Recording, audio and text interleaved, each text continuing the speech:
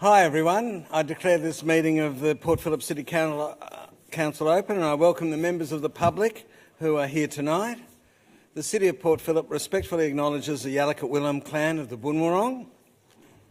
We pay our respects to their elders, both past, present and emerging. We acknowledge and uphold their continuing relationship to this land. So Council has a local law that will determine how this meeting is conducted. There is time allotted in tonight's agenda for public question time, and during public question time, members of the public can ask specific questions on general matters other than those relating to a topic that is on the agenda for tonight. Members of the public are only to ask specific question and shall not provide any statements or contextual comments relating to that question. Consequently, the official minutes of the meeting will only record the question asked and any response given. The number of questions that a member of the public may ask shall be at the discretion of the chairperson. Moi. There is also an opportunity for members of the public to ask a question or make a comment on specific items. And this will be done prior to the Council considering the item. So for all those who are talking on a matter, please sit in the seat in the centre, turn on the microphone and speak prior to councillors engaging in the item. We encourage questions or comments from the public that are directed through the Mayor and not defamatory, abusive or objectionable in language or substance, rather are presented in a spirit of mutual respect of Council and the other members of the community. We ask that all speakers abide by the directions of the Chair. If you wish to ask a question or speak to a report, please complete the blue form. There's a blue form out there. And I encourage you to limit your questions and comments to around 3 minutes, and I will be strict on the 3 minutes, and avoid repeating any points that have already been made by other speakers. So no matter how much you agree, really agree with the point that somebody else has made, please do not feel obliged to repeat it. However, we've got a huge agenda tonight. This timing may be reduced to 2 minutes depending on the number of speakers we have tonight on specific items. So if there's an item with lots and lots of speakers, I will reduce the speaking time to 2 minutes. This is so that all people in the public can have an opportunity to speak and be heard by Council. Please note now that all of the up there, all the Council meetings are now being live streamed. Live streaming and recording allows the community to watch and listen to meetings in real time, providing greater access to Council decision making and debate, and improving openness and transparency. The live streaming of this meeting is available on Council's website, and the recording of this meeting will also be available to view a few days later after the meeting on Council's website and YouTube channel. The cameras will film and record councillors only. Care is not taken not to film or record images of the public, but your voice will be heard and recorded. If a member of the public asks questions or makes a comment about an agenda item, they won't be filmed. As I said, the voice will be heard on the live stream and recorded. Please also note, in accordance with Council's local law, that this meeting cannot be filmed or audio taped unless permission is granted by the Mayor. In the unlikely event of an evacuation, please follow the instructions of the Chief Warden. So, first, apologies. Are there any apologies? No, everyone's here. Minutes of the previous meeting. Councillors, we have 2 minutes of the minutes of 2 meetings.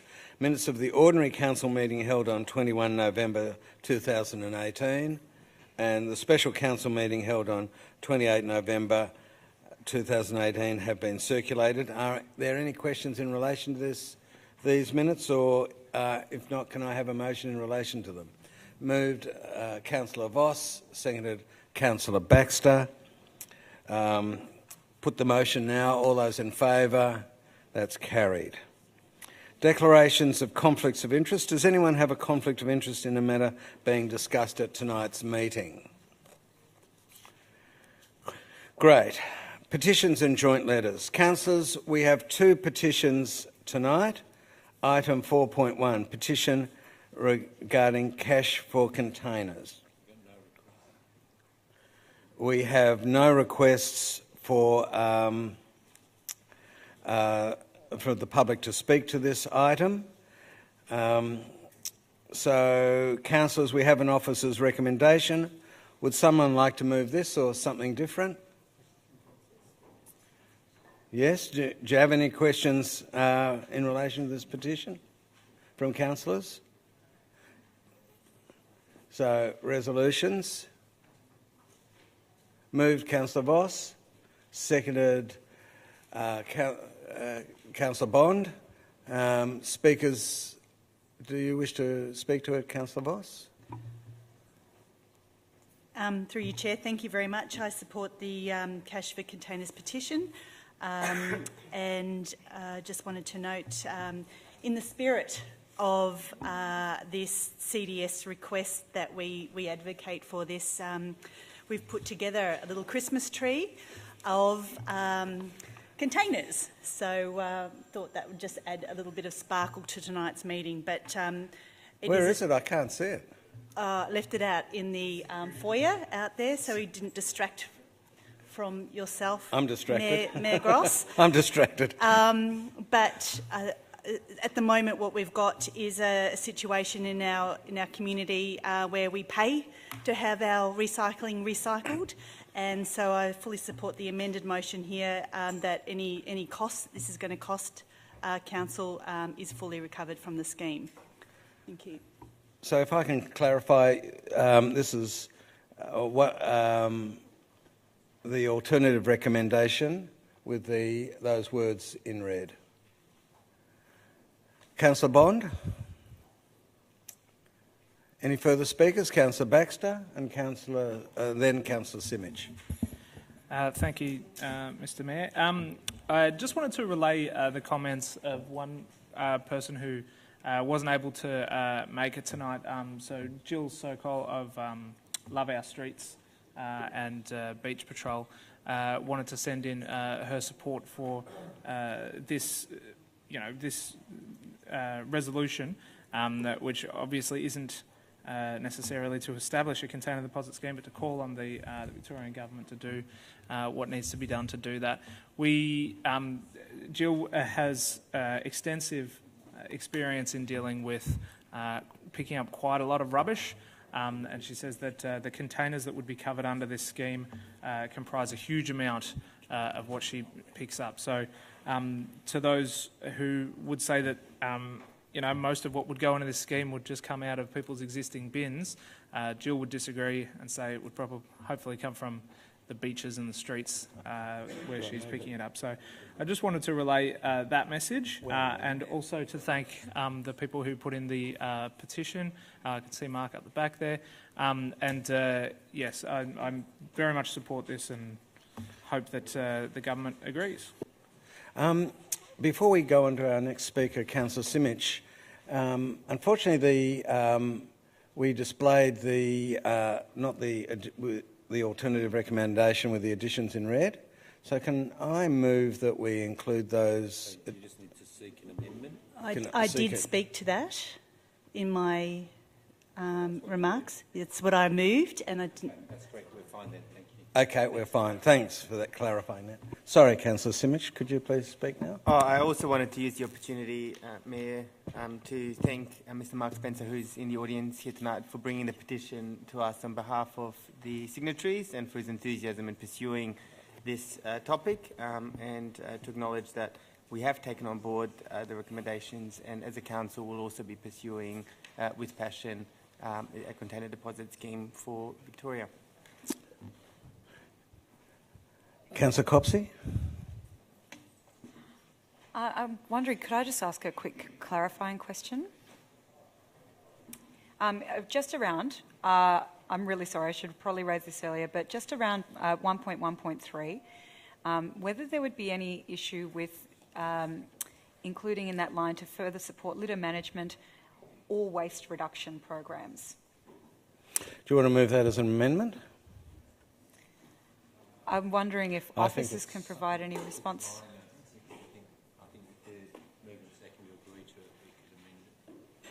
So I've been advised by the CEO it's minor. If the mover and seconder agree to it, then seconders agreed.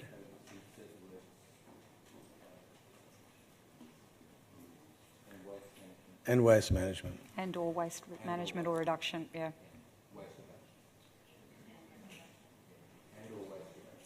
Thank you to the mover and seconder for agreeing to that.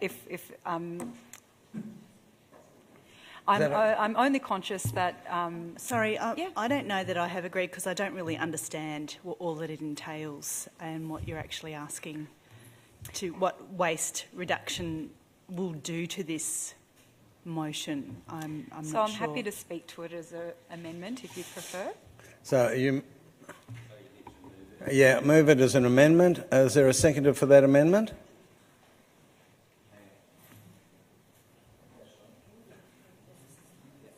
So is there a seconder? Yeah. Seconder Councillor Baxter, only just in time. So just reading through this again, it just brought to mind for me when I went to a source pollution reduction workshop early on in our term, that if all we ever do is pick up rubbish, then that's all we'll ever do. And so presumably a scheme could also be directed towards not just litter management, but to plastic source reductions, such as circular economy initiatives and so on. And I wouldn't want our advocacy to be limited unnecessarily. If the mover and seconder are happy to... Well, I'll put it to councillors then. I just think it would be useful for us to be looking at solutions that actually mean we have less rubbish to deal with, as well as solutions to picking it up. That's my reason. And are those the words you want? And or, I think yeah, and or. And or. So and or, not and all. Okay, are you happy now? And/or. Thank you. Councillor Baxter? Any further speakers? Councillor Voss? Yeah, so as I understand that, we're talking about the container deposit scheme, and that if that scheme is then introduced, that any revenues that come out of that scheme to council or to anyone needs to go to support further litter management or waste reduction schemes. So if that's how I understand it, then I'm supportive of that. I'll go to the vote. All those in favour? Clearly carried. So that becomes part of the substantive motion. Are there any further councillors who wish to speak to the substantive motion? Councillor Simic, we've heard from you, haven't we? Any further councillors? Councillor Voss, do you wish to close? I'll now move to the vote. All those in favour? It's clearly carried. Could I please request a division? Okay. All those in favour? Councillor Copsey, Councillor Brown, Councillor Bond, Councillor Simic, Councillor Baxter, Councillor Crawford, Councillor Voss, Councillor Pearl. Against? Councillor Gross. Okay. Let's move on to item 4.2, petition requesting free kindergarten parking for drop-off, pick-up at the Elwood Foreshore car park. Councillors, we have received one request from a member of the public to speak to this item. Bernadette. Please sit in that seat there. There should be a button which says mic, if you can turn that on. And if you could give us your full name and suburb and speak to us. Sure. I'm Bernadette Snowden from Elwood. Thank you, Mayor, Deputy Mayor and councillors for your time to look into our petition for 10-minute free parking at Elwood Beach Car Park for parents and carers at Lady Forster Kindergarten. Many families walk, ride or scoot to kindergarten or have a beach parking permit or pay at the meter. However, for those who need to drive in to get to work or after drop-off or on the way to pick up, or live too far away to walk, or for many other reasons, they need an option to park that is not costing them money. Cost and stress, as you know, is significant when raising families. And one of the best investments we can make is to have happy and healthy children, which is easily done by helping the family unit. And this is one way we can achieve that. I would also point out there are many families on low income who struggle to pay even for a permit, even if they do go through the concession route. The parking at the Foreshore, in my opinion, is underutilised during these times that are typical for kindergarten hours. There are typically many rows with spare spots, even during the summer weekdays that the kindergarten is running. The Foreshore parking fees, as I understand, were implemented to provide income from non-City of Port Phillip residents who don't otherwise contribute to the cost of providing access to the beachfront, which is not in line with charging kindergarten parents and carers. I'd also like to point out that many families use grandparents, aunts, uncles and other carers to participate in drop-offs and pickups. Not all of these people are entitled to permits, nor do we think that charging $59 a year for parking is fair. The cost for parking for 10 minutes twice a day for about 180 days a year do add up. In my family, we have 2 children at the centre. As such, we have 12 drop-off and pickups a week, which can be completed by up to 4 different people, and those people may change every week. We can't pass around a permit, as the rules don't permit that. I'm not suggesting they should either. And we can't get a permit for more than 2 cars or for people who live outside of the area. We've also received further signatures through change.org, I think it was 53. And furthermore, we do look forward to working with Council, the parents, the carers and Lady Forster Kindergarten for a suitable solution for all parties. I'd like to thank all my supporters who constantly ask me and are thankful for raising this. And I'd like to thank you all for your time and effort in your roles and in supporting our community and allowing me to speak. Thank you. Thanks very much, Bernadette. Councillors, questions? Can I? Oh, yes, Councillor Pearl. Yep, moved by Councillor Pearl, seconded by Councillor Crawford. Oh, you had a question. I'll allow the question. Councillor Simic. Thank you, Mayor. The current recommendation is for us to receive a petition for officers to provide a response at a future council meeting. Could we get a time frame as to the sort of time it might take to get a response from officers? Be after Christmas. Through you, Mr Mayor. Officers have received and started to assess the grounds of the petition, and the intention is that we bring that back to the first possible council meeting in the new year as a way of providing the follow-up and the outcomes of the request from the petition. Thank you. Any further questions? I do. Excuse me, everyone. I've lost my voice. I do believe, was there a previous program in place quite a number of years ago which did allow this kind of thing, and are you aware of it? And is there a template to work from that you know of? Through you, Mr Mayor, there have been a variety of other mechanisms to both receive petitions for parking changes as well as to consider broader programs of parking changes on a neighbourhood level. There is nothing at present that necessarily looks at a neighbourhood level, but there is a process for assessing parking requests and parking changes, and we'll follow that through and close that loop through the, as I said, the first available council meeting of the new year. Thanks very much. Councillors, no further questions. We've got it moved and seconded. Do you wish to speak, Councillor Pearl? Bernadette, thank you very much for coming this evening and putting through a very clear case. Just to be clear, we're receiving your petition tonight. Officers will duly consider it and we'll come back in the new year, hopefully with a fruitful response for councillors to consider. But thank you gratefully for coming here this evening. We appreciate it. Councillor Crawford, could you not speak? Any further speakers? Go to the resolution. All those in favour? Clearly carried.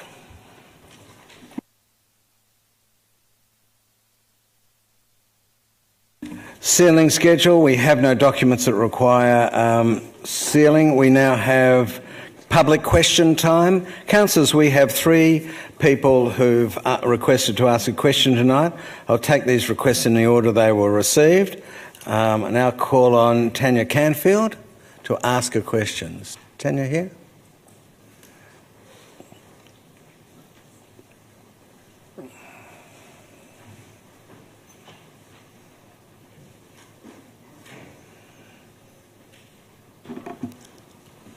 Okay. So good evening, councillors and Mayor.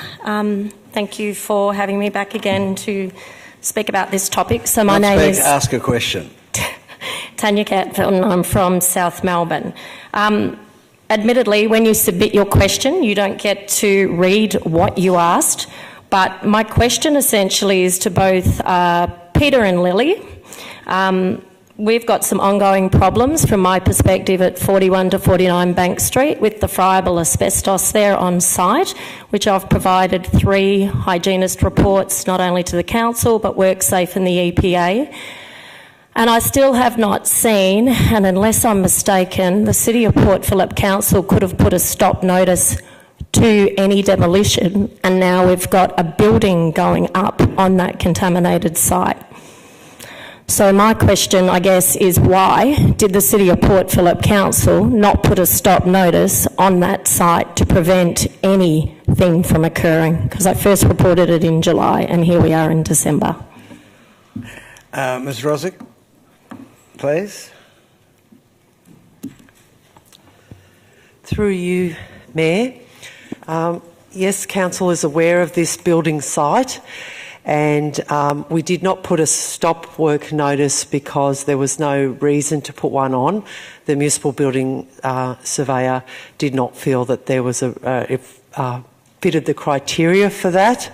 And as you were advised by actually the CEO on the 21st of November, we did undertake inspections of the site, including on the 7th of November by a licensed asbestos assessor in the presence of WorkSafe, and there was clearance certificates provided to WorkSafe saying that they complied with legislative requirements. I did receive subsequent correspondence from you in regards to further information you had, and we have, as we advised previously, that is to be provided to WorkSafe. We have also, on your behalf, requested WorkSafe to provide the clearance certificates to you for that site, as was promised at the previous council meeting.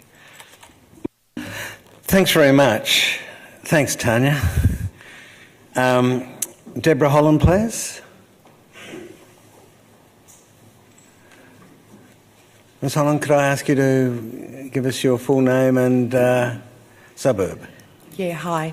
Deborah Holland, Esplanade, St Kilda. Woman Jika, I'd like to acknowledge that I'm here on the traditional lands and that this country has never been ceded. Now, my question is to Council. Could I ask you just to stand back a bit? Yeah. My question to Council. I've lived in the public housing block on the Esplanade now for 4 years, and for 4 years on Thursday nights, drumming events that happen over the summer period. My question is, what is Council going to do with stopping this illegal drumming event? On some occasions, there can be up to 1,000 people drinking alcohol, smoking dope and smoking cigarettes, which I believe is not allowed on the Foreshore. This year, in my frustration, the St Kilda Police have been absolutely wonderful over the period of 4 years. And every time I've called them, they've gone down to assist in to break up this large group. I called the Ombudsman, I hope I pronounced that correctly, and that their council contacted me to say that they were going to send a sound engineer into my apartment because I don't have double glazing and my building is just of single brick with no installation, and they were going to monitor a 24-hour noise EPA because the event's held on a Thursday night and I have my grandchildren stay over and they attend school on the Friday. Now, so your question is what is council going to do, because I have not had the sound engineer check yet and I'm wanting to know what council is going to do with the alcohol issue. Thanks. Ms Blair? Through you, Mayor, I am aware that in the past we have had issues with the drumming and our local laws team have worked in collaboration with the police. Offers were made last year in relation to the sound equipment, so I'm happy to have our Manager of Safety and Amenity follow up with Ms Holland after this meeting or with a phone call tomorrow to talk about what the current situation is. But we have worked collaboratively with the police in the past to address any amenity issues caused by drumming. Thanks very much, Ms Blair. That's great. Thank you. Thanks, Deb. Jen Edge?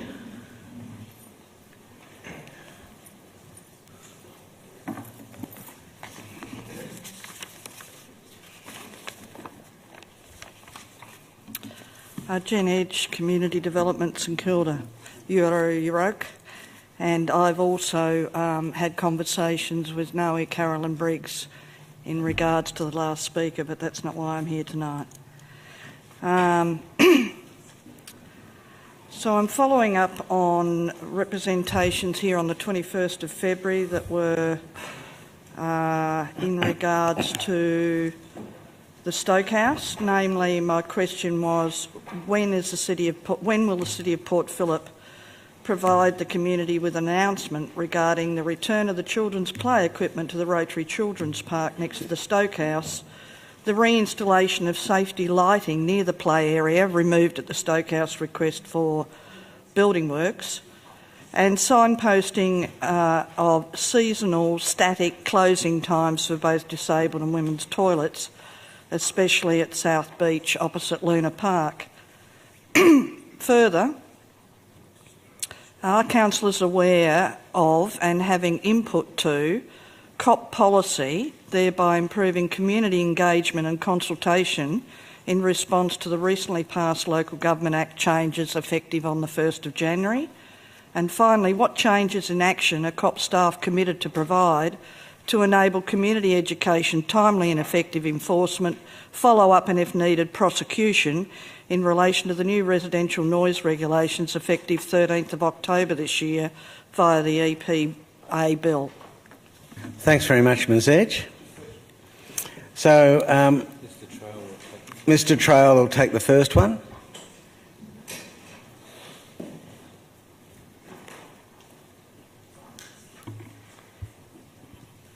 Through you, Mayor, in response to the Stokehouse playground next to the Rotary, council officers have been working with Rotary directly to develop up a program which is likely to be some design work commencing to allow community consultation in 2019. Part of that, we're looking to have some sort of signage and announcement early next calendar year on our plans to engage the community and return that to a playground facility.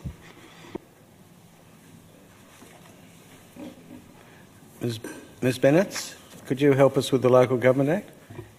Through you, Mr Mayor, earlier this year, an amendment bill was introduced to the Parliament to significantly overhaul the Local Government Act. Unfortunately, that wasn't passed in the previous term of Parliament, so it didn't go through. So we're currently working with the previous or the existing Local Government Act, and we'll wait to see whether that's reintroduced in this next term of Parliament.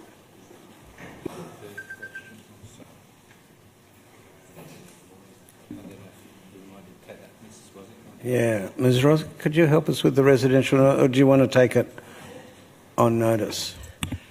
Through you, Mayor, there are noise regulations under the EPA which are investigated by council officers, but that particular clause, I think we will take that on notice. And thank you. Thanks very much. Thank you very much. I'd just remind you that some of those questions were already on notice and I have not received a written response. If I could have a commitment tonight for a timely response in writing on each of those, that would be much appreciated, as we started in February and it's now December. We'll give you a response to the question we've taken on notice. Thanks very much. Can I have a time on that, Dick? I'm unable to give a time. We'll do it as soon as possible. Thank you. Thanks, Jen.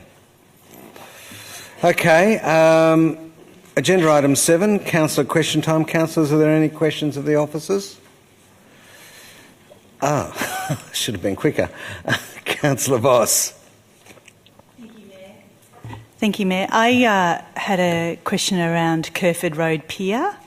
Just would like some clarification about who is responsible for the bit of wood next to the pier, which is next to the Albert Park Angling Club. Who is fixing it and at what cost will that be?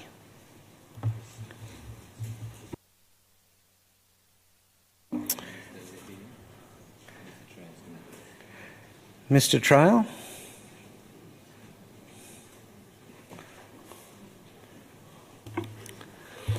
Through you, Madam Mayor. That piece of wood is part of our sewage network. It is a council asset. It is currently being utilised as the compound as part of the Kerford Pier works. Making good will be a sort of something we do at the end of these works. And so have we got that in our budget in terms of the cost to repair it? Through you, Mayor. The program of Kerford Road will be into the next budget cycle, and it is likely to be built into one of our existing programs through the budget process. Thanks very much. Councillor Pearl? Just wondering why there's so much security at this meeting tonight. I think I counted 4 or 5 security guards here. Just wondering if there's any reason to that. A very long meeting that increases the cost quite substantially. Just wondering if there's anything specific we need to be aware of and why there's so much security here tonight. Through you, Mr Mayor, before each council meeting we do an assessment of the safety and security of staff, councillors and the general community. There were a number of items tonight and we're expecting quite a number of members of the community, and it was part of the safety planning for that. I'd be very happy to give an update to councillors around the number of security guards that were implemented or here outside of the meeting, but probably wouldn't talk about the number and the strategy behind that in a public meeting, given the safety issue. Thanks very much. Okay, no more questions. Let's go to presentation reports. Let's go with the first one, which is 9.1, J.L. Murphy Reserve Pavilion Upgrade Tender Award.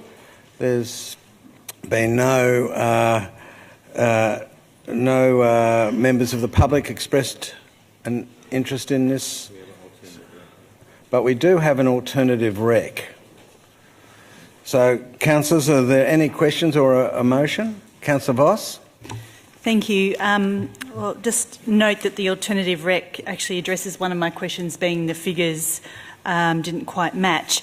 But it also talks about in the recommendation about an additional $55,000 being required, but in the report it doesn't actually outline what that's for. That provisional sum. I'm just wondering if I can have some information about what that provisional sum is required for, please. Through you, Mayor. The provisional sum that's itemised in the recommendation refers to a sum that'll is part of the lump sum contract price, but we will decide later whether it's required. It's to cover the costs of removal and management of contaminated soil. Until we get underway, we do not have a final figure on that, but that's based on officers' estimates and consultation with our consultants. Thanks, Ms Davis. Councillor Voss? In the report, it doesn't. I wanted to get some comfort around the site screening and whether we'll be able to put some screening on it that looks like the South Melbourne Life Saving Club screening rather than just generic screening. Just wondering if that's an option. Through you, Mayor. We are in discussions with the builder about where to put some solid hoarding on the site, and also with the clubs. We proposed solid hoarding with a mesh sign that had pictorial images of how the pavilion will look. However, the clubs have raised with us that will screen the building off, so we'll reduce the passive surveillance. So we will work with the builder once this council has considered the report in exactly which side of the compound will have the hoarding on it. The intention is definitely to have one side solid hoarding and with the banner as well. Thanks. Are there any further questions? Councillors, do I have a resolution? Moved Councillor Simic. Is there a seconder? Councillor Voss. Councillor Simic, do you wish to speak to this? Thank you, Mayor. I think we'll all recall that this project started well before we came on council. In fact, it was a commitment, I understand, in the lead up to the last state election, commitment that we worked with on the state government. Councils contributed funds, state governments contributed funds, and we worked with the community around J.L. Murphy Reserve for them to provide some funds towards the project as well. This project aimed to increase women participation in sport, primarily, which I think is something that we all agree and support, and want to encourage more, but also allows for multiple sports activities to take place at the same time, and will allow for greater and better use of this pavilion. As our population grows, indeed with Fisherman's Bend coming online, it's so important that we make the best possible use of all of our open space, and that all of our open space is available to community and organised sport as well, and that's managed appropriately. So I very much support this recommendation tonight, and it's indeed one of many recommendations which we've decided on already in the last 2 years with regards to J.L. Murphy Pavilion, but one which will finally see the project get off the ground. So I'm particularly excited about that and look forward to future updates on how we're progressing. Thanks, Councillor Simic. Councillor Voss. Thank you. I'm really pleased to be able to see this tender being awarded tonight for the J.L. Murphy Reserve Pavilion upgrade. It's been quite a few years in the making. Certainly thankful for the state funding. I'm also very proud that the committee has also funded $200,000 as a group towards this project, and of course council's put in the lion's share of that. It's very important as part of Fisherman's Bend, as what Councillor Simic has said, but also it's really important because there are now as many boys as there are girls. Well, it's actually the other way around. There's as many girls there playing footy in particular as there are boys, and that's been an incredible change over the last couple of years. So I'd certainly like to congratulate the committee on putting together their new governance board. This is going to have 4 additional unisex toilets, change facilities, additional storage facilities, larger kitchens and kiosks, new public toilets, extended undercover areas and umpire facilities. It'll all be DDA compliant, and certainly it's consistent with the 2012 Murphy Reserve Master Plan. It's also going to enable multiple sports to be able to be played there simultaneously, so I'm certainly very supportive of upgrading this pavilion. Thanks very much, Councillor Voss. Any further speakers? I'll move to the vote. I just want to note that this is the alternative recommendation with the additions in red, as talked about by Councillor Voss. I'll move to the vote. All those in favour? It's clearly carried.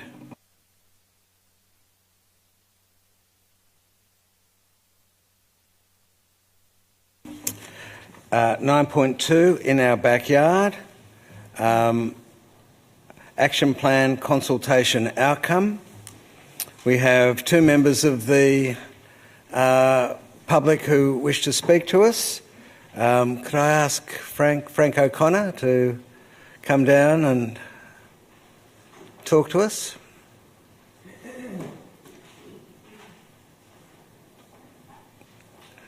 Good evening. Thank you, Mr Mayor. Frank O'Connor, Albert Park. I'm here as Chair of Housing First Limited. So we'd like to congratulate Council on their commitment of $30 million over 10 years to pursue affordable housing. But just in case anyone doesn't remember, this is the third phase of affordable housing from this council and its predecessors, the first being the City of St Kilda's housing program, which became City of Port Phillip's. Phase 2 being the establishment in 2005 of the Port Phillip Housing Trust, into which the houses were moved, and the appointment of Port Phillip Housing Association, now Housing First, as the trustee. Now, I don't need to remind you, Mr Mayor, because you were here when that was set up, that one of the key drivers of that was Council's foresight to recognise that the provision of affordable housing and the maintenance of it, the maintenance of that stock, needed to be somewhat removed from the political process of elected councillors, hence the setting up of the trust to protect those assets. So we support the intent of SGS's recommendations, but they seem to have taken some licence to suggest that we agree with all the detail. We certainly support the intent to have a plan for providing more affordable housing in this municipality. And the issues around the programmatic approach, the aggregation of council's assets, cash and property, and pursuing partnerships are a good tactics to ensure that they get some improved outcomes. But we're concerned that the strategy in part proposes, and it certainly hasn't been ruled out, the creation of an in-house vehicle to drive this. It doesn't take into consideration the current policy settings of both levels of government, and it would clearly miss that key driver under phase 2 of keeping things away from council to make sure it's protected from ongoing political processes. And clearly there will be very significant resources and costs involved with having an in-house expertise, whether it's in development or design or project management. And we'd put it that the costs of that will be better spent on actually the provision of affordable houses. So the 2005 strategy was about partnering with a government recognised and regulated special purpose development company to maximise the leverage that council could get. And that's when the Port Phillip Housing Trust was set up. I think councillors need to recognise that in the 10 years from 2005 to 2015 or 2006 to 16, Housing First as a company and the Port Phillip Housing Trust, the company delivered 909 social and affordable housing properties throughout Melbourne, 265 of which were located in the City of Port Phillip. And we've created a very robust property development company, and we've overseen development acquisitions with a total value of $274 million, of which 87.6 has been spent in the City of Port Phillip to provide those affordable housings. And there's more to come. We've got Marlborough Street and we've got City Gate and we've got upgrades to several of our rooming houses. So we continue to be a bit disappointed at the lack of recognition of what the Trust has achieved. And there's still claims that somehow we're living off the fat of the Trust as a company and we haven't done anything for years. I suggest that we have a look at the submission that we put in. 4 minutes have elapsed. Please bring it to a close. And that includes 72 additional dwellings within the Trust, which Council got for a contribution of only $4 million plus the air rights over Kine Place. Quite different from what SGS are suggesting in their particular submission. And we've delivered a further 193 dwellings within the City of Port Phillip. There's been substantial delivery over that time. And we've put a submission into Council, and it's been in there for about 3 or 4 years now, several times, to redevelop at least 3 of the facilities within the Trust, which would add a further 219 affordable housing. We don't seem to be making much progress with that. So there's a number of things that are in this report. And SGS certainly didn't talk to us about the specifics of those things, so we're a bit disappointed in that. Thanks very much, Mr O'Connor.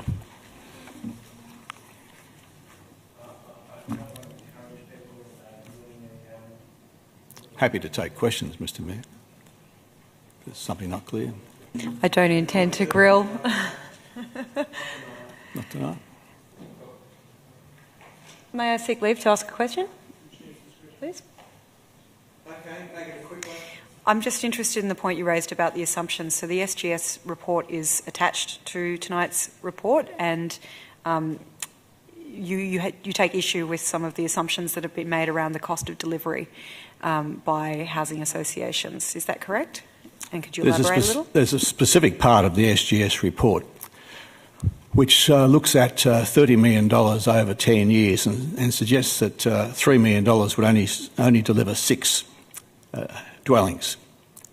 That's a pretty simplistic way of doing it, because in fact the $4 million over 10 years plus one lot of air rights over Kine Place has delivered 72 dwellings through the trust. There's a substantial difference. So we think they've simplistically looked at $500,000 for a dwelling and said, well, you only get 6 each year. That's not so.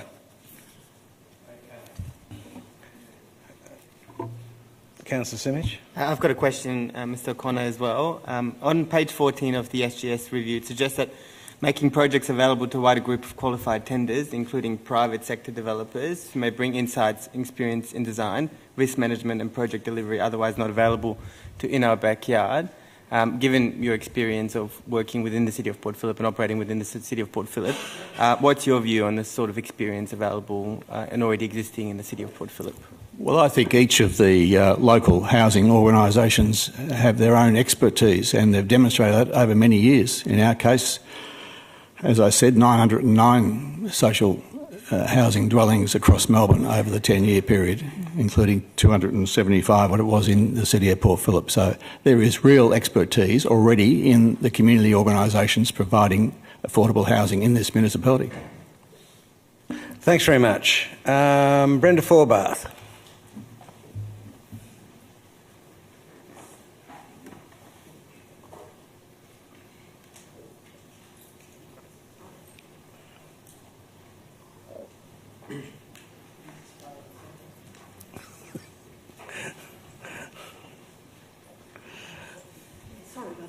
I am soft.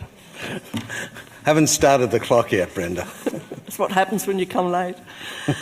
Thank you, Madam Mayor, Mr Mayor and councillors. As you know, Community Alliance of Port Phillip is represented by myself tonight, Brenda Forbath, living in Elwood, and Rhonda Small is our convener but couldn't be here tonight.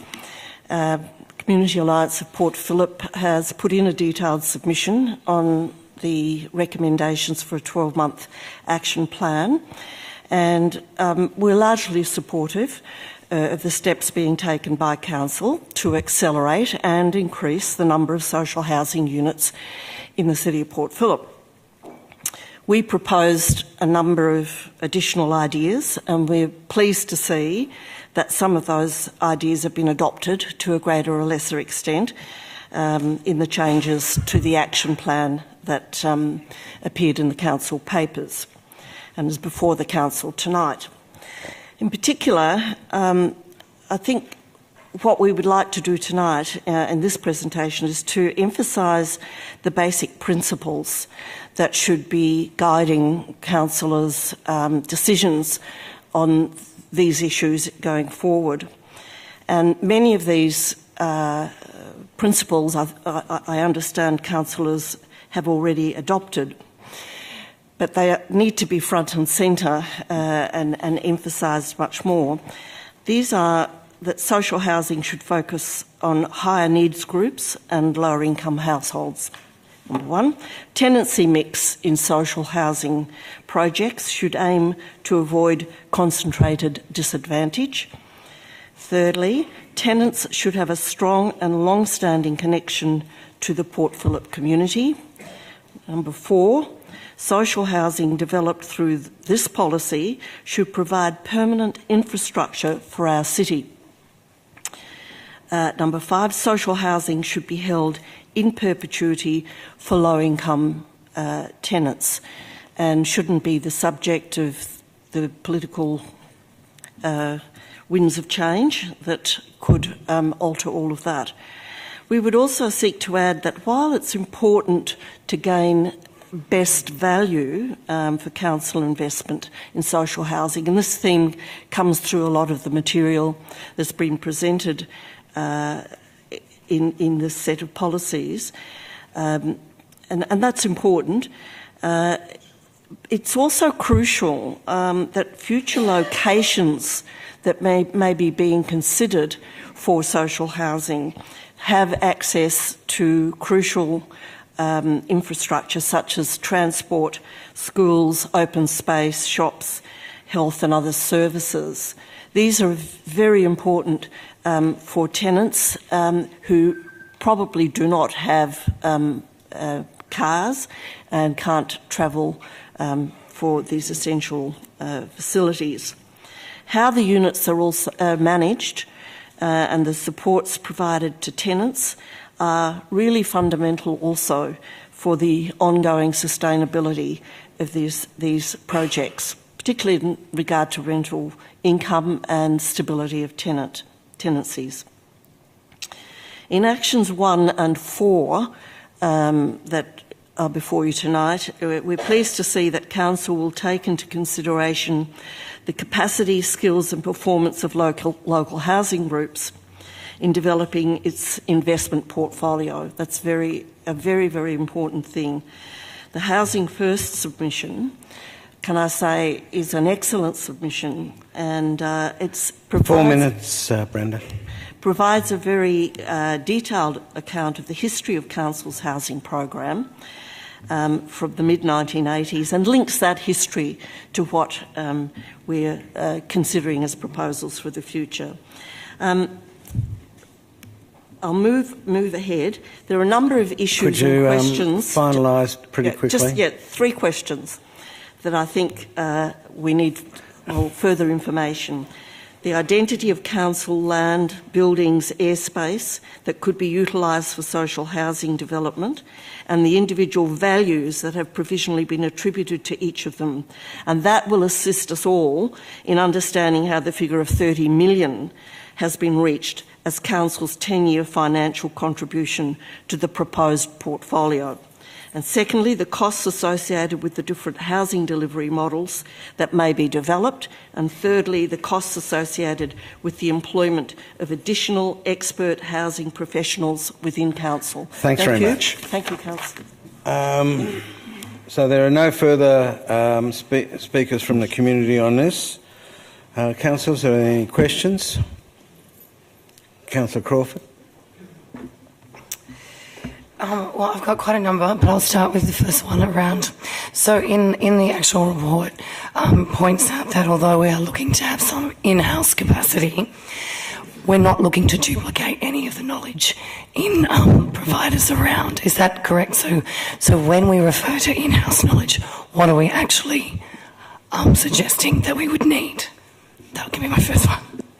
Through you, Mr Mayor, the intent of Action 8 is really to map out and make sure that Council has the skill, or Council officers have the skills required to help Council in managing a portfolio approach. It's not about replicating capacity that might exist out in community housing providers, and it's also not about project delivery, in-house construction or the like.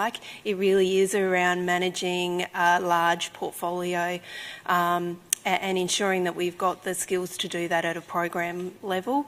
The intent of Action 8 is to map the resources that we currently have and understand what those are and where they're situated within the organisation, and then provide some recommendations for further consideration. So it was referred to that there have been several properties for redevelopment that are in the Housing Trust. So I've got 2 questions. Given that we have given those properties over to the Housing Trust, do they need our permission for redevelopment? I would have thought that if they wanted to redevelop, that would be just subject to normal planning permits. And two, are we aware of these possible properties, or are officers aware of these properties for redevelopment, and what it would be required from council if they were to go ahead? Is it just money? And given that a lot of our money is tied up in actual land, I'm not quite sure if we're aware or whether we have any capacity in that space.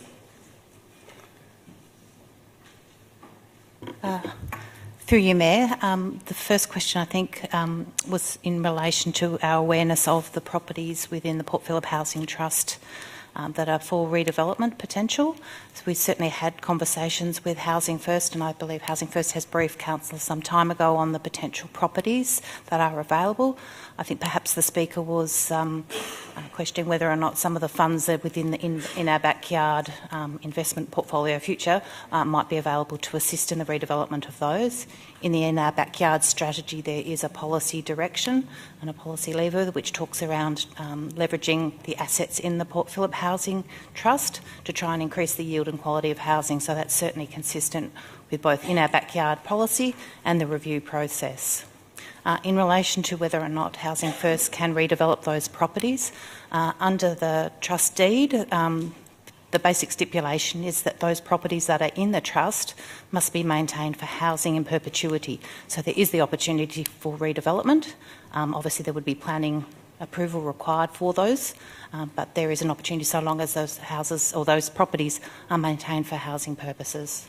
But it's not subject to the veto of council? No, that's the case. It's not subject to veto of council. Councillor Crawford. I'm so sorry, everyone. One more follow-up question.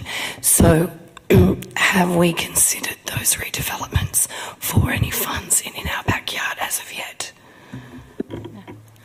Through you, Mayor, there haven't currently been any requests directly for funding other than we've obviously contributed the property at Marlborough Street, or the intent for that, but in terms of any monetary contribution under the housing fund that council has created, that hasn't been requested for any of those properties at this point. So my understanding is that those properties are still in the planning phase largely. A number of planning applications are currently sitting with our statutory planning area. Thanks very much, Ms Turgeon. Councillor Simic. Thank you, Mayor. I've got several questions as well. Firstly, I wanted to follow up on the question that Councillor Crawford asked about duplicating of resources. And I know that in our backyard action plan under point 8, the second milestone says present a proposal for further discussion and engagement with key staff and stakeholders. Will councillors also be presented with this proposal? Will councillors have an opportunity to provide feedback on the staffing levels proposed, so that we can also ensure that we're in fact not duplicating or creating additional bureaucracy which might not be necessary? Through you, Mr Mayor, yes, of course. Yes, Ms Bennett. Yeah. Through you, Mr Mayor, it's the CEO's job to set staffing levels. We'll certainly consult with council on that function and the aim of that function. But the staffing levels, as per any other staffing level, will be through the CEO. And we'll certainly consult with council on any new budget or cost implications of that. It's pretty clear, Mr CEO.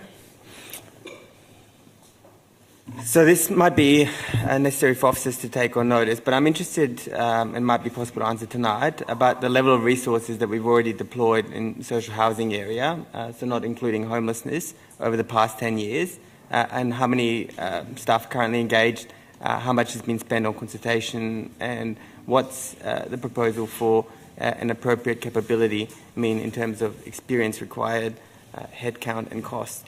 So it's quite Thanks. a detailed question. Okay, so that's a question. I suspect we have to take that on notice, 10 years history, and we will. Final question? I think I've got a couple more, actually, Mayor.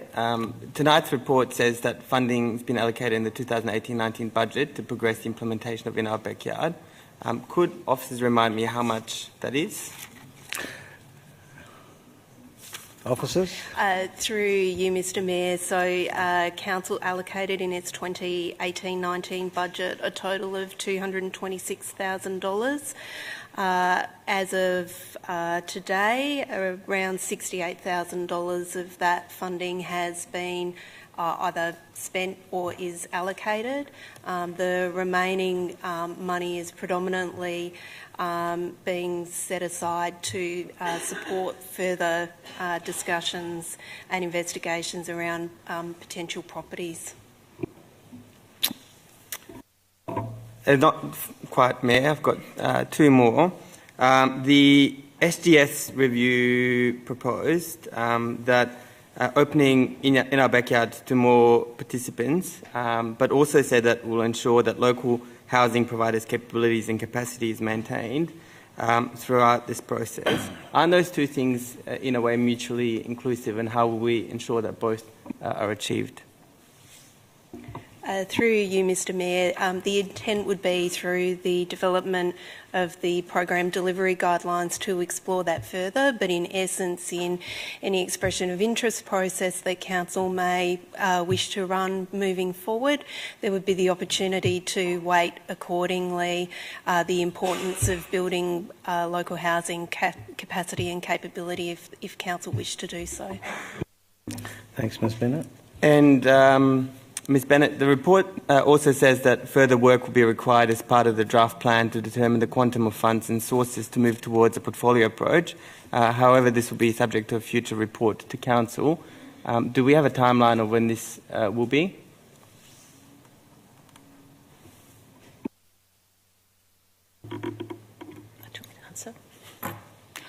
Through you, Mayor, the action plan does stipulate that we would come back to Council by June next year or July next year with an investment portfolio proposal for you to consider, and obviously there would be some briefings before that to bring you along that journey.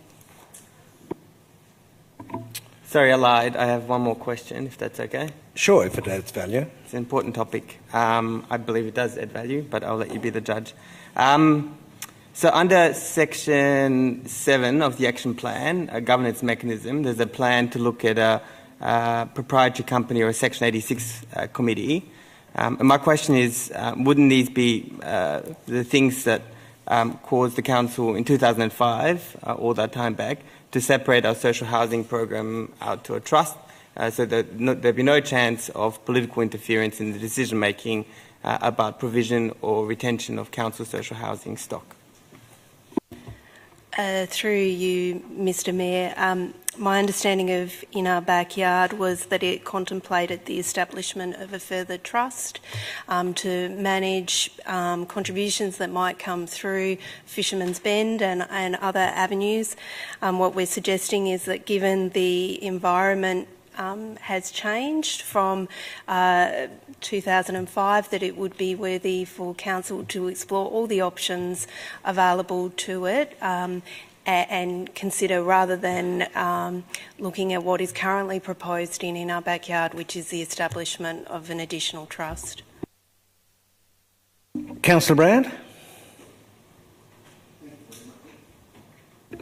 Thank you very much. I have a question arising from Ms Forbath's presentation before about the 7 principles that she outlined of public housing. I'd just like to ask an officer, first of all, whether those principles are already enshrined in Our Backyard policy or not. Through you, Mr Mayor, if Ms Wilson was able to provide us with a copy of those principles, what I would suggest is that if Council were to adopt the action plan, we could certainly look at those as part of the development of a set of program delivery guidelines and provide you with some further advice. Perhaps if I can add to that, the first 5 points are certainly picked up in the suggested changes to the action plan tonight, so in relation to social housing for higher needs groups, tenancy mix, links to Port Phillip for people who would be housed in those facilities, social housing being a permanent infrastructure and also in perpetuity. There's a couple which talked about best value and being located near crucial infrastructure. That is certainly a principle in terms of where we would direct the supply of housing to be delivered, and that's something that certainly could be reflected in the program delivery guidelines. And in addition to that, the importance of having support and wraparound support services for people, that would certainly be something that we would embed in the program delivery guidelines in terms of the way in which we would see quality housing being delivered. Thanks very much. So we need some words to reflect Councillor Brown's request that they be put into the program delivery guidelines. Is that your intent? Well, I haven't asked for that. I mean, I think if they're already if they are actually secured in the... If I may advise, through you, Mayor, to answer your question directly, I think many of those principles are implied within the current In Our Backyard policy, and there's an opportunity to make them more explicit within the program delivery guidelines, which will come back in March. So I think that's the time to consider, for Council to consider when those program delivery guidelines come back, how explicit you want to be around embedding those principles into the supporting document, if you like, for the overarching policy. I'd be happy with them to come back in March, but I'd have one where social housing is held in perpetuity for low-income tenants. Does that mean that each unit of social housing has to be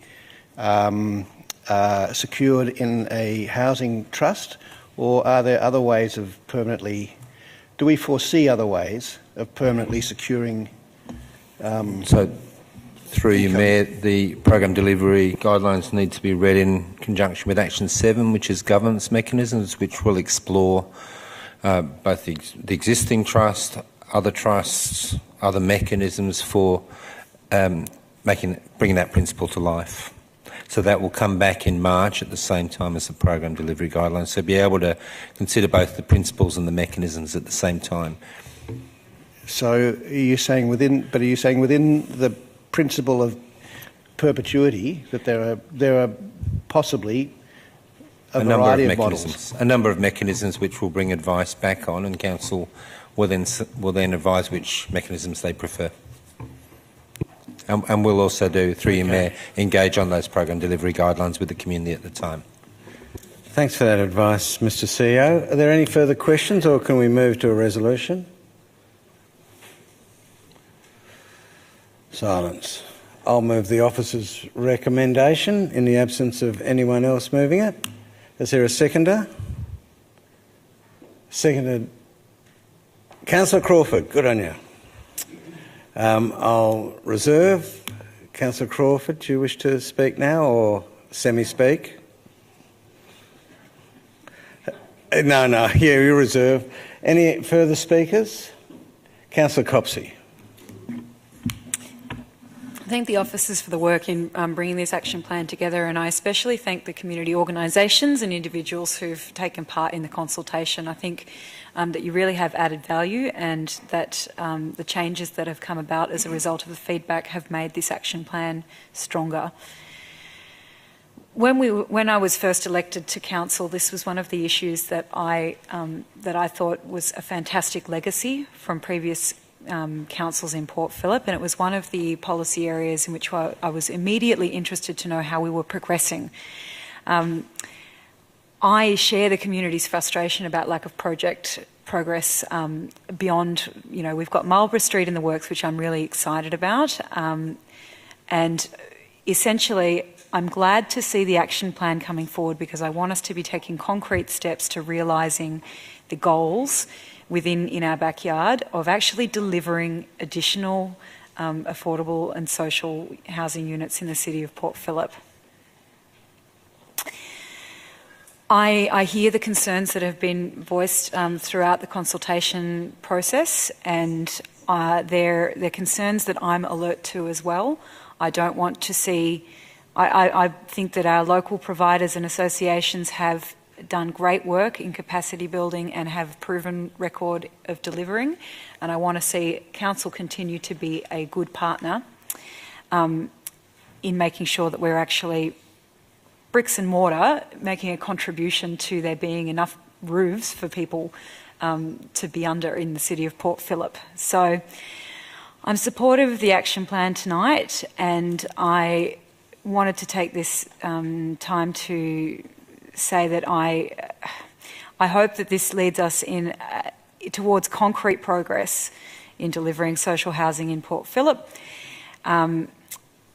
And I'm cognisant of the issues that have been raised, and will continue to have an ear and an eye to those as we progress through in our backyard. I am also cautiously optimistic that looking at a program approach rather than an individual project approach may lead to greater housing outcomes in Port Phillip, so I'm happy that it's one that we're exploring.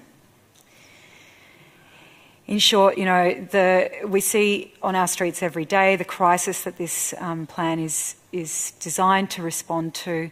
It can't be shouldered by council alone. We need the state government to come to the table in helping to deliver housing, which is a state government responsibility. And I have said it before and will say it again, I'm very proud that here in Port Phillip we don't just fold our arms and say, well, we can't do anything about it, it's state government responsibility. We do put resources into trying to deliver good social housing outcomes in our community, and I really hope that this takes us a step forward. I'm looking forward to seeing where we end up. Thanks very much, Councillor Copsey. Any further speakers? Councillor Voss? Thank you very much. I'd just like to thank the submitters, and I just wanted to also thank the officers for taking into account the changes suggested largely that have been suggested in the submissions.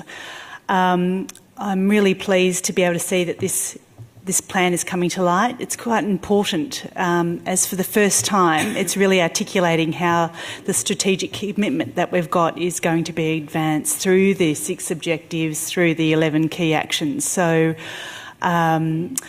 while it's still quite high level, I'm really pleased to see that it's actually moved, because it has been some time, you know, to actually bring it back to the chambers to get it this far. So, thank you.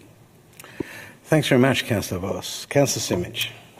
Thank you, Mayor. Thank you, Councillor Copsey and Councillor Voss, for your comments today. I agree with what you've said, and thank you, Mayor, for indulging me in being able to ask as many questions as I was able to ask. This is indeed a very important topic area, and I think it deserves careful examination and making sure that we are, in fact, across all of the different elements, which are complicated but are all necessary in ensuring that we progress the action plan. I am sure that I share the concerns of some of the community and indeed some of the other councillors that since the adoption of the In Our Backyard strategy, there's been a lot of conversation, there's been money spent, but we haven't seen the sort of outcomes that we're hoping for, and we're worried about the being able to realise all of the outcomes that we want to achieve.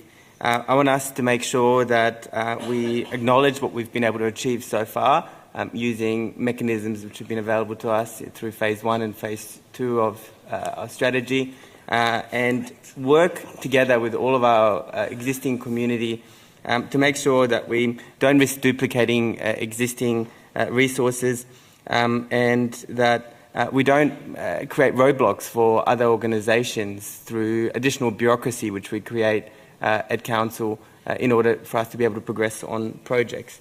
Overall, I believe it is important for us to have an action plan in place so that we start moving in the direction that we want to see the In Our Backyard strategy go.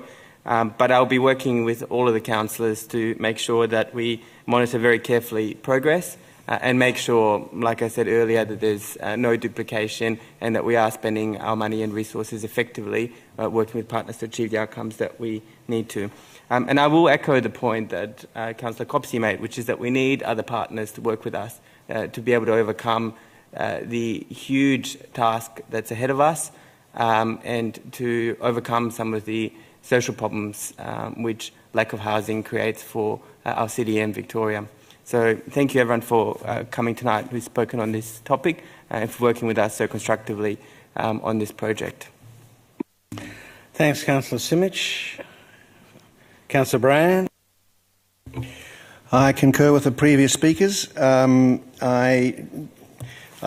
do want to thank the submitters for some really excellent submissions that have been made. Excellent, considered, generous, conciliatory, creative, really well considered submissions, and that's what this process was setting out to do. And I think this whole step has actually been a really major step in the whole direction of our housing policy and working with the community for that.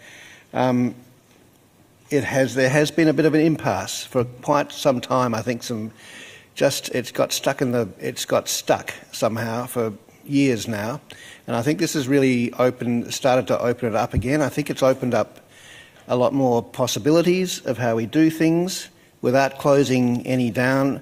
I think it's introduced new possibilities which may be very important for the delivery of social housing in this city. I think we've achieved a much higher degree of sort of overlap and conciliation and mutual enthusiasm between all the parties involved, and I just think we're on a healthier footing now, having gone through this particular stage. I do want to recognise in particular the position of Housing First in this relationship. It was a creation of council originally, set up to do the sorts of things maybe in a slightly more limited or primitive way than we are looking at now, but it is set up to do the sorts of things that we are talking about council creatively doing now, and it is an incredible resource which is sitting there doing extremely successfully, I think, as Mr O'Connor has pointed out. There's a lot more to...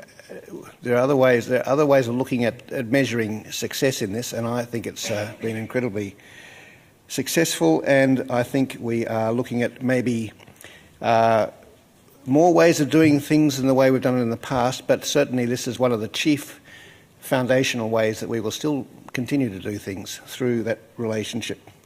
So I'm very happy with where we are on the whole at the moment. Councillor Pearl. Thanks very much. I'm not so happy where we are, which is why we called on this review. There's a problem within our backyard, and that's why we're having this review tonight, councillors, that we receive. And it's evidenced by the first 2 points in the action plan. Point 1, review in our backyard and develop the action plan. And number 2, review the targets in our backyard. We've heard a great deal tonight about the past and what's worked in the past, but we need to look to the future. What's worked in the past may not be the right direction for this council heading into the future, and Fisherman's Bend provides us an unparalleled opportunity to partner with new organisations to get the best service and best outcome for our community. Let's not be hamstrung by the past and listen to the dogma of people not wanting other competitors and more innovation to come into this segment. We need to produce better outcomes. Hopefully that's what that plan will deliver for us. Let's not forget that as we move forward. Thanks, councillors.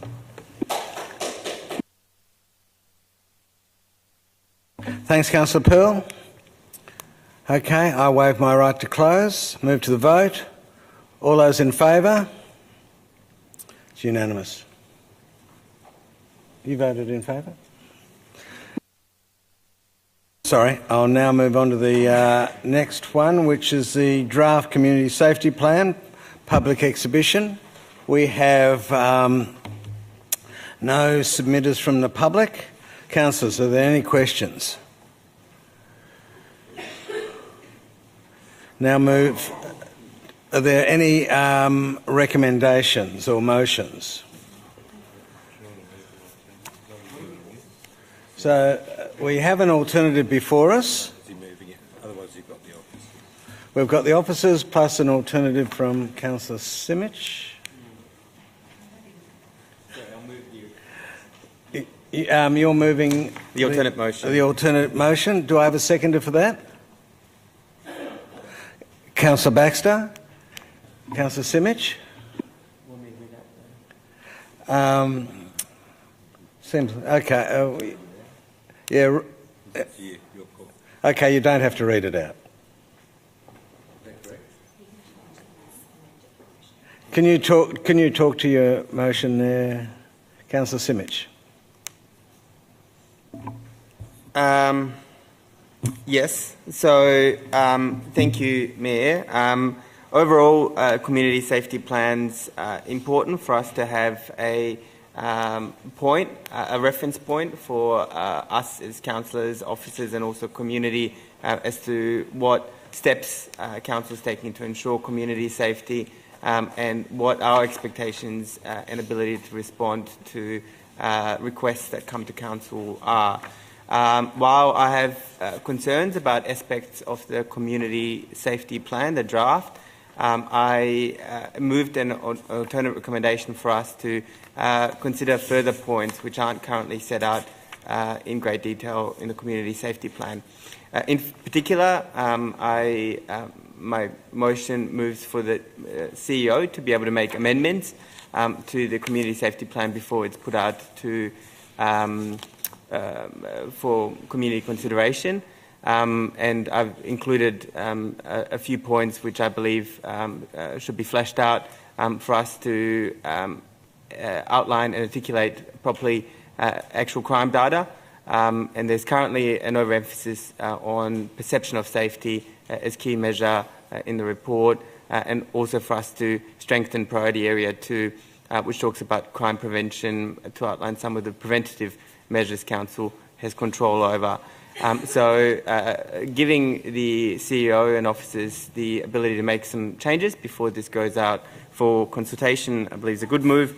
I know that there will then be a 6-week consultation period, and that at the end of that consultation period we'll have an opportunity for us to consider again and talk in more detail about the community safety plan. So I look forward to that opportunity and hope that councillors will be able to support this alternate recommendation tonight. Thanks, Councillor Simic, and thanks very much for working on this alternative. Councillor Baxter? Any other speakers? Councillor Bond?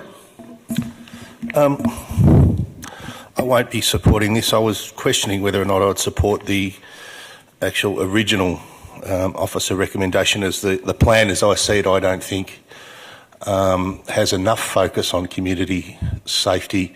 It focused a lot on many other peripheral activities in the city that don't specifically relate to safety. But then we've had this alternate recommendation where we want a community safety plan that removes the emphasis on perception of safety as a key measure. I just don't know what's left if you're not going to concern yourself with the perception of safety or actual safety. So I certainly won't be supporting this. What's your point of order, Councillor Coffey? My point of order is that you've misread the amendment the alternative that's being put. It's an overemphasis, not an emphasis. So it's not removing the emphasis, it's removing the overemphasis. In my opinion, yeah, that's a subjective assessment. In my opinion... I'm going to rule that you can still speak as you're... I was actually finished, but yeah, thank you.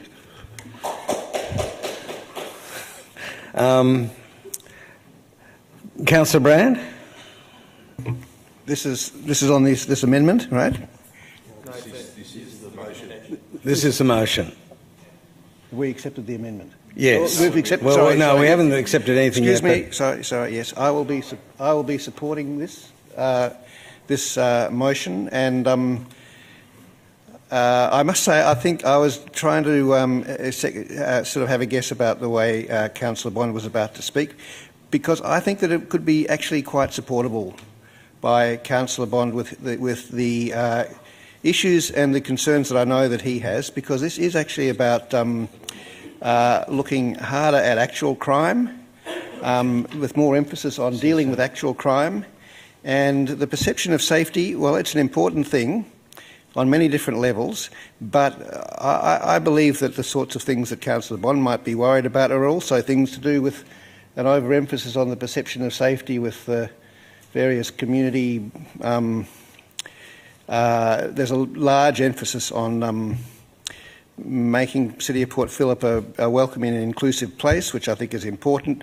But I think it is to do with that's all to do with perceptions, and I think that the actual crime is probably more important. So I just think this is when I read this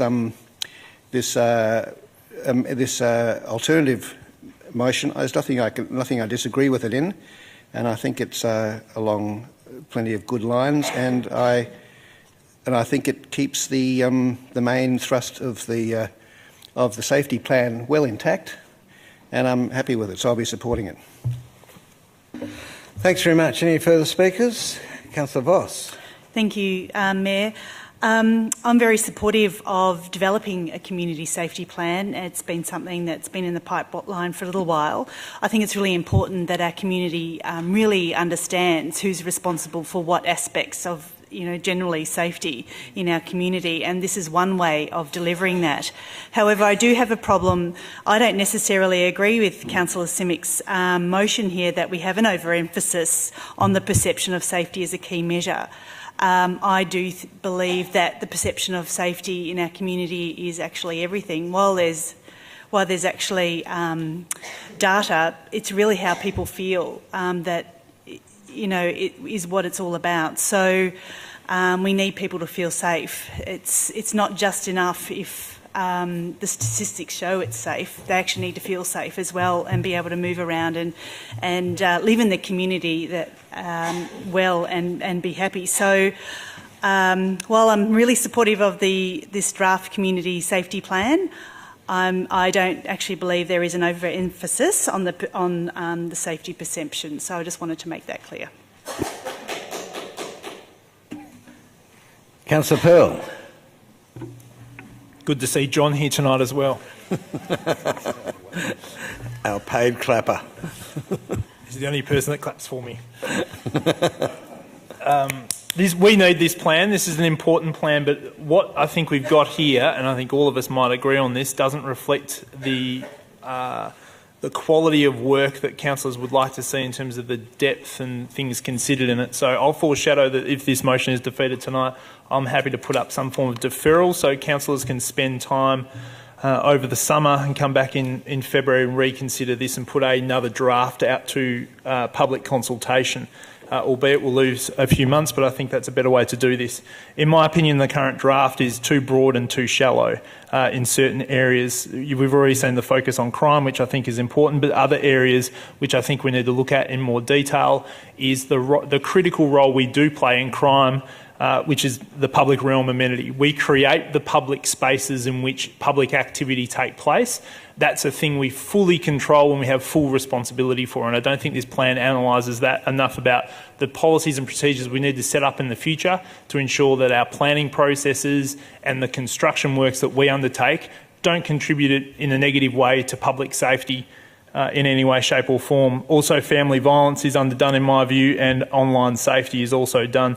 All areas where council services deliver a number of the results of those two instances. So, councillors, I would strongly advise you, let's vote this down. I'll put up a motion of deferral. Let's get this done together. A number of councillors were on leave when this was considered behind the scenes, and I don't think as a team we've come together and put out a document ready for consultation to the public that we can all back behind and discuss properly. So let's defer this if we can. Mayor. Sorry.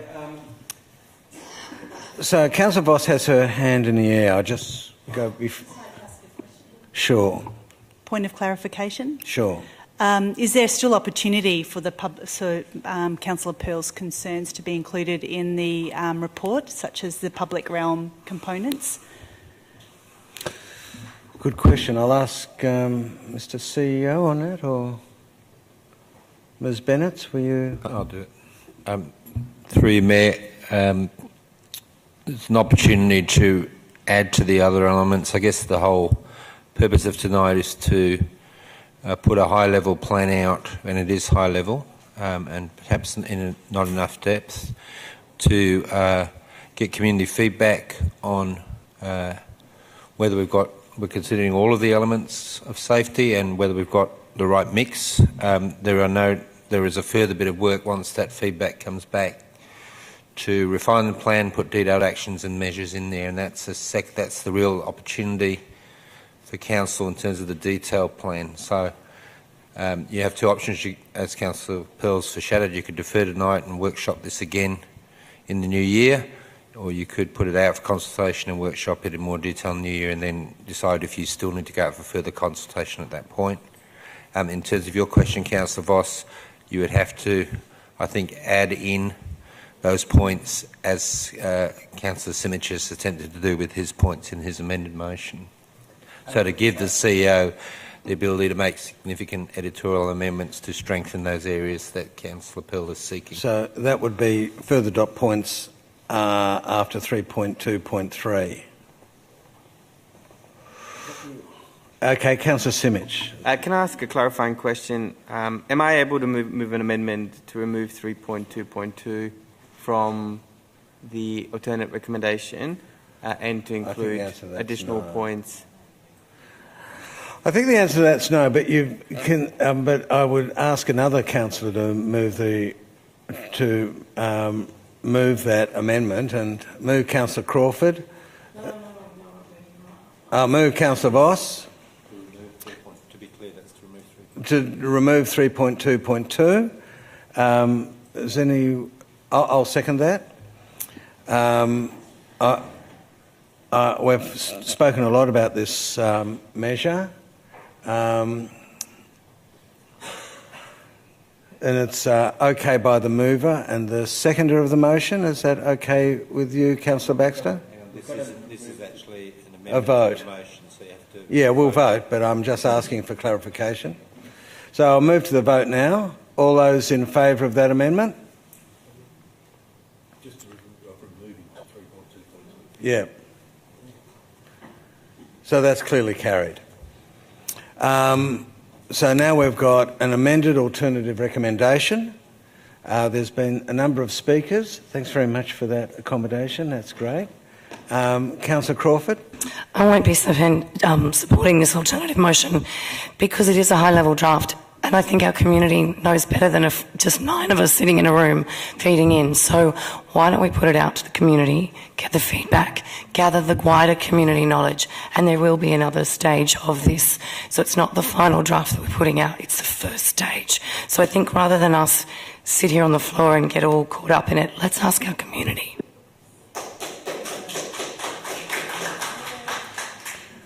Okay. No further speakers. I'll ask the mover, Councillor Simic, to close. Just thank you, everyone, for your comments. Oh, reserve, sorry. Right. Councillor Baxter has sprung to life. Councillor Baxter. Sorry, Councillor Simic, but yeah, I reserve my right because I did want to talk about perception of safety. I think that perception of safety is something that... Why are people shaking their heads?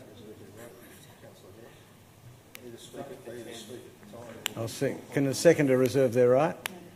Oh, okay. Well, we've done it before. Okay, but never you're mind. out. You can speak, but not as a seconder. But he had a chance to speak as a seconder and passed it on. Yeah, but now you have a chance to speak as a councillor. Okay. I find that confusing because I think we've done it other ways before. But anyway, the perception of safety thing, I think that while I certainly understand that council has a role in making places feel safe and welcoming, what I'm worried about is that emphasis on perception of safety. I know we've removed it from here, but that emphasis can put too much on us taking responsibility for how people feel in the electorate. And I have to tell you that the actions of people who publish newspapers and politicians will have a huge effect on how safe people feel in our areas, and we have no control over that whatsoever.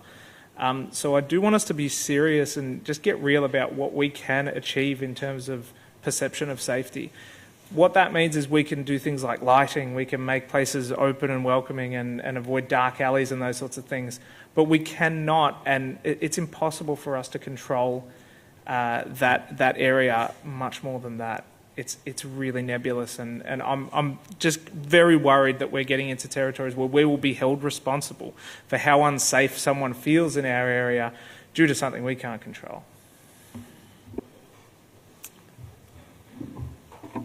Thank you, councillors, for your comments. I certainly, with the alternate recommendation, was not trying to hold up the process, but improve on a couple of areas so that we've got very clear information going out to the community. I didn't suggest that we remove the discussion in the paper currently about a perception of safety, but tone it down a bit and include proper articulation and emphasis on crime data, which is not currently part of the report. This still achieves that and allows us to also strengthen priority area 2, for us to talk about the outreach workers and other support services that we can control as a council, which have a big impact on the prevention of crime actually occurring, which is something that is within our control. So I do agree with Councillor Pearl that we put this out, perhaps not exactly in the right order, but I agree that we put this out to the community and hear the community's feedback, and that we will have another opportunity to make further amendments to this report. But I did indeed think that strengthening what we put out will allow us to get better feedback from the community. So I hope the councillors will support this alternate motion as it currently reads. Thanks very much. I'll move to the vote. All those in favour? Against? It's clearly carried. Thanks very much. Now move to CCTV. We have 6 speakers. Jason Rodder.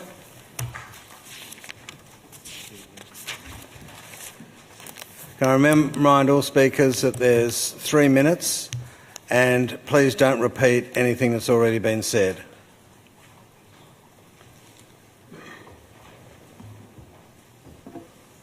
So, Jason Rowder, Carlisle Street in St Kilda. So my family has almost 100 years of history in St Kilda, and on behalf of my family and myself, I'd like to thank Bernadine for her 3 years of service as Mayor, in our view, the best Mayor that served the City of Port Phillip. So thanks, Bernadine.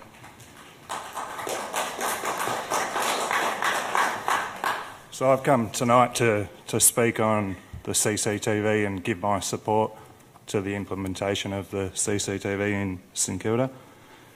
So if I was to contact any council member via CEO Peter Smith, Leo Kelly, Bernadette Voss, or any council officer about any issues such as antisocial behaviour, drug activity, violence against women in the precinct of Carlisle and Barclay, the answer would be it's a police issue. So, as councillors representing council, it would be conflicting to deny police the tools of CCTV to better police the Carlisle and Barclay precinct. Can you deny the visitors of the National Theatre the safety implementation of CCTV to protect the children that are too regularly exposed?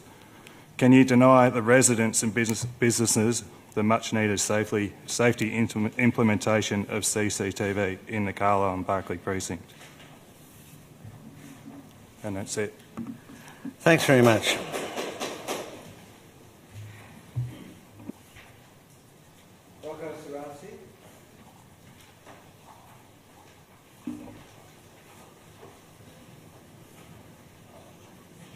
Is Rocco here?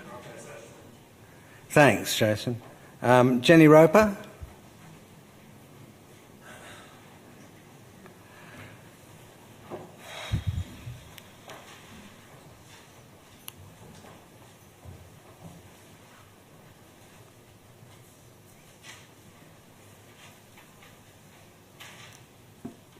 As part of the local St Kilda community, I believe having CCTV in Acland Street and the St Kilda precinct area assists police of how many officers can be deployed into any area where a violent or criminal activity is happening. CCTV is assisting police and not wasting their resources. If CCTV takes one person off the street and protects an innocent member of the community, I am 100% in support of it. I ask that the Council support CCTV in the St Kilda precinct area and Acland Street, as everyone needs to feel safe. Thanks very much. Paul Rudd?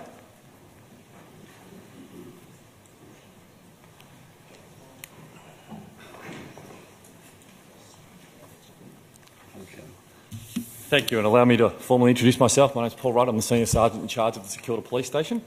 And I thank you, Mayor, councillors and everyone present for the opportunity to voice my support in relation to the proposed CCTV coverage in Acland Street by Council and the State Government. The key functions of Victoria Police are to preserve the peace, protect life and property, prevent commission of offences, to detect and apprehend offenders and help those in need of assistance.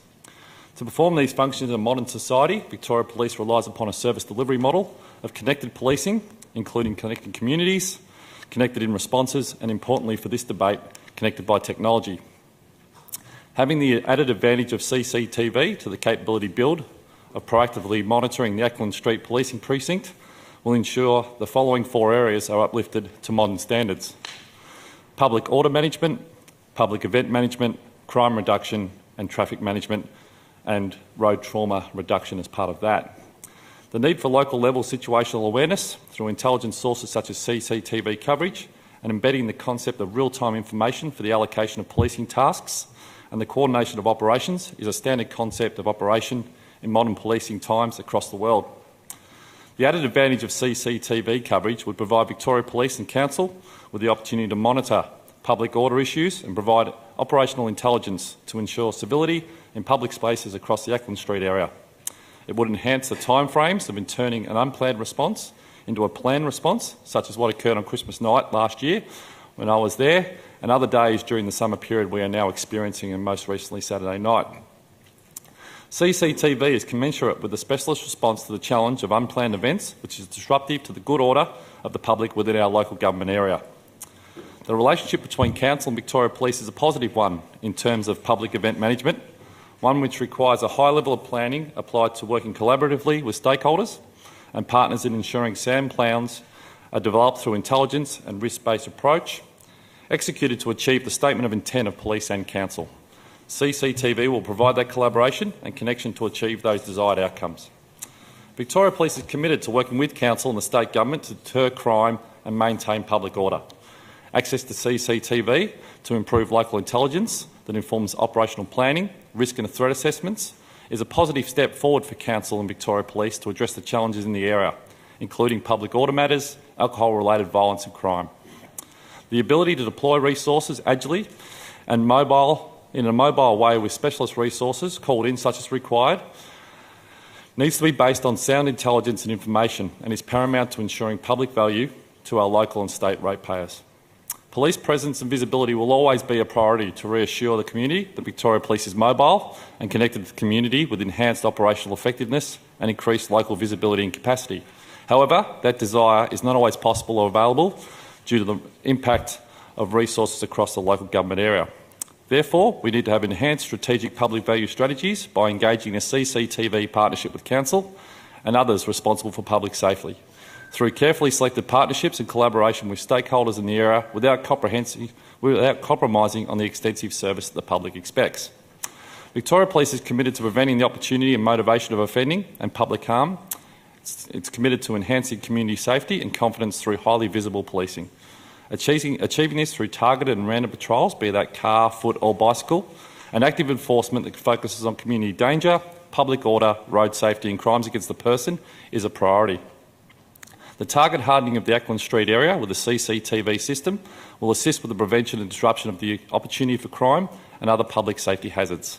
It will result in increasing guardianship of public places by maintaining a policing presence and complementing it with CCTV coverage. The target hardening of the Acland Street area is about minimising the vulnerability of persons, families, community and infrastructure to the offending and to the associated harm. 4 minutes, Senior Sergeant. I'll just wrap up now. Thank you. In conclusion, the opportunity to have technology reform as part of a suite of activities to monitor the Acland Street area will ensure we are leveraging from technology to improve policing and the business processes of Council. Victoria Police looks forward to working in partnership with Council and the State Government to address the drivers and causes of risk, harm and crime in the area. These are complex social issues that we observe through alcohol-related violence, crimes against the person and property, along with public order challenges that require a strategic contribution from public agencies such as Council. Victoria Police looks forward to being provided the opportunity to utilise the CCTV should Council vote to accept the funding being offered by the State Government to install CCTV in the area. Thank you for your time. Thanks very much, Senior Sergeant. just one? I have two. May I have two? Just two. I'm reluctant to open this up, but let's try one and I'll see how indulgent I feel after the end of that. I don't know that it's an indulgence for councillors to speak at our meeting, but thank you for granting it if that's how you view it. You referred to an incident on Saturday night as a justification. Can you be specific about which incident? Yeah, sure. So I suppose it would be more broadly determined a public order incident down on the Foreshore. I was working from 9 p.m. and I had a member of the gallery who met me down at McDonald's. So it was the public swarming incident, for want of a better term, where a number of people attended for a short period and there were a couple of robberies, etc. And just to speak more broadly in relation to the role of CCTV in relation to that incident in particular, one of the offenders was nominated and identified through the sole use of CCTV alone. So without the CCTV in the Foreshore, that person would never have been identified and therefore would not subsequently be arrested, and the person who had received a broken ankle as a result of that incident would never have had an offender held to account. And on Saturday night, why was there no active police presence on the Foreshore already? Why was there none? Why were you relying on CCTV? No, we weren't being relying. a warm day, and we have heat management policies and officers at council and with Victoria Police are usually proactive about having a presence on those days. Why was that not enacted? To answer your question, it was. Without going specifically into numbers, I think we had around about between 40 and 60 police members on the Foreshore at the time. Clearly, we can't be everywhere at once. There was an incident that occurred up near Republica, there was an incident down near Donovan's, and there was also an incident, and I think Cavill Street near the Luna Park, all happening at the same time. So, sure, we would love to have everybody available to be checked and every police member on every corner, but it's simply not feasible. Unfortunately, on that occasion where the young fellow had his ankle broken, we weren't there. We were there fairly shortly afterwards, but it was very difficult to identify the offender and offenders. So subsequently, we reviewed the CCTV footage, and that was when the offender was identified. So, yeah, we were there. We were out there in numbers. We were out there tomorrow and the day after in large numbers because we know it's going to be hot, but we can't be everywhere at all times. Thanks very much, Senior Sergeant. But the incident took place in an area where CCTV is already operational. Yes, it did, and that's why the offender's been identified. Thank you. Thank you. Thanks very much, Senior Sergeant. Thanks, sir. Janet Rosenberg.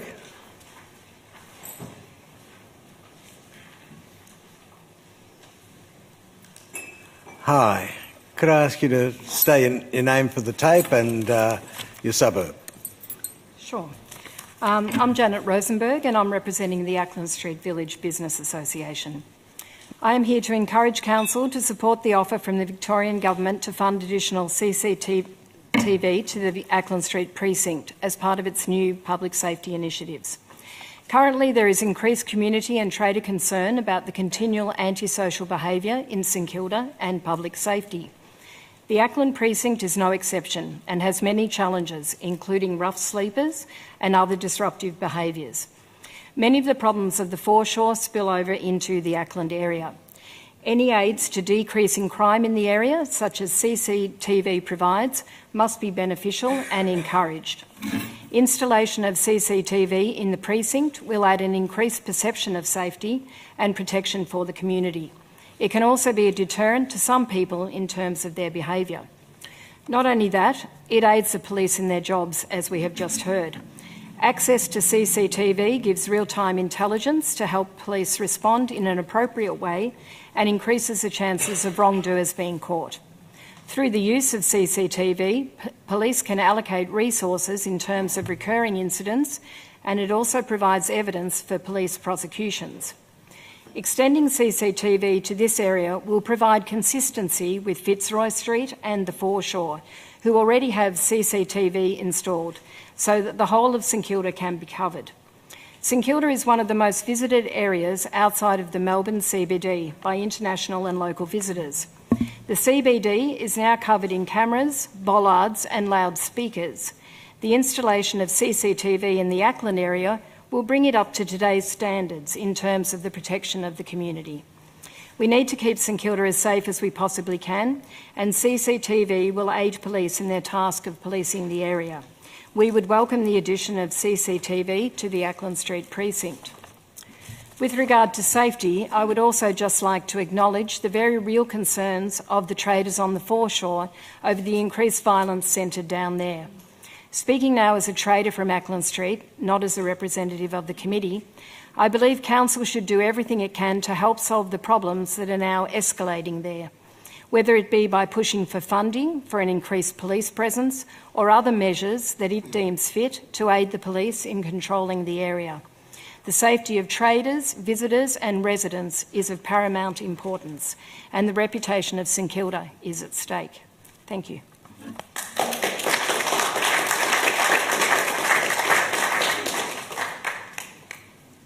Thanks very much. Mary Stewart?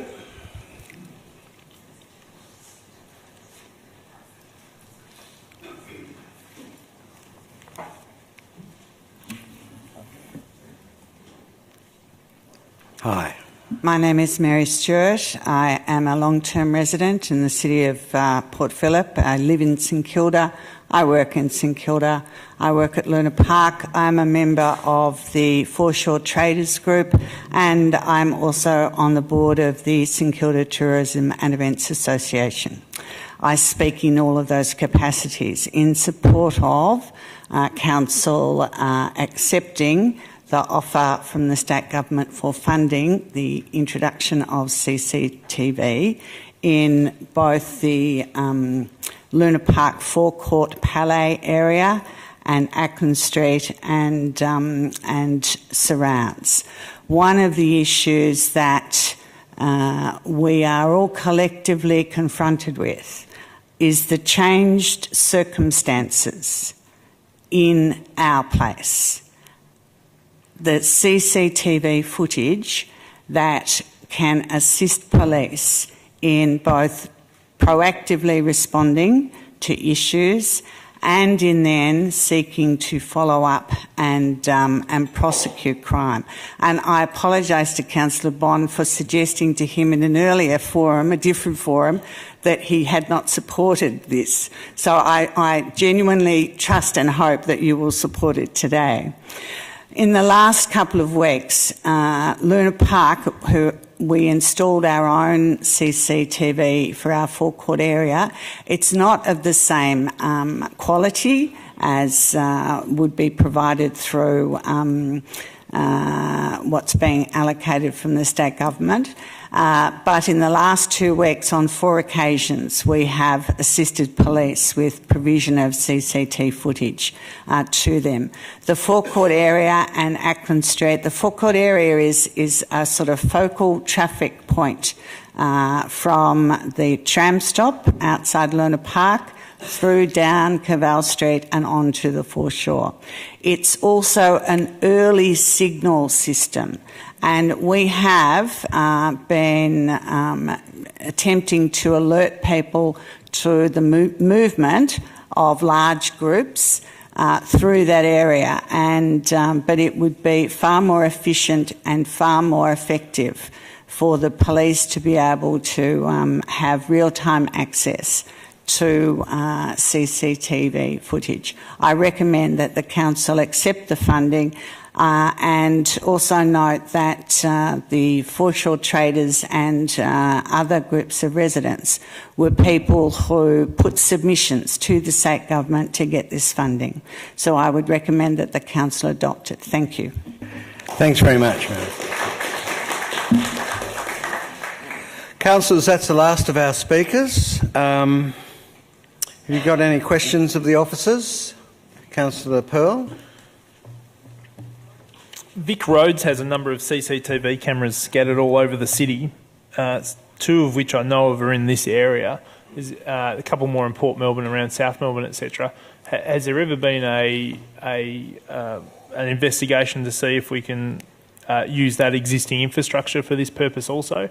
I understand those CCTV cameras go direct to Vic Roads headquarters. They're not currently recorded, but is there any way police could patch into those links as well? I think that's one on notice. That's a detailed question. Unless Mr. Trail can help. Oh. Mr. Johnson. He's striding to the microphone very knowledgeably. Through you, Mr. Mayor, we will have to take that one on notice. Sorry. Well, that shows how poorly I read body language. Councillor Pearl. As we're expanding these out into different areas, these are now going to much more residential areas. How can residents be assured of privacy, particularly CCTVs looking into private properties, etc.? I did some research before the meeting today, and in the United Kingdom, they have a very established process of blocking out access to windows, etc., in private areas. These are obviously for public realm safety. We don't want to impinge on the privacy of individual citizens that are in their own homes. Mr. Trail? Through you, Madam Mayor, the key instrument that we have is an MOU with Victoria Police to ensure we comply with all privacy requirements, and that is actively done through the commissioning process when we have a live feed into the Victoria Police station. That can be done in multiple ways. It's by the way you point the cameras, and some technology has the capability to blur out certain areas. So that's an active thing as our responsibility when we do commission the feed into Victoria Police, that we make sure they comply to that MOU agreement. Any further questions? Councillor Brand? When we received the allocation of funding for the CCTV cameras, I think it was on the Foreshore, we received a certain amount of funding for that and said, yes, we'll do that. And then we discovered later that there was actually quite a lot of costs that we weren't quite expecting.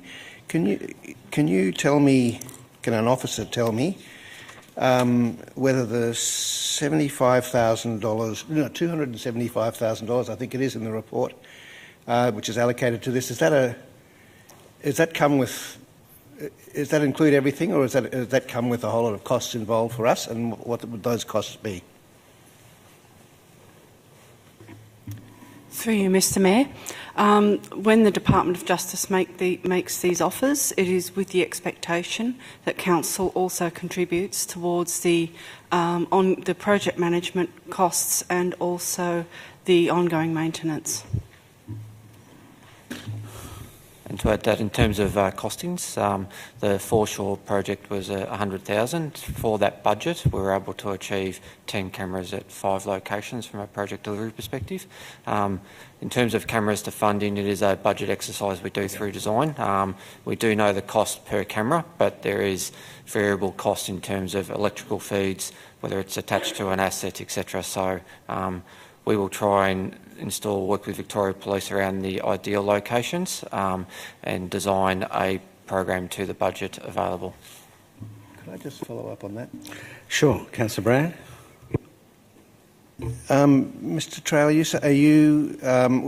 what you said then, does that mean that we pay for the wiring and the installation? What does the government pay for, and what do we pay for in the installation of these cameras? Through you, Mr. Mayor, the funding would pay for the entire installation and equipment and feed. Council's responsibility, as per Mr. McGorry, was the project management and the ongoing maintenance. Councillor Voss? Just got 2 questions. One, there was a lot of talk of using a word that is not typically in my vernacular, being target hardening. That sounds really strange to me. I'm just wondering, while I have become aware of what it means, I'm wondering if you could perhaps elaborate on what target hardening means. I think that's an on-notice one. Okay, might be on notice. And my other question is around the location of the CCTV. In the recommendation, it talks about the Upper Esplanade, Acland Street, the precincts of the Palais National Theatres and Luna Park forecourt. I'm wondering how far up Upper Esplanade will it go? Will it go past the Luna Park forecourt to Fitzroy Street? Or is it just the lower Esplanade to St Kilda Triangle? I was just a bit unsure where that is going.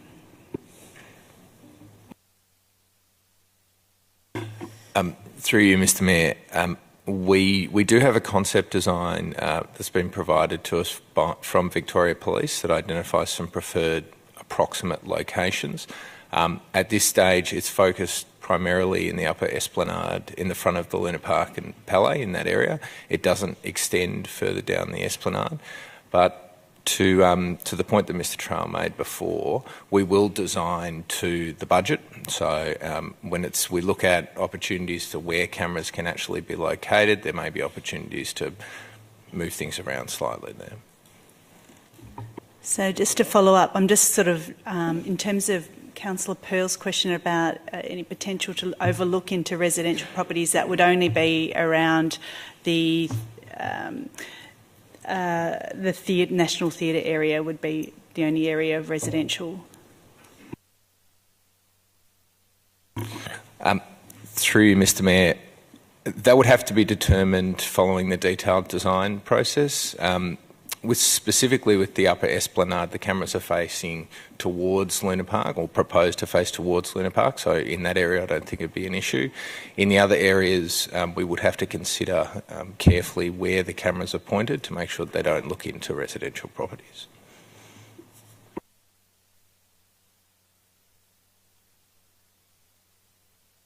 Councillors, is there any further questions? Councillor Simic?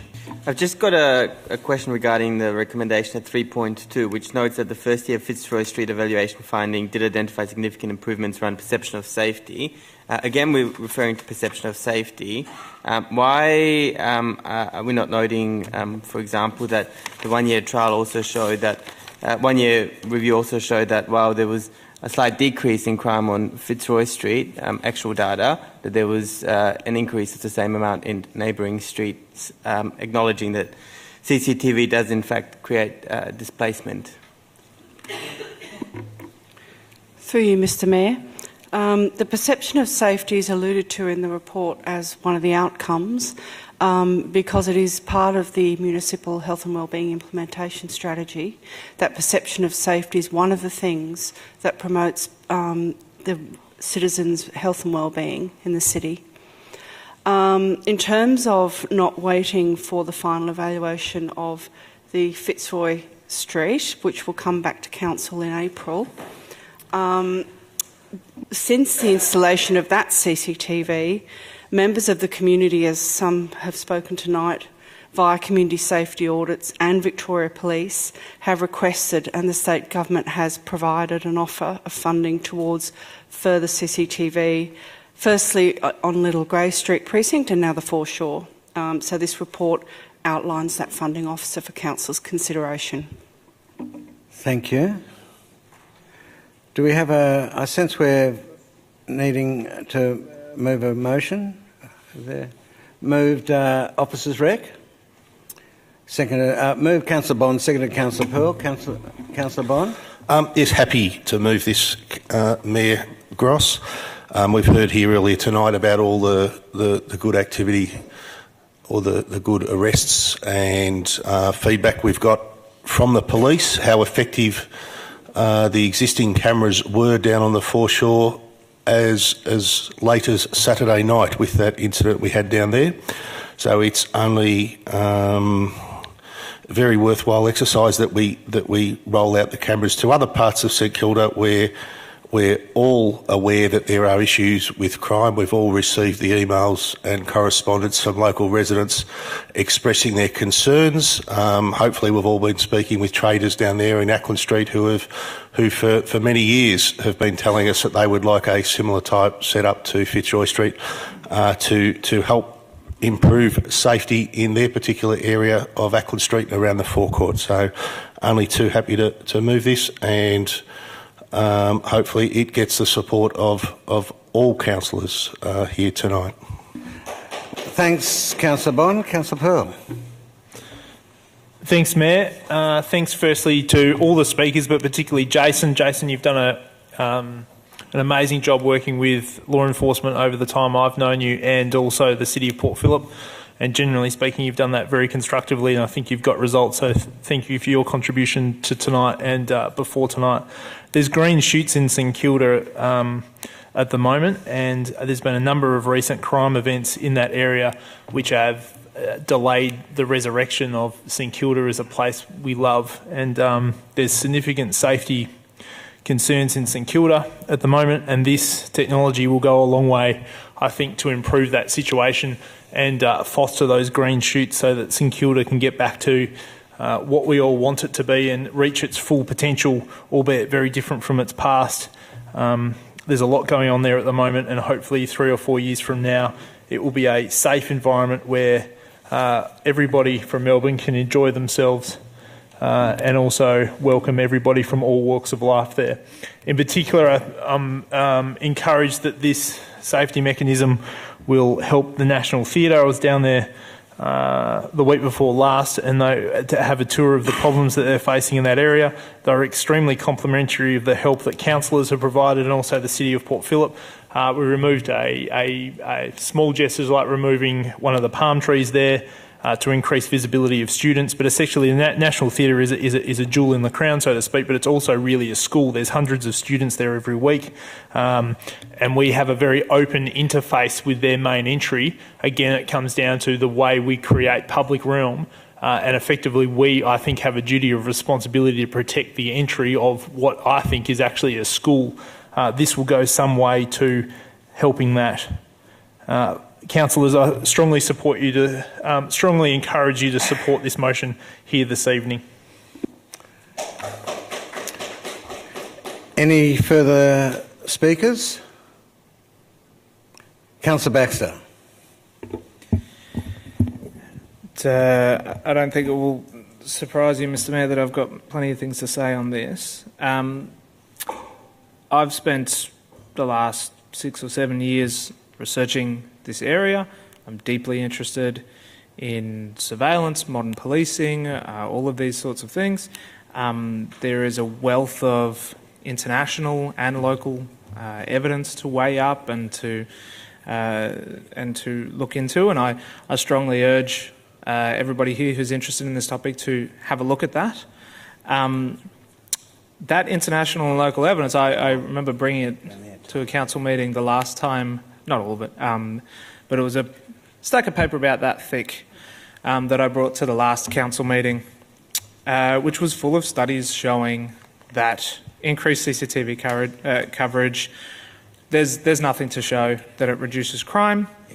It's particularly when we talk about the crimes that some of the people have sent in about. So I know that Mr Rauder has sent in lots of emails with people who have complex and serious issues. That the sort of crime and fear that goes on there, it's common sense that these people are not looking out for cameras. They're not worried about that sort of thing. They don't have that on their mind. But basically what I wanted to talk about mostly here is that we're actually still in the evaluation phase for the first set of cameras. We haven't even finished that. We have not yet been able to complete that before we've been pushed into installing 2 more sets, and now there's a 3rd set on there. We will now get to the point where there is not a single activity centre in St Kilda that is not being surveilled before we've actually completed our evaluation to figure out whether this works and is useful. We've done a 1-year check-in, that's it. That's how quickly this moves, and it moves in stages as well, which, as we've seen all over the world, is the insidious nature of this sort of stuff, is that it comes in bits and pieces until there really is nowhere to hide. I've found it really interesting to hear, to try and reconcile the Fitzroy Street cameras that are supposed to make people feel safe and bring peace to an area with the stories that I still hear from Fitzroy Street traders saying it's worse than it has ever been. Ever. This year they're saying it's worse than it has ever been. I don't understand how that could possibly be the case if cameras are doing what the police and what other people here say that they are doing. It's clear that the issues that we face will not be fixed with this shiny solution, that it is a complex issue with, which we need to tackle with a number of different tools, mostly aimed at the social issues underpinning this. One thing I did want to point out here is the pressure that Council has been under.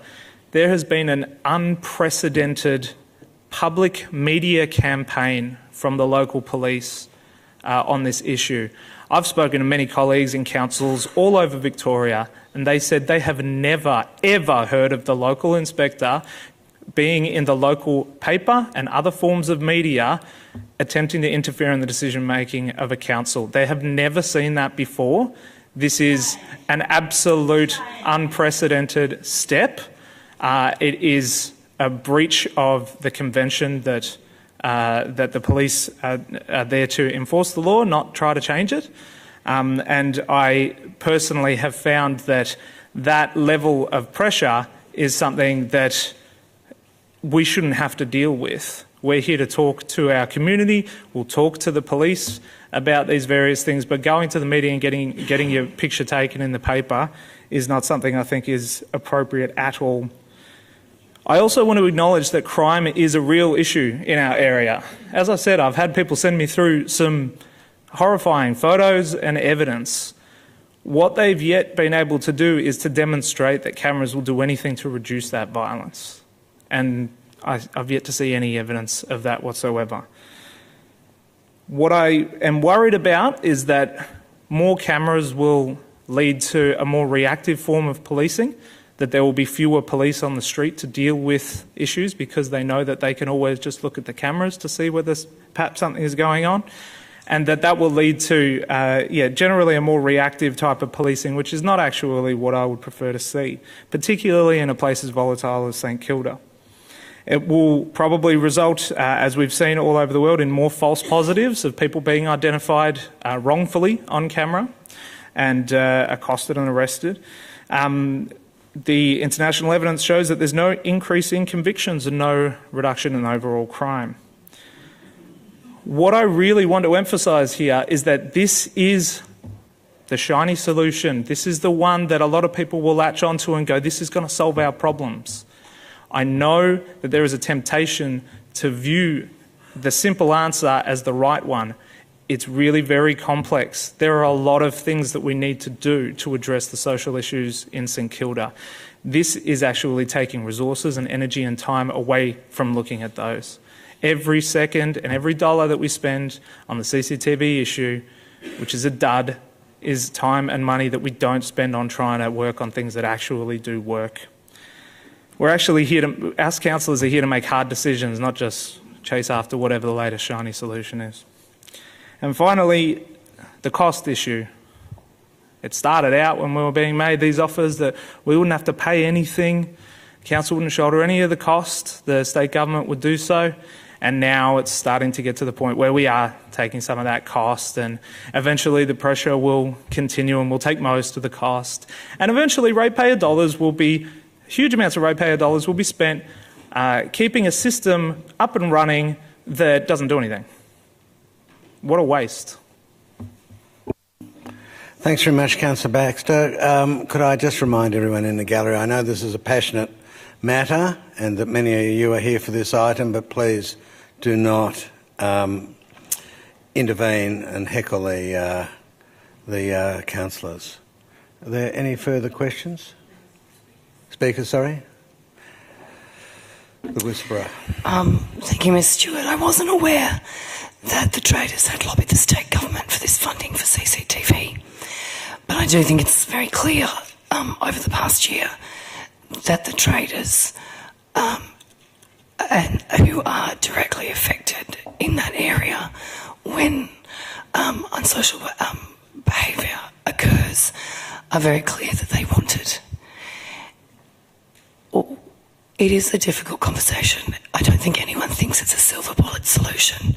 I think it is just one tool for the police to help look after our community in all sorts of ways. It's not a standalone tool, And I know that the police and the various bodies down on the foreshore are working at social programs that they hope to implement this summer. So there's a lot of other work going on with council officers, with the traders and the surf lifesaving clubs that are looking at the underlying issues. But I am really clear that some circumstances have changed from the previous few years, such as the threat of terrorism in crowded places, such as social media allowing big groups to form quickly and out of in a time fashion that perhaps we've never seen before. So I will be supporting the request of the people directly impacted to have this CCTV, not because I want it to be everywhere in our community, but our ultimate responsibility is we aren't, as Jason said, responsible for antisocial behaviour and law and order. That actually is the police, and they're asking us to give them one more tool to help address that. So I urge my fellow councillors to support this.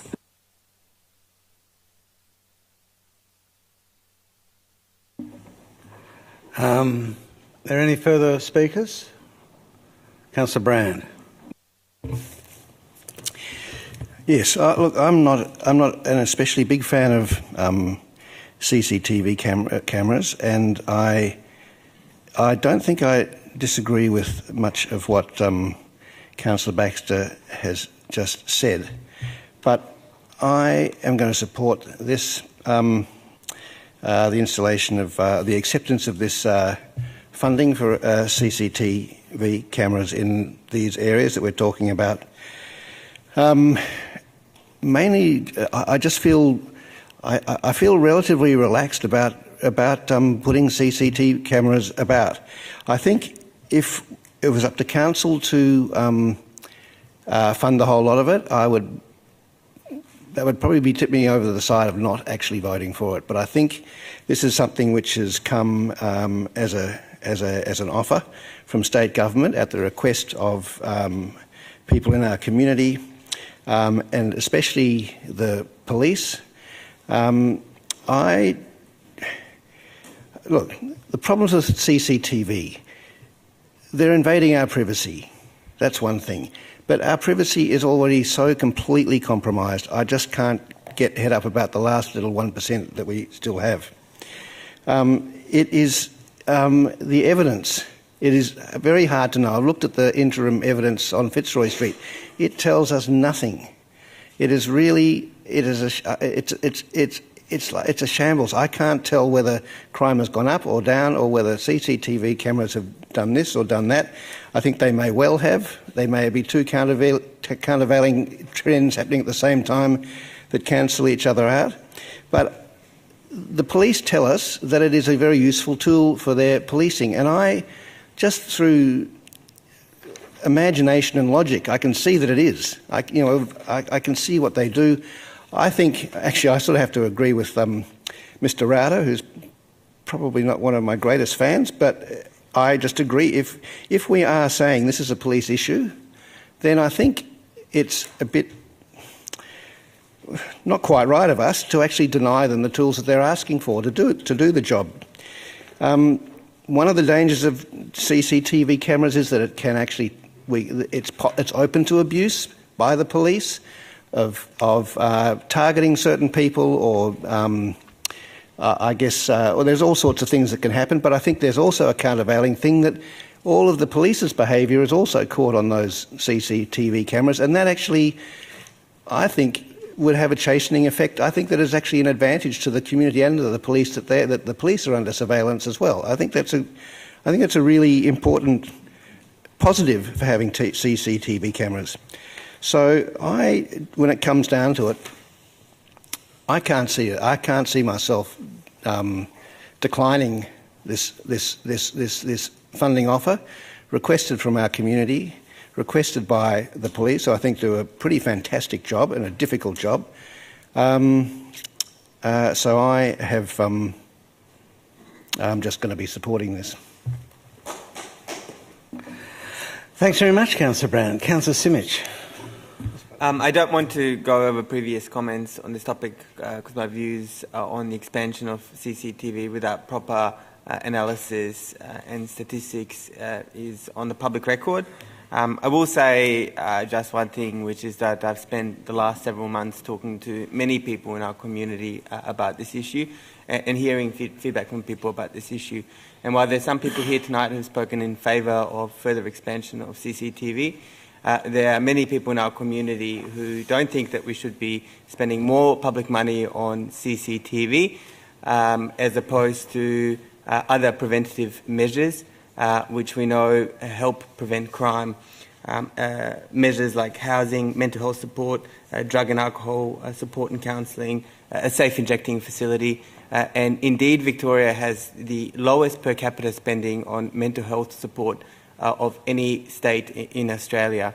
So when we are weighing up spending of public money, I am in favour of investing further in preventative measures that work and help prevent crime, because we certainly don't want crime to continue occurring. So I'll say that tonight and look forward to the vote. Thanks very much, Councillor Simic. Councillor Copsey. I also won't, I'll try not to repeat too much, but I also won't be supporting this evening. I echo what Councillor Baxter and Councillor Simic have put forward around the fact that our trial has not concluded.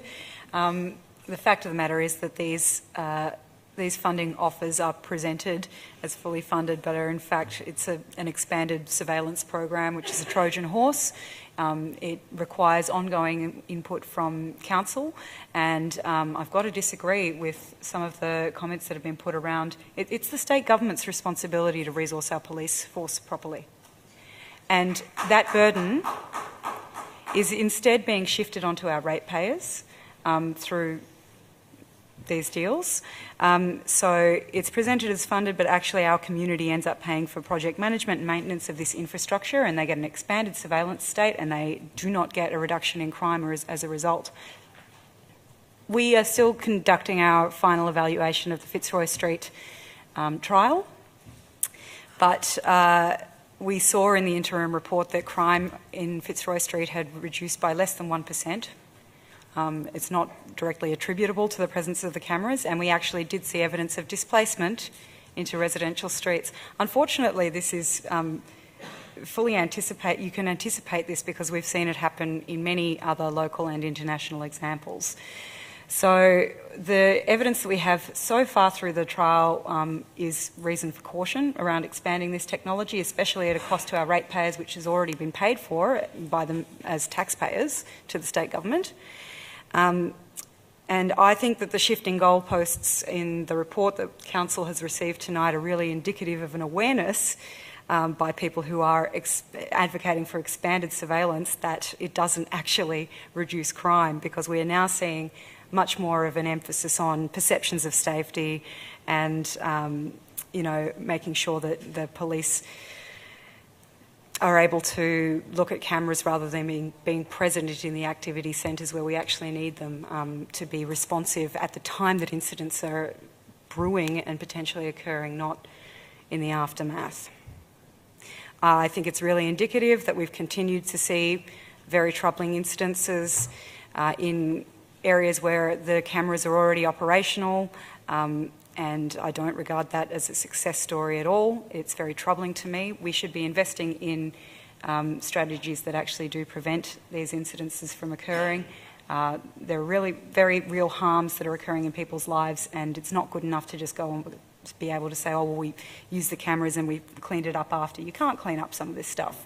Crime is very important, safety is very important in our community, and that's why we should be investing in strategies that we know work for prevention. And the last thing that I am very troubled by in this report is that under the consideration of community impact, we've got no consideration of the privacy impacts that expanding these surveillance cameras will produce, which is very worrying considering the recent Attorney General's report into council-operated surveillance, which found shortcomings across all of the councils that were surveyed. So I feel like there's still a lot of work by council to be done.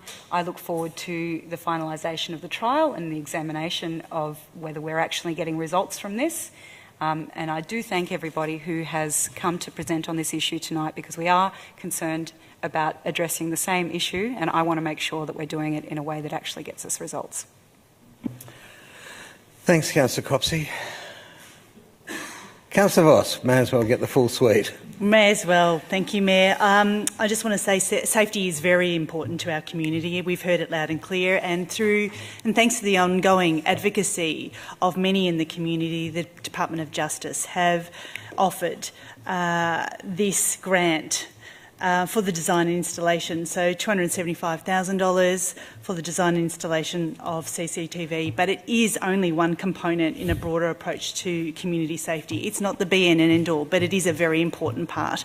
So I will be supporting this motion. Thank you. Okay. Councillor Bond, do you wish to close? Other than to thank the police for their efforts, while I'm sure most of us were at home Saturday night tucked up in bed, they were out there dealing with the incident on the Foreshore. We do appreciate your efforts and you being out there keeping us safe while we're safely at home.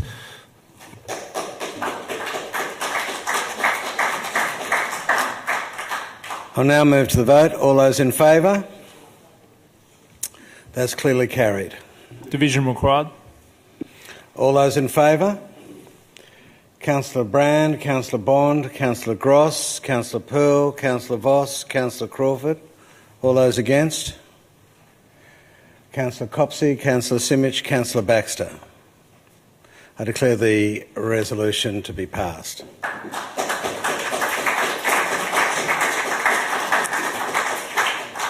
So I'm going to plough on because the next one's got 19 submissions from the public.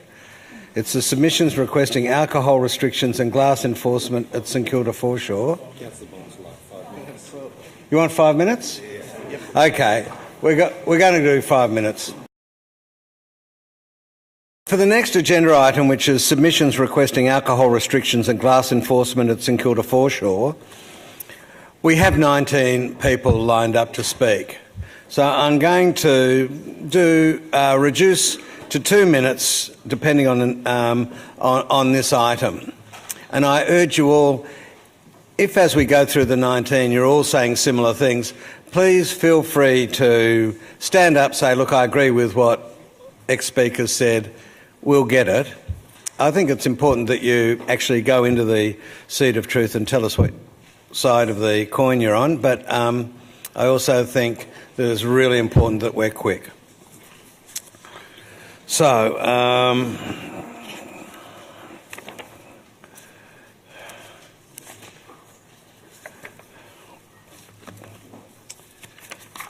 sorry. 9.5 is submissions requesting alcohol restrictions and glass enforcement at St Kilda Foreshore. Could I ask the first speaker, Jen Edge, please?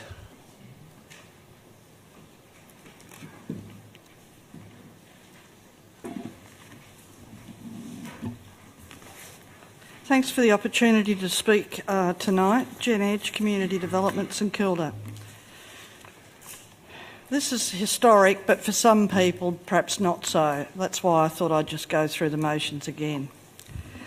Clearly from previous representations by Vic Police at council meetings, at least twice in the past few years, councillors have upheld majority constituents and community residents' assertions that local law staff and Vic Police already have more than sufficient laws to manage these issues.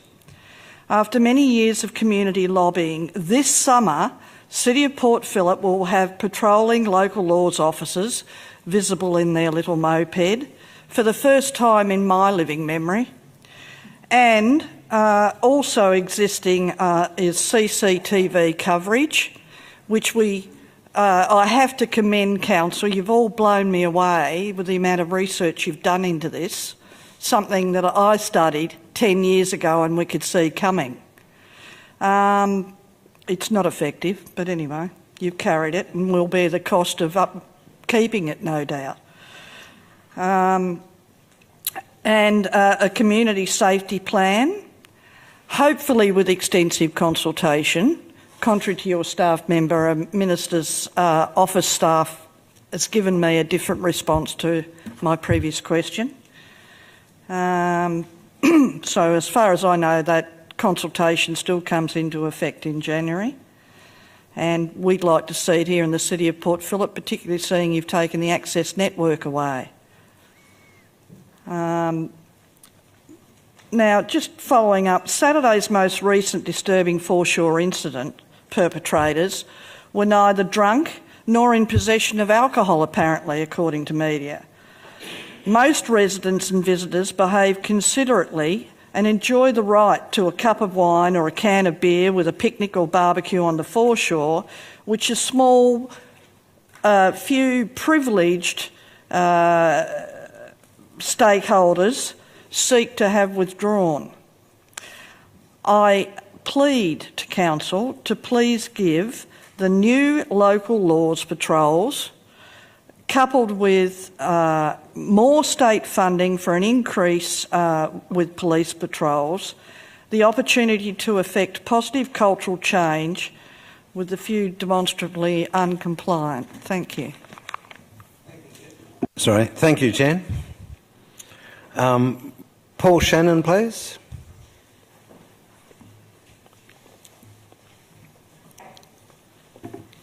Paul Shannon, General Manager of Lifesaving Victoria. Lifesaving Victoria exists to prevent aquatic-related death and injury in aquatic environments. On average, a third of our drowning deaths are alcohol-related. This statistic is underreported as it's not always captured data at the time of death. On average, 21% of drowning deaths in Victoria are people from multicultural backgrounds, and in the last financial year this has increased to 35%. Again, this is believed to be an underreported figure because the data isn't always captured. We know that large sectors of our multicultural communities have limited swimming ability and water safety, and on average there are 2 hospitalisations for each drowning that involve alcohol or people with limited swimming capability. Alcohol and poor swimming capability are a deadly cocktail. An increase in visitations, an increase in first aid cases, rescues and preventative actions by lifesavers are all things we're seeing at St Kilda Beach. At other iconic beaches in Australia, from a life-saving perspective, there's been no detrimental effects to providing a safer aquatic coastal environment by banning alcohol and glass from the foreshore and surrounds. The benefits of a ban to Lifesaving Victoria, and we believe the community, would be that lifesavers can concentrate on their core duty of supervision by providing a safe swimming zone. Lifesaving Victoria can provide a safer workplace for volunteers and paid staff, and the coastal asset becomes a better, safer experience for community. Drowning prevention is the responsibility of community, industry and government. It takes a multi-sectorial approach, and we believe by working with the local agencies that we would have a better outcome if the ban was to go ahead. Thank you. Thanks very much, Paul. Corey Lovell.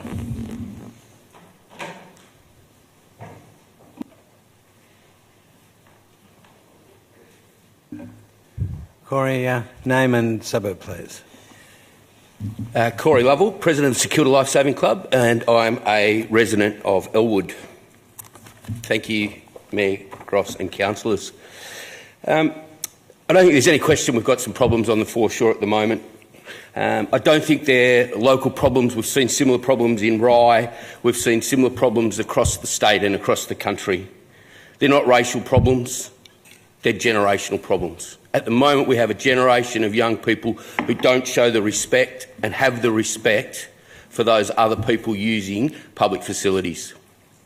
We can't just say that CCTV or banning alcohol is going to change this problem, because it's not. We know that. We need to make cultural change.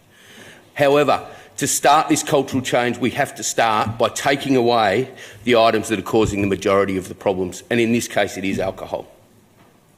I was interested that in the media it's been reported that alcohol wasn't a problem last Saturday night. I can tell you that I think it was 2 or 3 weeks ago when we had the problem on the Monday night. I was at the Lifesaving Club with another member of the club. We were sitting out the front. At about 8:15, we looked at each other and said, things are about to get ugly here. I texted Jason Kelly and said, I don't know what it is, Jason, but you can just feel there's a change in the environment down here. There was more police dispatched. We went home and we all know what happened hour and a half, 2 hours later. I understand the argument that, well, if you've got CCTV cameras, you don't really get to, it's easy policing. And I can assure you that these guys are not policing it in an easy manner. I know that on Saturday there's 7 or 8 police down there walking around carrying their 20 or 30 kilos, it seemed like, of gear, hot, sweaty, coming into the Lifesaving Club to have a spell for 10 minutes, 5 minutes to have some cold water. And they are doing their job. I can assure you they are doing their job. From our perspective, our biggest concern is the safety of our members, of our volunteers who go down there on Saturdays and Sundays to help save those people on the beach or look after the people on the beach. The last thing that we can afford is for one of those volunteers to be injured or hurt. If that happens, the ramifications for that are not just not going to be St Kilda based, they could be across the state, across the country when it comes to lifesaving. St Kilda is a very special place. We all know that. We all love it. That's why we're here, and that's why everyone's so passionate about it. And the interesting thing about St Kilda is that you go to St Kilda Beach and you'll find that 95% of people come from all over Melbourne. Every single person in Melbourne believes that they have some ownership of St Kilda Beach and the St Kilda Foreshore. You go to most other beaches, you'll find that 95% of the people who are there are from that locale. They're within 5 kilometres of the area. 3 minutes, Chair. Sorry, you've thrown me there. So the interesting thing is that we do have everybody that has ownership, which means we have a very diverse range of people. It's a melting pot. And, of course, with that, the potential for conflict is always there. I think that the addition of alcohol heightens that potential for conflict. We know that it's not the answer, but we need to remove it for the time being, remove it for the foreseeable future, change the culture in the area, and then we can reassess it in 5 or 10 years' time. But we can't afford to be going down this path every 12 months. We're all community leaders, and leaders have to stand up, leaders have to make hard decisions. This will be an unpopular decision with many people within the community, but it is the right decision for the majority of the community.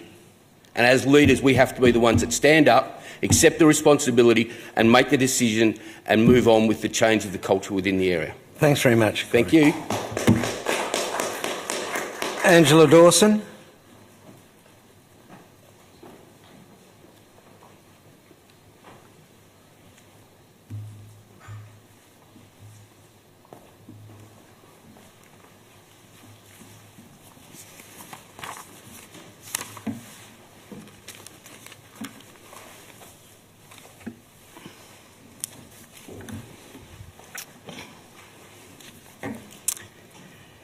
Mayor and councillors, thank you for the opportunity to speak in support of reinstating the alcohol ban on St Kilda Foreshore. My name is Angela Dawson and I'm a local resident and a local trader that has lived and breathed St Kilda Foreshore for the past 13 years. I'm also a representative of the St Kilda Tourism and Events and the Port Phillip Licensees Association. Last time this was brought to a council meeting, I walked away feeling that our concerns were not taken seriously. I would like to add at this point that I have worked with a number of inspectors in the City of Port Phillip since owning businesses here, and our current local inspector has been exceptional, and the remarks made today against him were unnecessary, to say the least. In April, we pleaded with you to stop the bad behaviour on St Kilda Beach, and again this summer we regularly observe young people drinking in and around the foreshore post 8 p.m. and the preloading is to excess. Crime and antisocial behaviour is once again high, and the peace we achieved when the bans were in place is no longer. I would like the Council to consider the following. The World Health Organisation mandated in 2016 that legislation, rules and regulations are important instruments for governments to use in fulfilling their responsibilities to protect people from social, economic and environmental harms that threaten the right to health. Does the City of Port Phillip plan to use their power to keep its residents and visitors safe? The St Kilda Foreshore is made up of a small group of traders. All are family-operated businesses, and our teams are like our family. We care about their safety like we care about our own children. Now that the Council has received the concerns, should an adverse event such as a death or serious injury occur to one of our families, our residents or our visitors, how would the Council fund such a claim, or would the ratepayers have to cover the costs of the claim?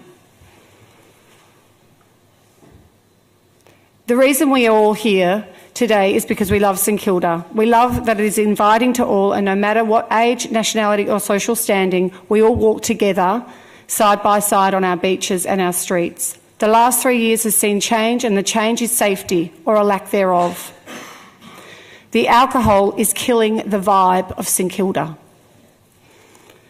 I would like to make it public that the City of Port Phillip's lack of action on this matter has had a devastating impact on the tourism brand, the traders' brands and our city's brand. And the following are the headlines of the past 3 minutes. 1 month.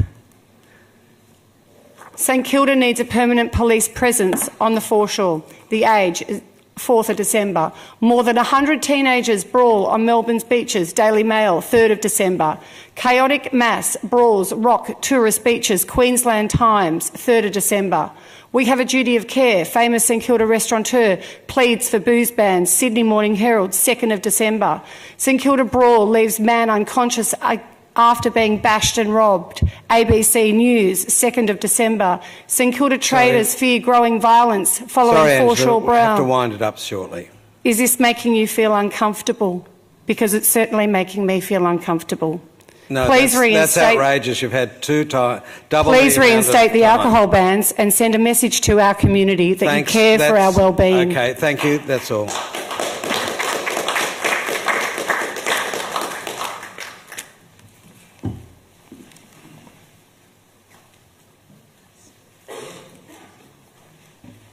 Okay, so we're getting a flavour of a lot of the submissions. Please don't feel the need to repeat too much. Matt Butter.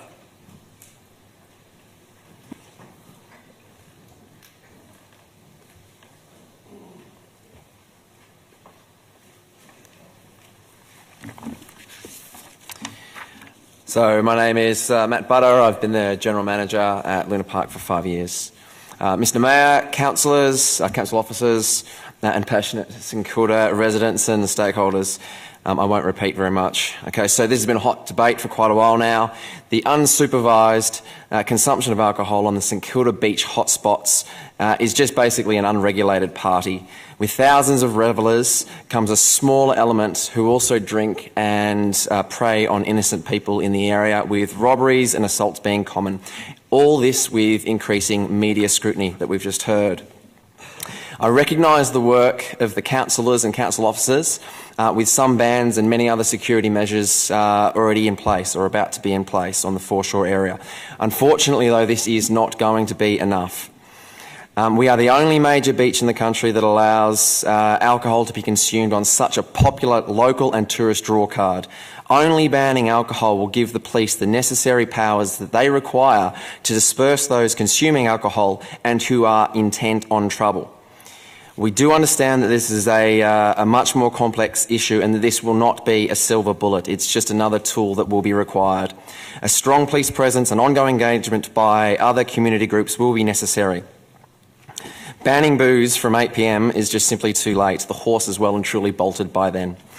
I hear and empathise with those who like to have a beer or wine on the beach. I've done that myself a couple of times this year.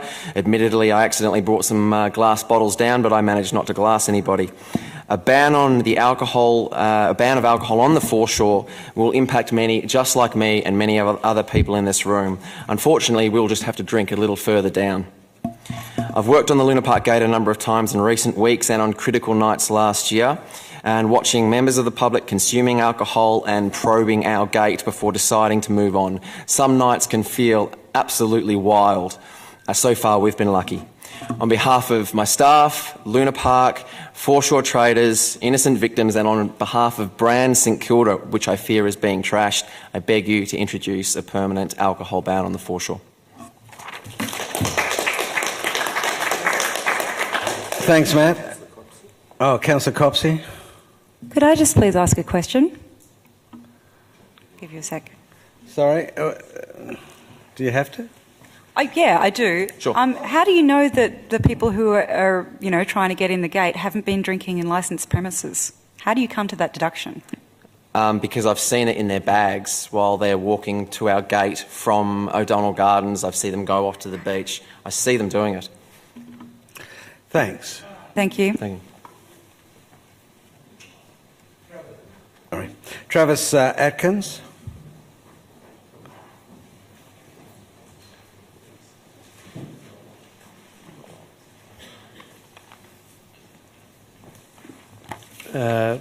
Mayor, Deputy Mayor, Councillors, thank you for the opportunity. Travis Atkins, long-term resident representing St Kilda Sea Bars and St Kilda Tourism Events. I'll be brief, feels a bit like deja vu. I'm in support of reinstating the alcohol ban on St Kilda Foreshore. For 3 years it's been getting worse, it's getting earlier, it's creating mess, worsening violence, aggravated thefts, bashings and generally intimidating behaviour. A majority of this is accompanied with alcohol consumption. We see it. We see them loading on the beach before 8 o'clock and after 8 o'clock. Alcohol in excess does not make someone more reasonable. It often has the opposite effect. This recipe fuels more bravado from opposing groups, and this is our worst case scenario. This will happen. The City of Port Phillip has implemented a range of great initiatives to combat this societal change, and we continue to work together closely with all stakeholders in support of them. However, the missing piece of the puzzle is to ban alcohol at a minimum during the summer months, and like so many other high-profile beaches across Australia. The ban also needs to be permanent. If we bring it in for a year's trial, we'll be back here, and many will be hospitalised while the debate continues. Business will suffer more, amenity will suffer, residents will suffer and visitors will dwindle. Should things change, and we hope they do of course, we'll be able to lift the ban in the future. We have years of data, hospital records and police reports. Never have I seen a topic so unifying to the local community. Everyone is involved in this discussion, is for the ban. I hear a lot of debate about preloading of alcohol. Well, if you're loaded, you go somewhere that allows you to keep loading. Consumption is currently unregulated on St Kilda Beach, unlike licensed venues. I hear debate about the issue being displaced to other areas. If this happens, of course, we need to address it further. However, the majority of infrastructure and the draw cards are all focused on St Kilda Beach. This is not just a small local beach. It's the second highest visitor destination in Victoria. Last time I spoke on this topic, there were 23 speakers, 22 in support of the ban and 1 against. I feel privileged to be able to speak about St Kilda, promote it to the world and invite people to share in the delights of the foreshore and all that St Kilda has to offer. St Kilda needs to be for everyone, not just a few groups fuelled by alcohol and misbehaving. Thank you for your consideration.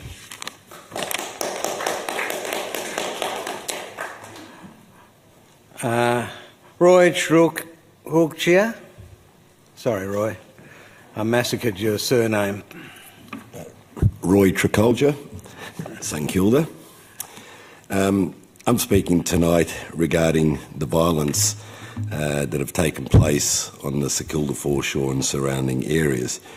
Predominantly African youths, Sudanese. Clearly, what we had in place last year hasn't worked. This issue has been going on for a little while. The gangs have increased in numbers, the attacks have increased, and it's happened more frequently. I've spoken to my neighbours around the area, and they're telling me the same thing. They're all scared and they refuse to go for a walk at night, fearing being attacked. The word is, it is not safe to walk at night. It's only a matter of time before there's a death. We've been lucky to date that nothing has really happened, but the residents and people visiting St Kilda should not feel this way, and they should not be in fear, and they should be able to walk down the beach at any time at night. And the only thing that's happening at the moment at night, while the people are sitting at home because they're too scared, these youth gangs are running amok in St Kilda. The violence and intimidation has a ripple effect, not only in St Kilda, but the outer suburbs. But the ripple affects interstate and overseas holidays and visitors coming into St Kilda, which ultimately will affect businesses. St Kilda welcomes all forms of people from different cultures, but we do not welcome in St Kilda the gangs and thugs that come into St Kilda and intimidate and create trouble. In closing, I think we require a heavy-handed approach to stop the violence and break up these gangs. Thanks very much, Roy. David Blakely, please.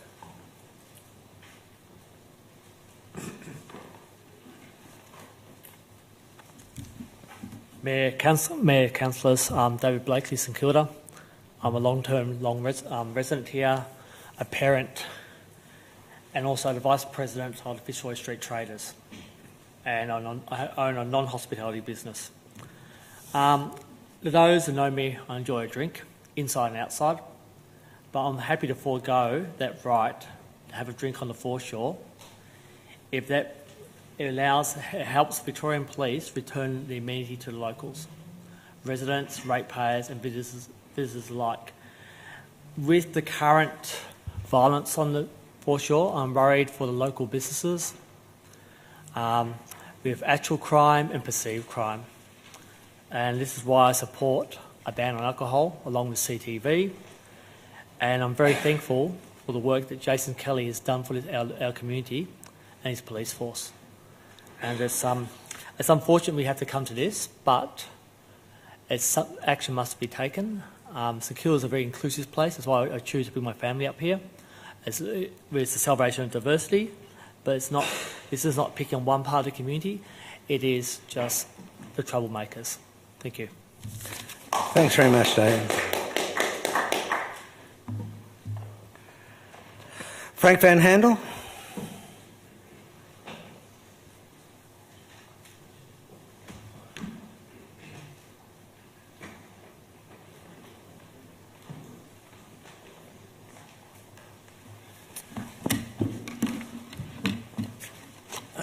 Frank Van Handel, Stokehouse Restaurant.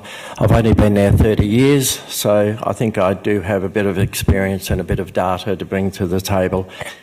I think that the alcohol ban, it's just not enough anymore. We're way past that. I wrote to Martin Foley on Monday the 3rd raising grave concerns about the escalating violence causing serious injury and possible death. I asked for the state government to grant police extra powers to deal with groups of youths congregating on our foreshore, whether it be St Kilda or Rye.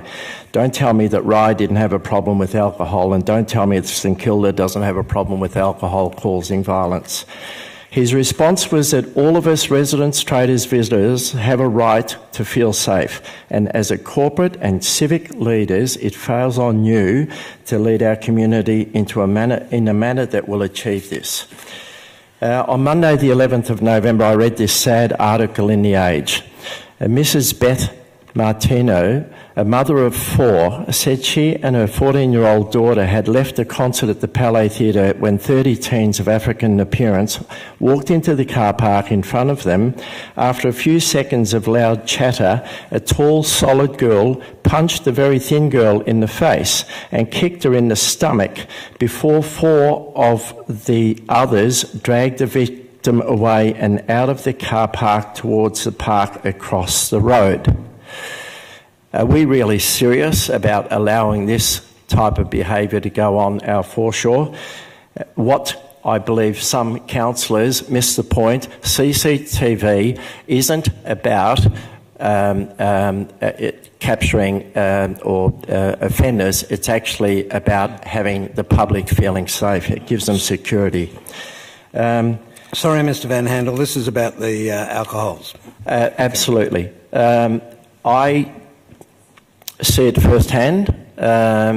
I don't understand why, with the recommendations of the state government, the Victoria Police, Lifesaving Victoria, the traders' residences, and I don't understand why we don't give the police the tools to enforce keeping the public safe. The violence that I've seen and experienced on the beach is absolutely to do with alcohol. I think that Anthony Trail will be a witness to everyone here of how much garbage and how many alcohol vessels and that are picked up from the foreshore on a daily basis. And to bring a date to mind is the 13th of December last year, when after an incident on the beach, I was down the foreshore at 7 o'clock the following morning. I saw Anthony outside the Surf Lifesaving Club, outside the public toilets. I commented on the number of alcohol vessels and on and around the Lifesaving Club. He said that they'd been cleaning it up for an hour. I should have seen it before they started cleaning it up. It's being brought in from the car park across the road. It's brought it's poured into. 3.5 minutes, Frank. Yeah, I'm sorry, I've lost. Sorry. It's being brought in.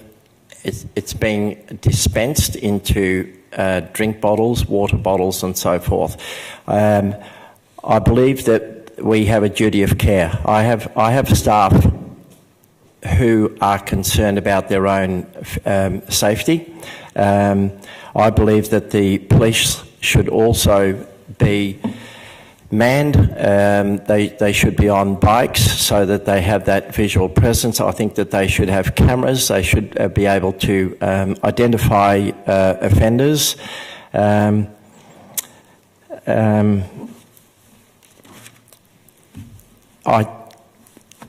I sit on the St Kilda Tourism Board, and I just wonder what I'm doing there. This suburb is fast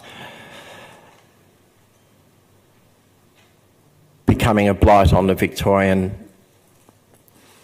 coastline, and I'm embarrassed. If you want to go back to 5 minutes, Frank. Yeah, I'm sorry. Sorry to put pressure on you. You want to go back to a comment that one of the Donovan's chefs made only a couple of weeks ago. He wondered what has to be done before someone is killed down here, and that's what we're facing, and that's a responsibility we have as civil leaders to look after our St Kilda visitors. Sorry, obviously I'm passionate, I'm very emotional, and I'm very angry, and I get contacted by the media every single day, 3 or 4 times, and all day, every day I'm venting questions, answering questions, and that wherever I go, wondering what's happened to St Kilda, and anyway, it's all right. Thank you.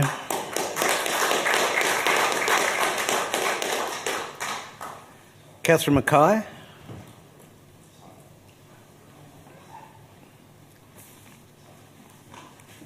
Hi, I'm Catherine Mackay, St Kilda resident. Last Saturday I was down there a little after 8 o'clock, and on the grassy knoll with the big blinky neon no glass on the foreshore sign, it's not working, there was glass everywhere, backpackers and such. So I walked a little further and there were 3 police officers, And I said, how do you think tonight will be? And they had intrepidation. And you can actually feel something's going to go on, you know. So then I just walked a little bit to Brooks Jetty and beyond the 2 CCTV. And there was a group of, African Australians who were hiding. They seemed to have located themselves beyond the imagery of the CCTV. And I thought, oh, okay. But there are other gangs too. There's more youth gangs coming to St Kilda. So there is a generational thing. And I did read your strategies, which I thought, well, that's great. I'd like to see I'd like to know more detail on when it's going to happen. I know the Greens are against anything about curtailing civil liberties, and you are. Okay. And this versing licensed venues against the right of the public arena to enjoy grog and on.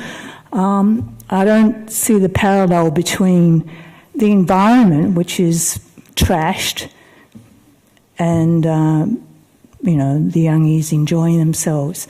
So I left as a group of 30, they were white youths, who took off in one direction. I thought, oh, this is getting out of hand. And this was 8:30. And then you hear all the police coming along as I was walking home, and I thought, yeah, it's going down. So, yeah, obviously that poor person is unconscious. So it is out of hand, and there is a change in people that are coming here. I do notice there are younger gangs coming here, and we have to deal with why they're here and why they're pissed off, excuse my English, and I hope the strategies can, you activate it if they are down here, controlled events for them to give them some enjoyment rather where they have to be antisocial and, steal and rob or whatever. Thanks very much, Catherine. Yeah, thank you very much. Jason. So I know as a bloc the Greens will vote against it, but anyway. Jason Kelly.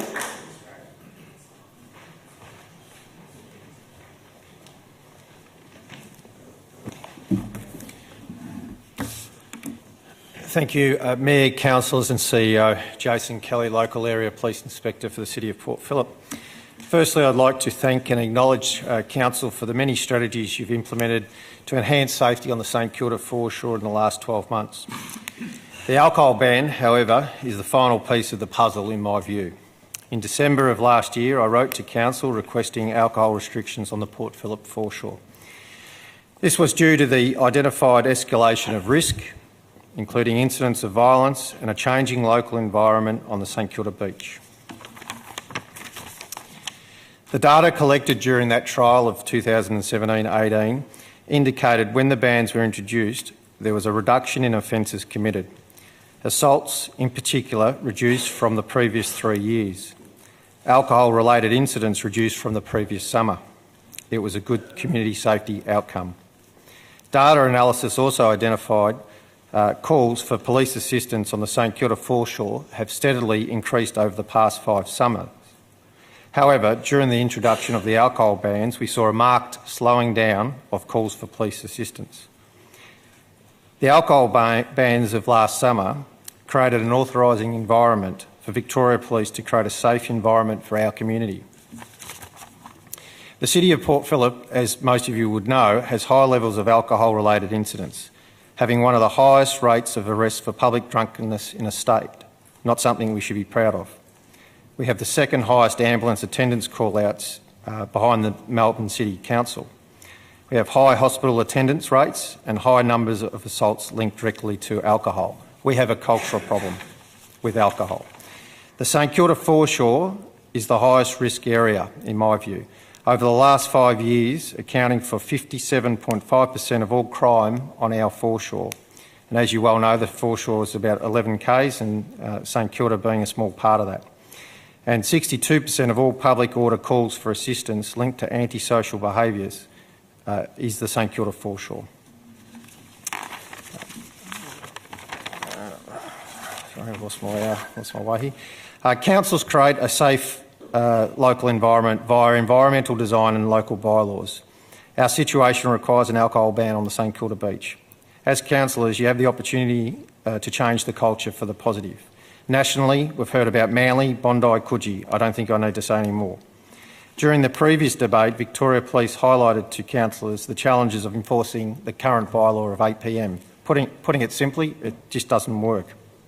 So far this summer, we've seen incidents on the 1st of November, the 2nd of November, 19th, and the 1st of December on Saturday night, all involving large gatherings of youth. Victoria Police were present on those nights. We did successfully arrest some individuals, and we will be following up others. For those in doubt about the incidents being linked to alcohol, I can confirm one of the more high-profile incidents involving a local staff member of a local restaurant was attacked by a group of youths. We have since been able to establish the evidence that that particular group purchased their alcohol from a packaged liquor outlet close by, consumed that alcohol on the St Kilda beach, and then went on to seriously assault that staff member. Victoria Police have increased our resources significantly over the last 2 years and deployed to the Foreshore. However, we need your support as the council.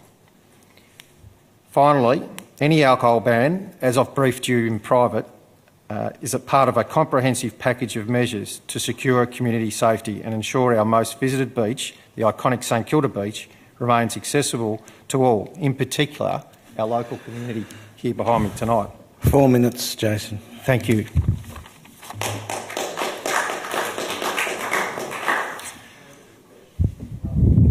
Councillor Brand.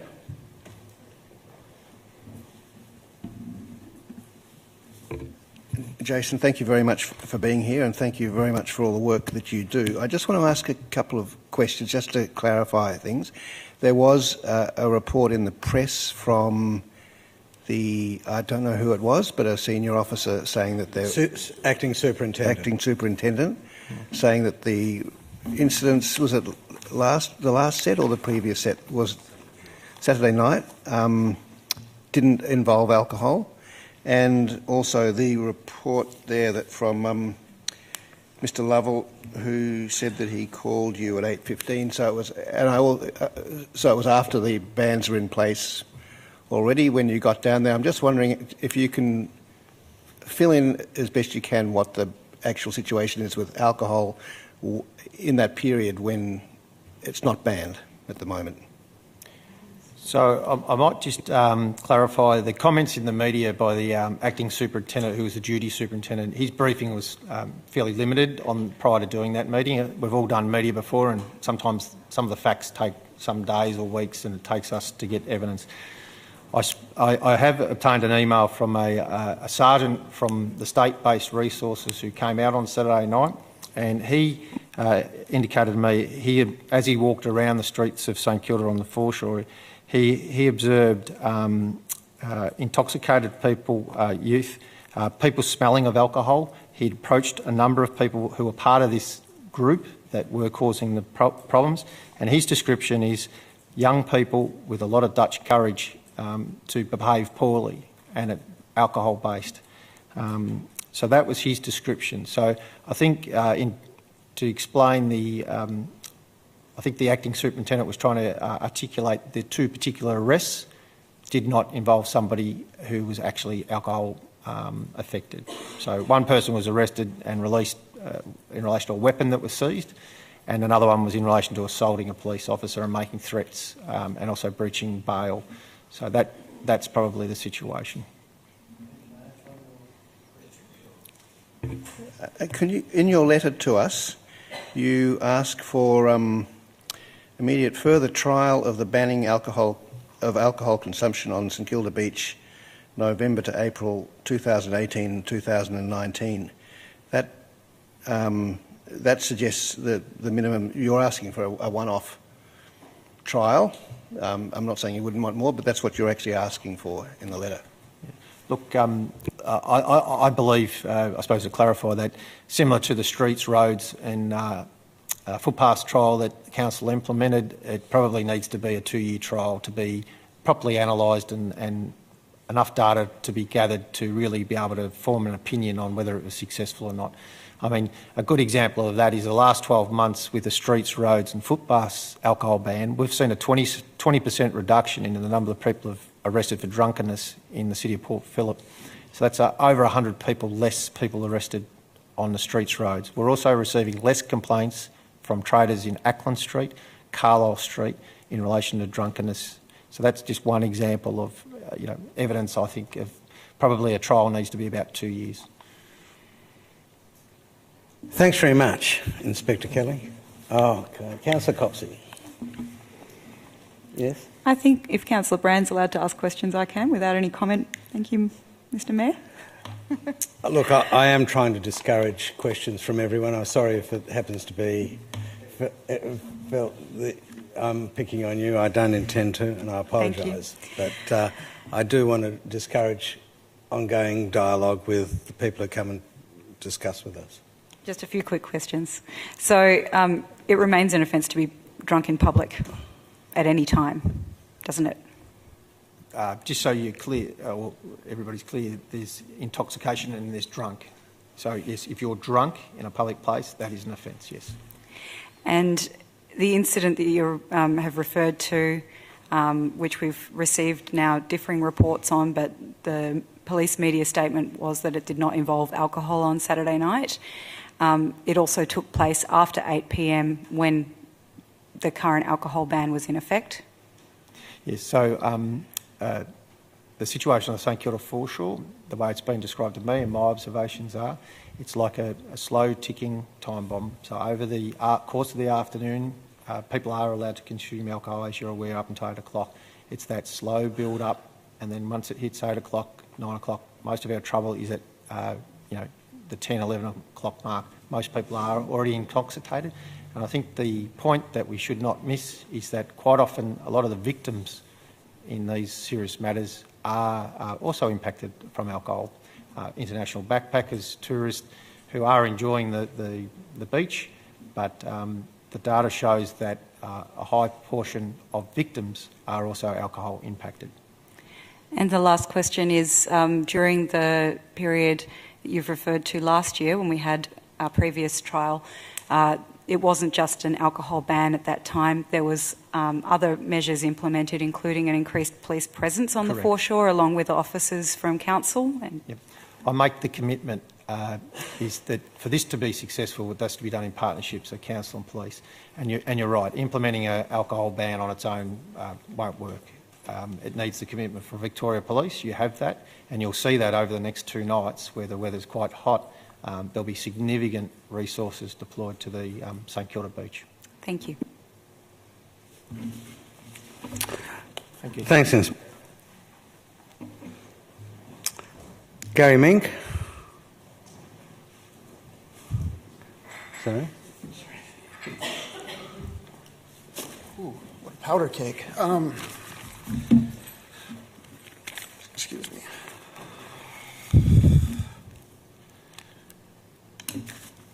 Thank you, Your Honour.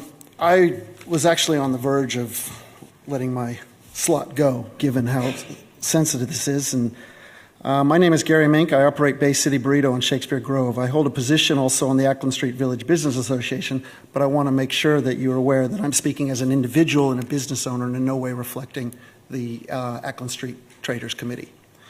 As an opening statement, my position can be summed up fairly easily. In no way do I condone the violence we've recently experienced in St Kilda. And I feel for the staff and I feel for every foreshore business that has to go through this. However, I also want to provide a balanced argument and say that an increased alcohol ban has a larger and potentially adverse effect on business and law-abiding locals and visitors than being the solution by itself to stopping the recent bouts of violence experienced in St Kilda.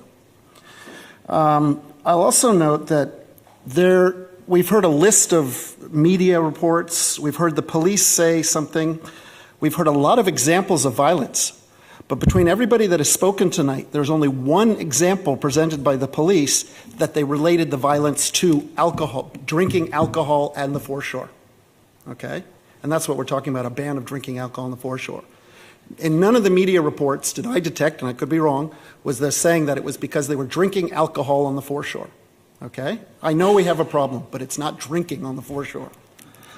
That said, as expected, as a result of the hot days we have recently had, we experienced a significant jump in business. This is nothing new and is characteristic of hospitality trends in St. Kilda. Further, I had multiple groups of customers come in and order takeaway, which happens. They had with them either wine or 6 packs of beer with the intention of sitting on the beach or the park to enjoy the sunset while eating food, delicious food, but I won't go into that.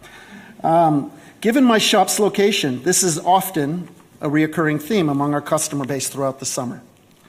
The reality is that any further alcohol ban will affect this subset of St. Kilda visitors or locals more than any other group. Who are those people? They are those who enjoy St. Kilda by putting together and enjoying our biggest assets, the beaches and mixed hospitality.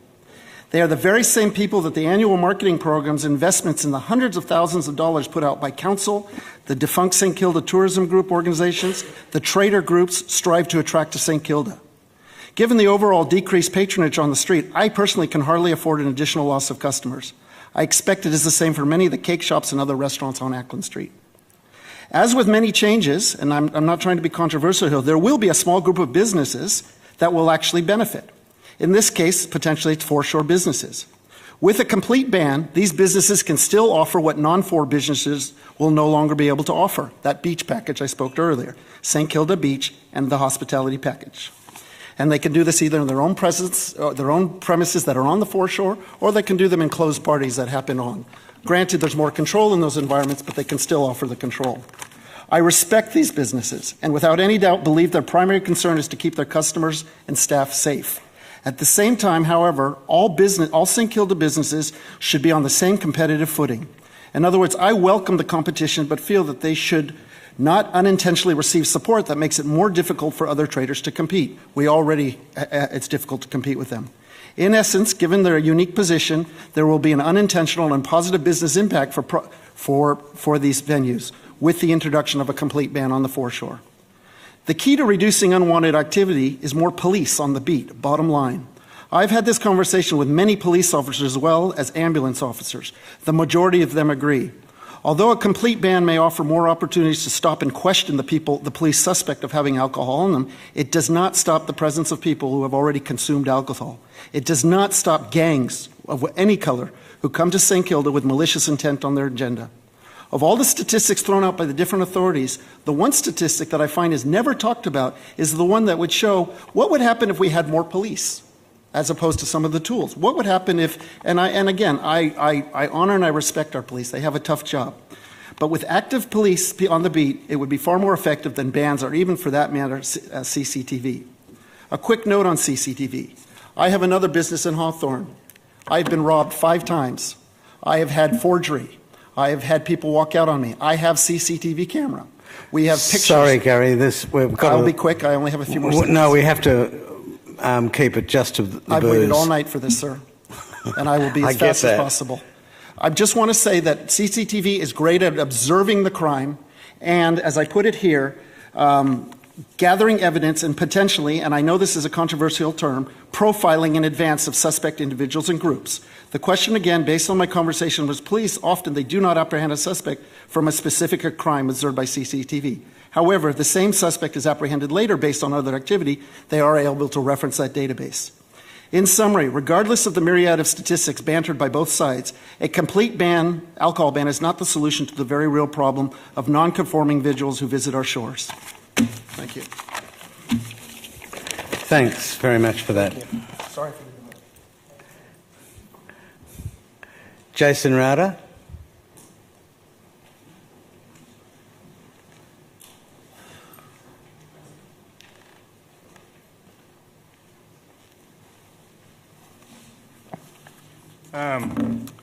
So as you councillors are elected by us, the community, I just want to take this opportunity to apologise on behalf of one of the councillors for the defamatory comments directed at our inspector earlier. That doesn't reflect the view of the... Excuse me, could you please speak on the topic? The topic is alcohol bans on the foreshore. What do you please have to say about that? All right. So I'll speak from a personal point of view on the Foreshore and supporting the full alcohol ban. I've got a young daughter, a 2-year-old daughter, that my wife and I love nothing more to take down to Paperfish to buy fish and chips to eat on the beach. The previous 2 hot nights we've gone down there to do so, and with the alcohol-affected people and the threat that has posed, we've turned around and gone home. We've got a lot of friends with young families who are of the same view. They won't go down there due to that threat from the alcohol-affected people on the foreshore. So I think that justifies the full ban of the alcohol on the foreshore. Thanks very much.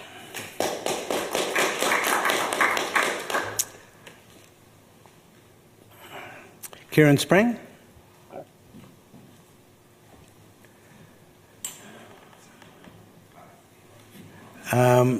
Jane Burson.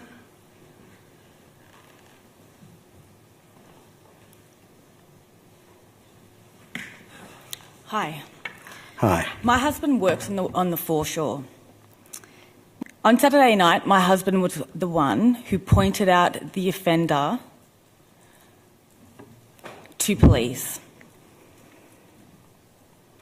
who kicked a man in the temple while he was leaning over his friend, kneeling, to see if his friend, who was unconscious for 15 minutes, was okay.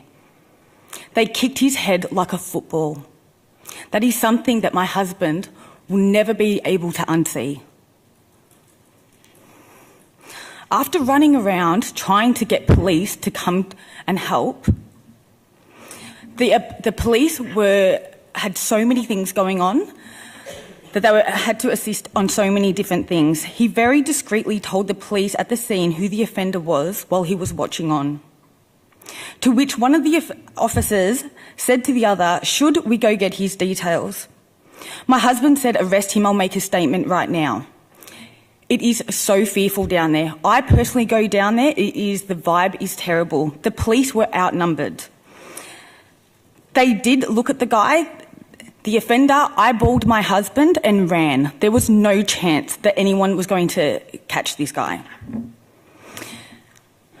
The response was completely inadequate, and in some ways my husband felt the most disappointing part of the incident. However, I'm not here to place blame. The police are outnumbered, and these offenders they're defiant, and they have no respect for our law or our community. These kids are changing the lives of others and then laughing about it afterwards because they're getting away with it. These crimes are breaking the spirit of good people who stop to help others because they know that the system is broken. It doesn't support the ones with heart. It protects the heartless. I'm sure it's not easy, and there's not just an alcohol ban that is going to stop this. However, we need more police on the beach, more often, at every other, at the right times. Given that we can have this alcohol ban, they can actually be there. They can make their presence felt. They can get amongst it and make sure that they're known to be there. Right now, they have no other purpose to being on the beach. They're waiting for incidents.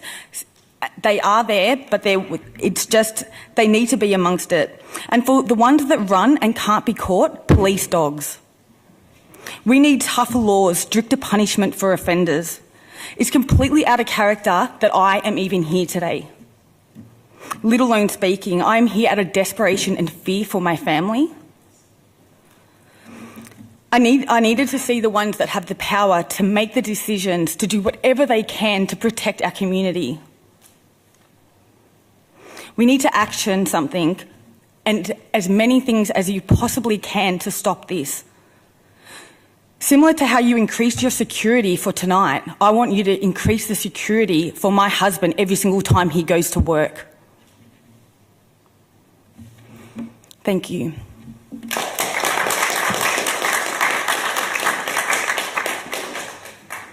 Thanks very much. Jenny Roper.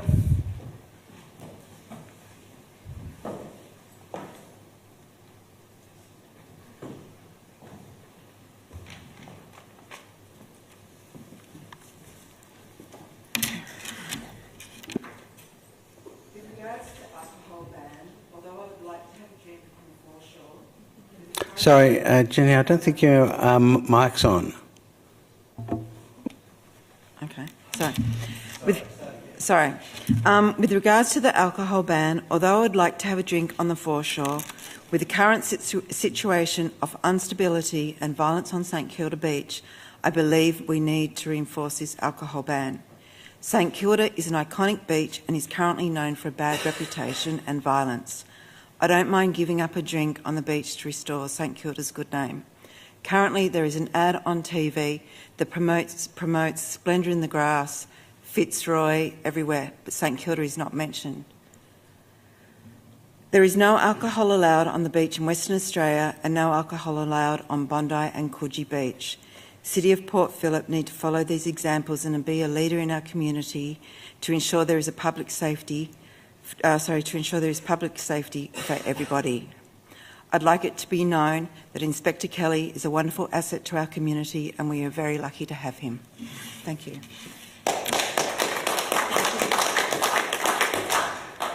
Thanks, Jenny. Jason Gluck.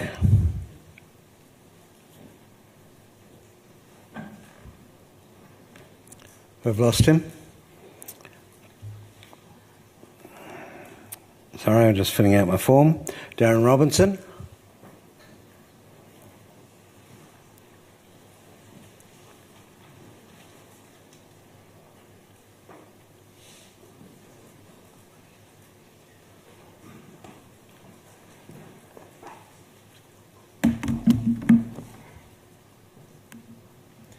I'll try and keep it brief.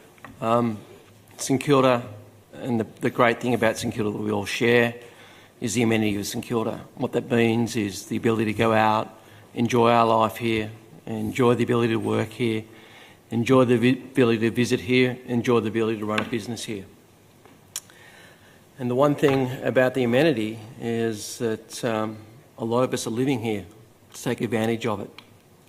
What's stopping us taking the advantage of the amenity is the behaviours which are being demonstrated within our community. Behaviours which are preventable if we all work together. I've seen change occur within the community that I live in St Kilda Hill when we had challenges. Part of the direct benefit of being able to get resources was the drop-off in incidents down on the beach through the alcohol ban. We were able to apply resources from council, from the local community and from the police together to get a result. And I think there were some issues there in terms of the change that we've seen in the area. Last year, in 2017, October to December, we recorded 240 incidents within our community. Incidents around criminal activity and also antisocial behaviour. This year, when we've seen the area transformed, we identified 20 incidents. So we've seen a 220 incident drop off when we've all worked together. When we start looking at what we can do as a community, what we can do is come here and advocate for supporting of the ban and for other measures such as the police to start tackling some of these challenges. What the state government can do is provide funding to increase the police presence on there and can also provide other funding such as CCTV to help challenge some of these behaviours. What our council can do is look at every measure it can be to maintain the amenity. One of the measures which is in your power is to sit down there and identify that the alcohol ban can be reinstated in the foreshore. And I encourage you to do it. Thank you. Thanks very much. Sorry, Mary Stewart.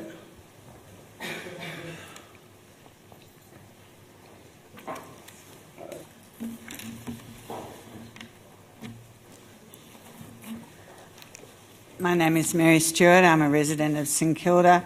I'm an employer at Luna Park and involved with the Foreshore Traders and St Kilda Tourism and Events Association. I have spoken to the council on a number of occasions on this issue relating to having a prohibition on the unsupervised consumption of alcohol on the St Kilda foreshore. Earlier this year, I am sure that every councillor will recall that we put evidence or testimony or submissions to this council that related to the impact that the alcohol bans had last summer. In Luna Park, we had a 76% reduction in the number of calls that we made to the police over a 4-week period relating to people who were intoxicated against the same period the year before. We said that to the council.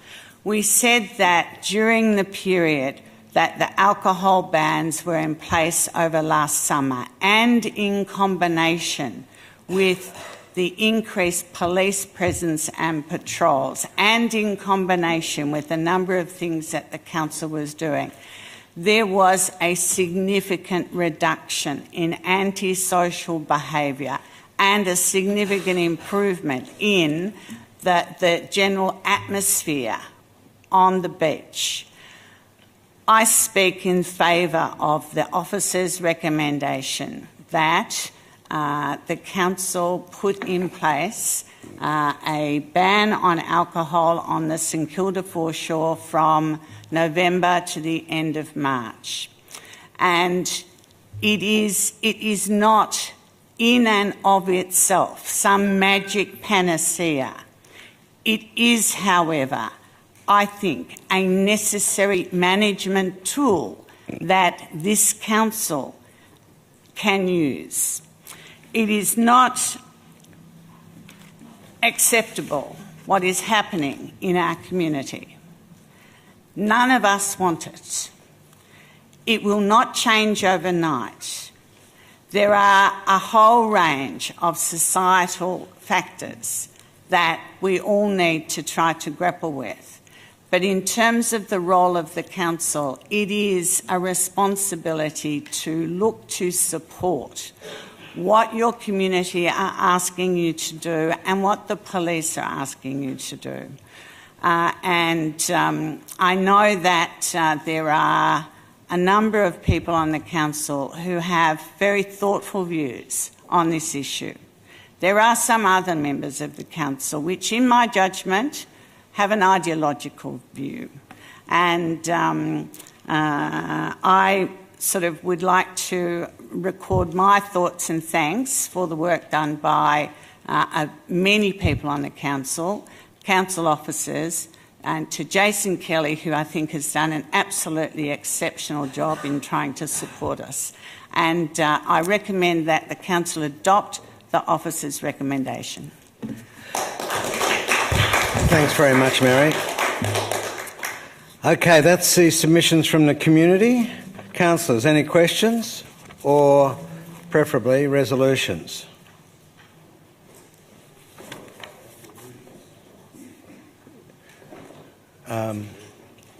We've had it moved by Councillor Bond, seconded by Councillor Crawford. Councillor Bond. Thank you. I make this decision reluctantly as someone who strongly believes in individual freedom and individual liberties, and a belief that if you do nothing wrong, you shouldn't have to worry about any new laws.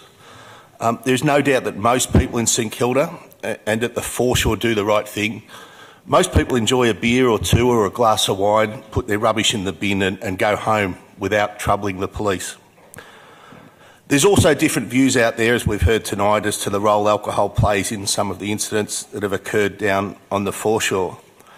However, we are now in a situation as a council where I believe we have no choice but to make this decision to take away the last barrier, whether it's perceived or real.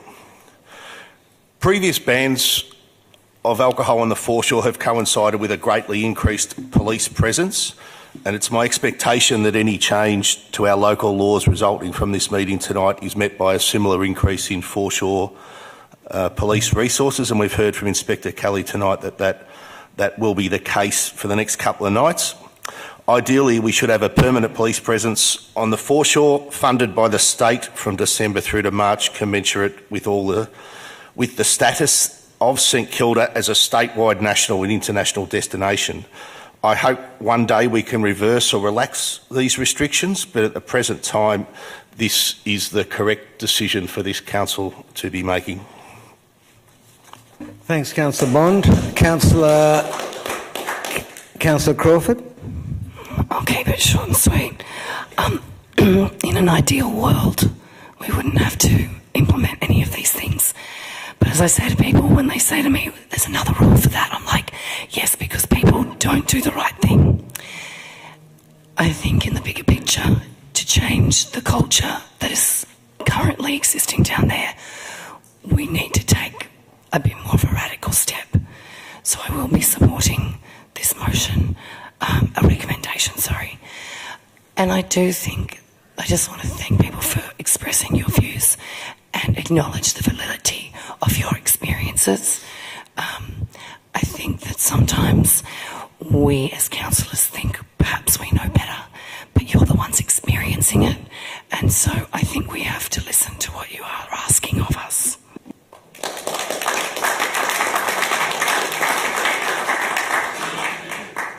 Councillor Brand? Oh, look, I'll give you... Yeah.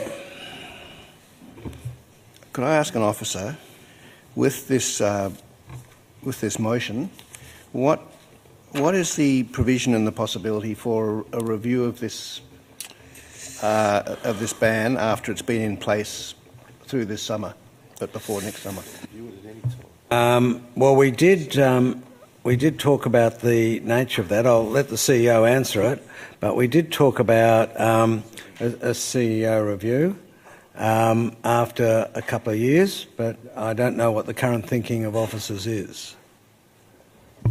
Can you repeat the question? Sorry, I was getting another inquiry from a councillor over here. Sorry, through you, Mayor. What provision in this motion, as written, is there for a review of this proposed ban after this summer, before next summer? Through you, Mayor, there is no provision in this motion. We obviously have the public streets and spaces review coming back.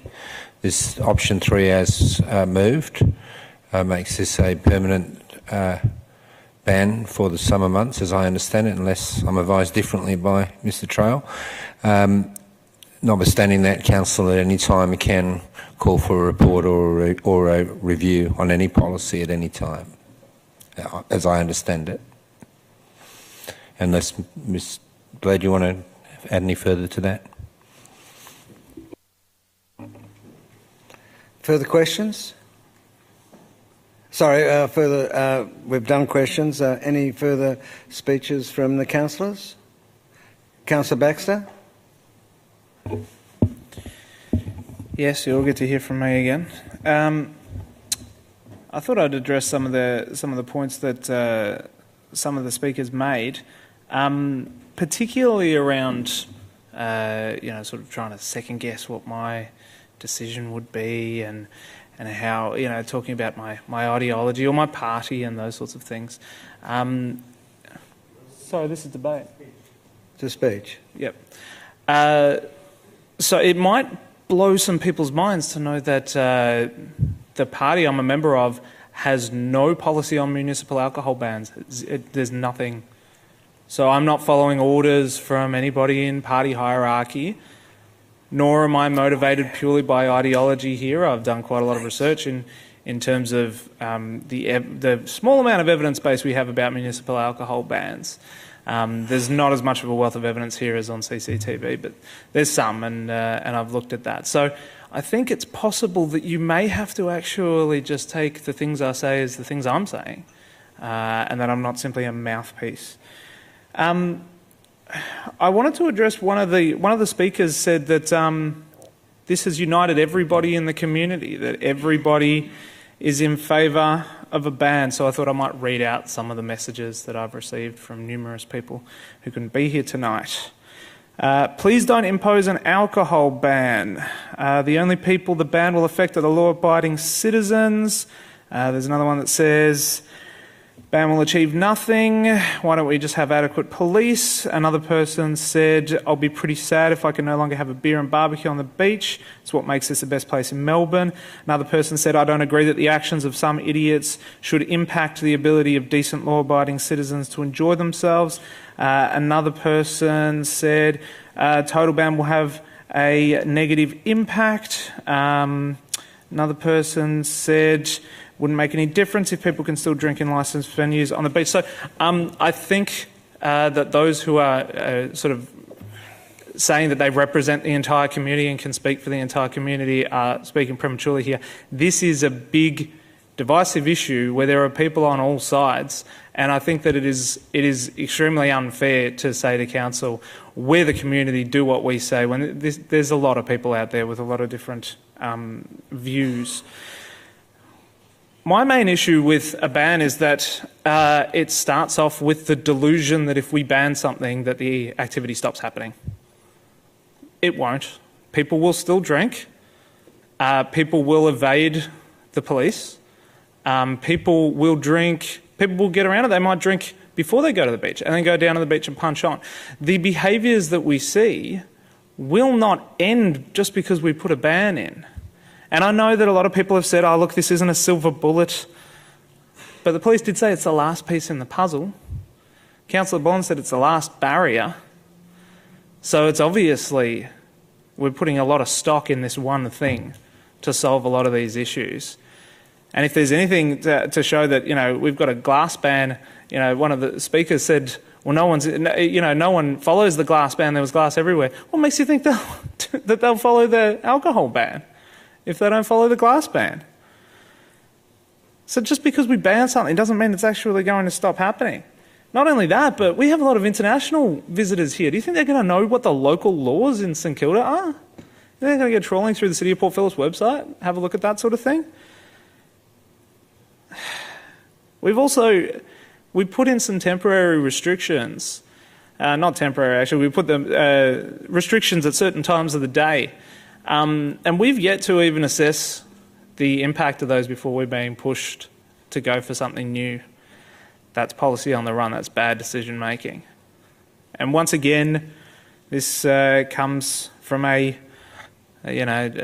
media campaign with all the usual suspects as part of that. But this is something that we have to actually assess and make sure that we're doing the right thing before we do this, because there's a lot of people who are going to be affected by this. It's not just... It literally is not going to be we put in the ban and then everybody's going to be happy. It will affect a lot of people who actually enjoy this area. So I'm not going to vote for this. And I hope that people will actually take me at my word that these are the reasons why I'm doing it. Not that I'm driven by ideology or any of those sorts of things. It was baffling to hear that from people. I'm just trying to make decisions based on evidence. And but people will say anything about someone that disagrees with them or someone who criticises the police, for example. Any, Councillor Brand? Councillor Brand? Sure. I'd like to move an amendment to this motion. It would be 3.9, conduct an interim review of the efficaciousness of the ban after March and before August 2019. Do I have a seconder for that amendment? Seconded by Councillor Copsey. Do you want to say something about that?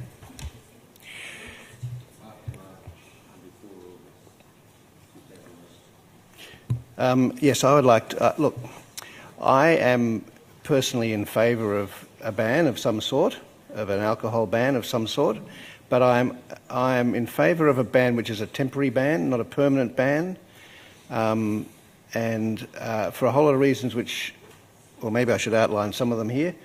I think that we have we do have a particular problem on St Kilda Beach. I think, as one of our speakers has said, there's no doubt that there is a problem. I've lived I've lived by the beach for 35 years, and I've never witnessed it with these sorts of incidents happening. I think it's an occasional problem, but it's a persistent problem. And I think we need to do something. I think it's clear that we need to do something to disrupt it and to put a stop to it. But I don't think that a permanent ban is particularly warranted. I think we need a temporary ban that will move quickly, that will just give a message, that will just make it clear. It'll get plenty of press coverage. People who turn up and drink on the beach will discover they can't. I want to talk more about that afterwards, but this is actually just the distinction between having a permanent ban and having a temporary ban. The terms of the permanent ban would be the same, but we will review them and maybe change something. But they can continue on, but I think we just need to have a review which gives us a chance to assess at the time. Thanks, Councillor Brown. Councillor Copsey? Yes, I'm strongly supportive of assessing whether actions that Council implements are actually achieving the intended consequences. We apply this kind of rigour to all of our policies. In fact, I think it's a really key manner in which Council tests the efficacy of our strategies, our policies. I don't see why this should be different. I think it will be really difficult, as it has been in the first year of this, to separate out the impact that any ban will have as opposed to other actions that will be undertaken at the same time, including increased presence of police and officers on the foreshore, and also some of the other initiatives that we'll be rolling out under our current summer management program, which has increased resources, as has been noted tonight. The buggies and the look, there's a lot of things going on and in play already. But as best we can, I think it's very sensible to review the effectiveness of the ban. And it'll be good timing because we will be in the process of reviewing the feedback to our community safety plan, and we can assess then whether the ban is a good complement to the other actions that will be developed under that, or if there are other actions that we might prefer that would be more based in evidence and more effective. I would urge councillors to vote for this interim review. It's quite apt, I think, to use some of the reasoning that's often bandied about in favour of surveillance. If you've got nothing to fear, you've got nothing. If you've got nothing to hide, then you've got nothing to fear. So if councillors are so assured that this ban is going to have a positive impact, then I would urge them to put their money where their mouth is and support this interim review so we can be sure that our resources are going to the most effective place. Any other councillors wish to contribute?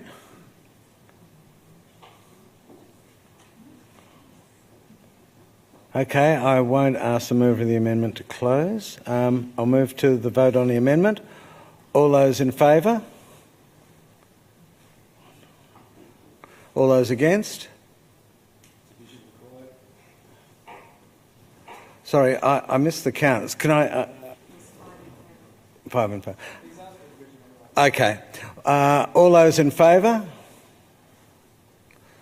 Councillor Copsey, Councillor Brown, Councillor Simic, Councillor Gross, Councillor Baxter. All those against?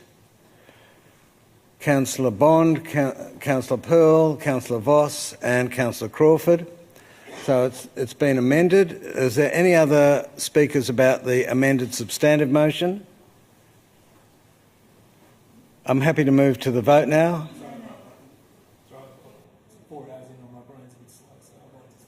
Okay. Councillor Pearl. Into the 4th hour. So the first people we should thank is the people who have waited. You've all waited a very long time to speak this evening, and thank you for your contribution. I hope you don't have to wait any longer to do what is a fairly reasonable local law change to have a solution that contributes to solving this problem. Our police have been harshly treated tonight, in my view, unfairly slow. So our police have behaved to the highest level of professionalism, and I'd like to personally thank Jason Kelly for his service. It's very easy for councillors to sit here and espouse certain views on how community safety should operate. It's another thing to put on a uniform and go out there and confront the problem head on in very dangerous circumstances. You have families at home and you need every single tool you can possibly get to get out there and do your job to serve our community. So thank you for everything you do.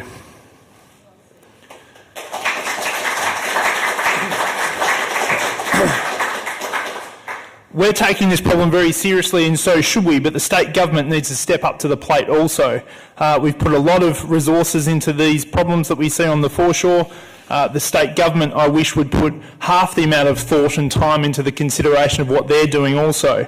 We need a permanent police presence during peak periods on the St Kilda foreshore. That can easily be accommodated in the St Kilda Lifesaving Club, which we recently constructed to be a base for operations such as these. I supported the alcohol ban when it was first proposed to council many months ago. Many of you would know that I believe in the rights and freedoms of all people, and I don't believe that the government should interfere with with people's daily lives. People should have the freedom to have a drink on the foreshore, but that's not at the cost of public safety. And that's the prism in which I view this problem.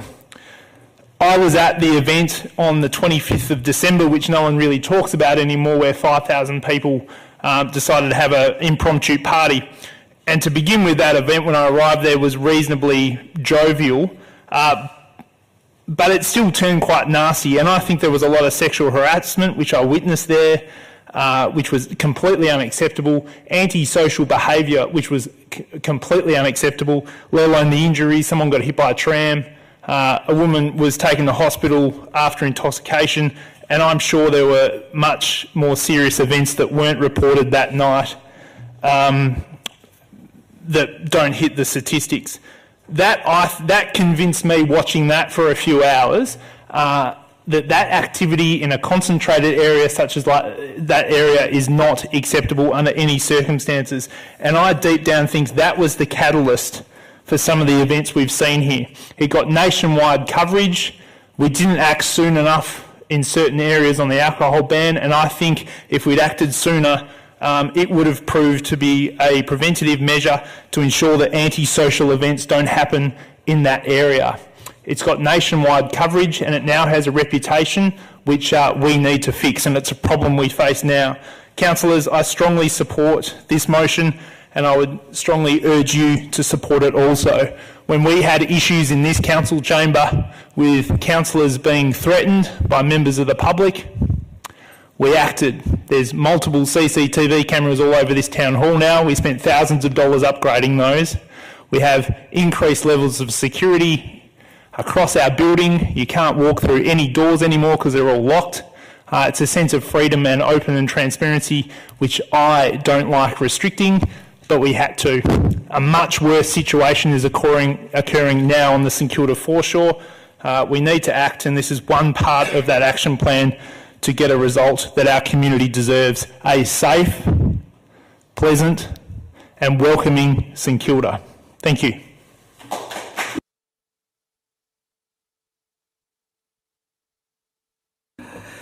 Any further speakers? Councillor...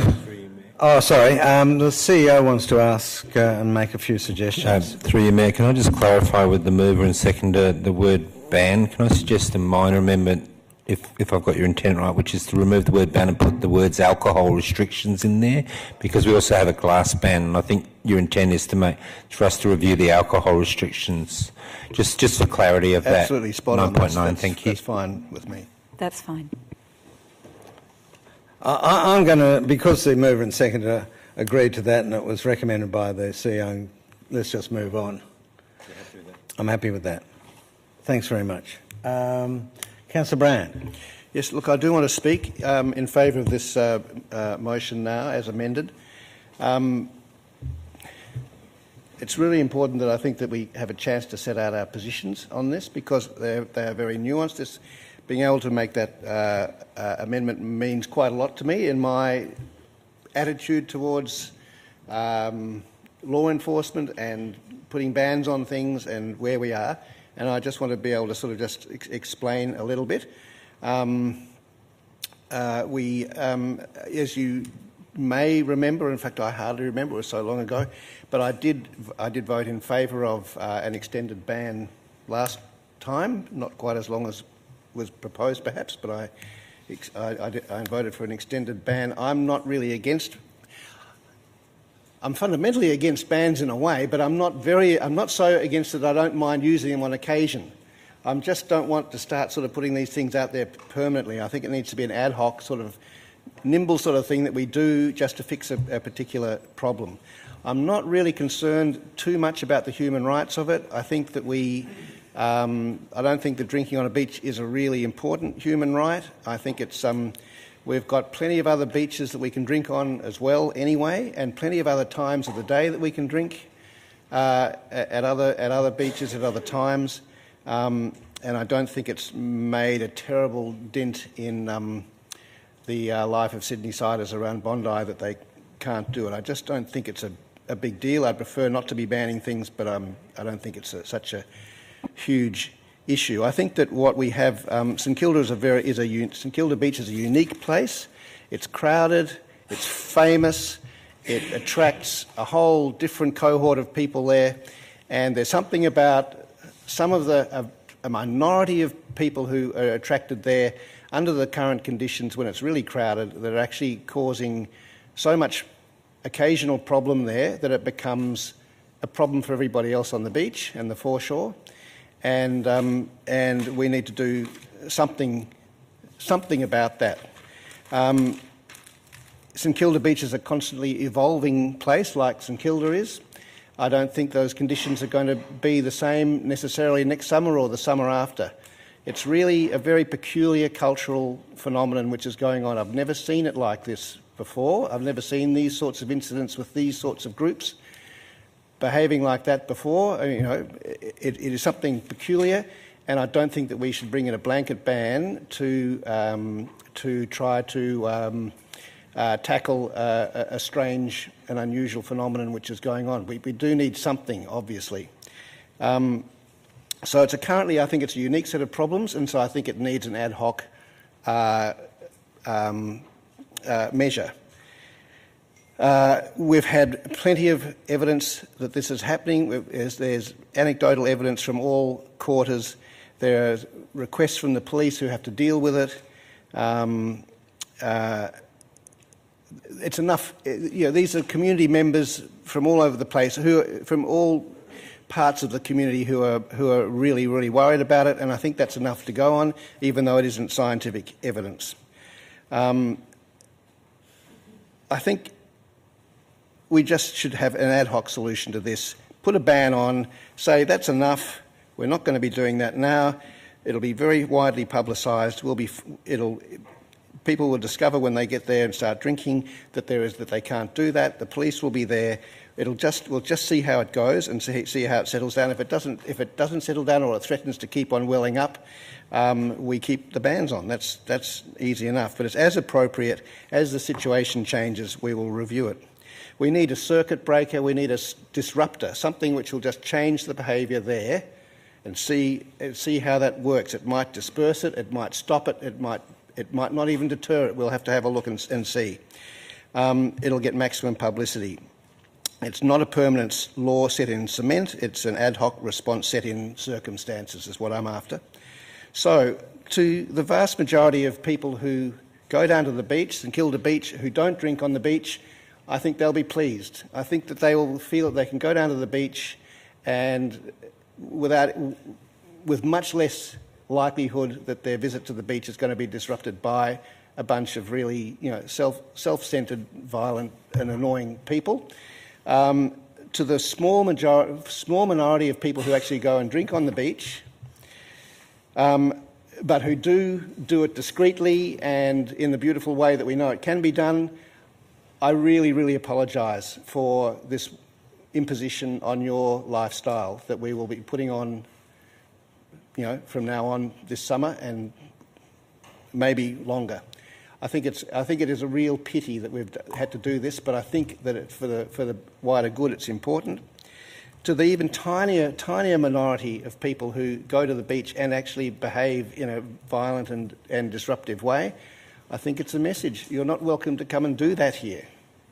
That's the best we can do. So I'm regretful, but I think this is a perfectly good way of doing it. Not make a big deal out of it. Just do it and see if we can fix it.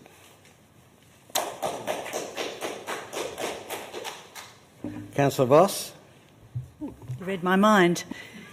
Thank you very much. Mayor, I also wanted to thank the submitters, but also want to say that St Kilda is a beautiful place, but it has become ugly more recently, and it is losing the wonderful vibe that it has had. And given what I've heard, and I believe, we need a step change, and certainly that's what the other councillors I'm hearing have said tonight. We need to change a culture, and that it's not okay to drink to excess everywhere. We have 811 venues throughout the city of Port Phillip that people can drink at. We've heard that pre-8 p.m, in particular, the risk time being 6 to 8 p.m, is the highest risk time when people preload. Some people are scared. And I've heard from the St Kilda Lifesaving Club that volunteers have said that they feel exposed, they're feeling unsafe, and they need of some security. And this is just them doing their job. I'm actually proud of all the measures that this council will be implementing as part of the summer management plan, and it does have one point on this resolution, but I wanted to thank the officers for the work that they've done there. Our summer management plan is actually calling on everyone to play their part, and this is what we're doing differently this year. This is what we're doing to play our part as well. We've got 20,000 litres more bin capacity across the foreshore. So we've got more bins. We've got more regular emptying of bins. We've got more obvious local laws officers patrolling the beach and the foreshore area, which also includes a new buggy. We've got summer rangers. We've got 24/7 restrictions on the streets and roads for alcohol. We've got no glass on the beach now. We've got additional litter picker-uppers. We've got additional local law patrols for campers, ensuring that there's not too many of them around. We've got hot or warm weather protocols. We've got more education and advocacy to backpackers. We have a record $1.1 million that we're putting towards this summer management program. And we have a Love Our Bay campaign that's run jointly with a leader. So they're all the things that we're also doing. So I've listened, and I know the councillors have heard what our traders have said and what our community is saying. And I will be supporting the officer's recommendation of option 3, being an ongoing seasonal restriction, which is only in St Kilda, to make sure St Kilda is a welcoming place for all. And I urge my fellow councillors to do the same, as this is the last part we have left to play. And I think we all need to play our part. Councillor Copsey. Thank you. Nearly getting to the end. We've got a few more items after this, if you can believe, so you can stick around for those if you want. So thank you once again for everybody who has come and presented tonight, particularly those who have been through traumatic events. Crime and safety is a very, very important issue, as I said before. It is actually a state matter to ensure that our police are resourced effectively to respond to those. So I would urge those who've brought their stories to us tonight to also relay those to their state representatives.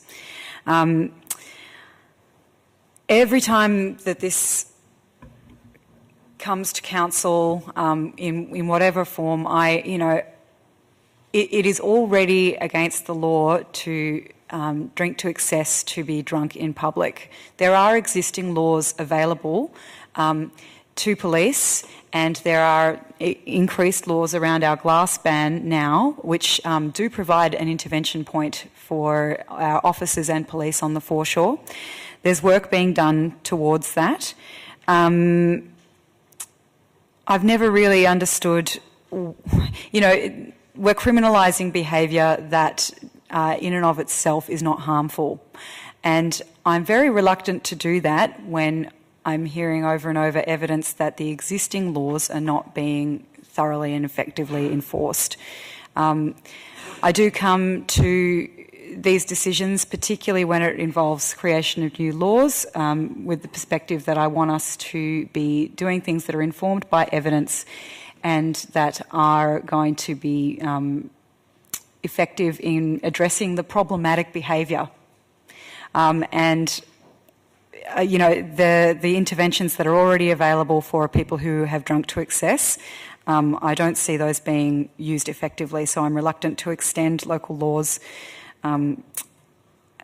to provide more tools that are still not being enforced.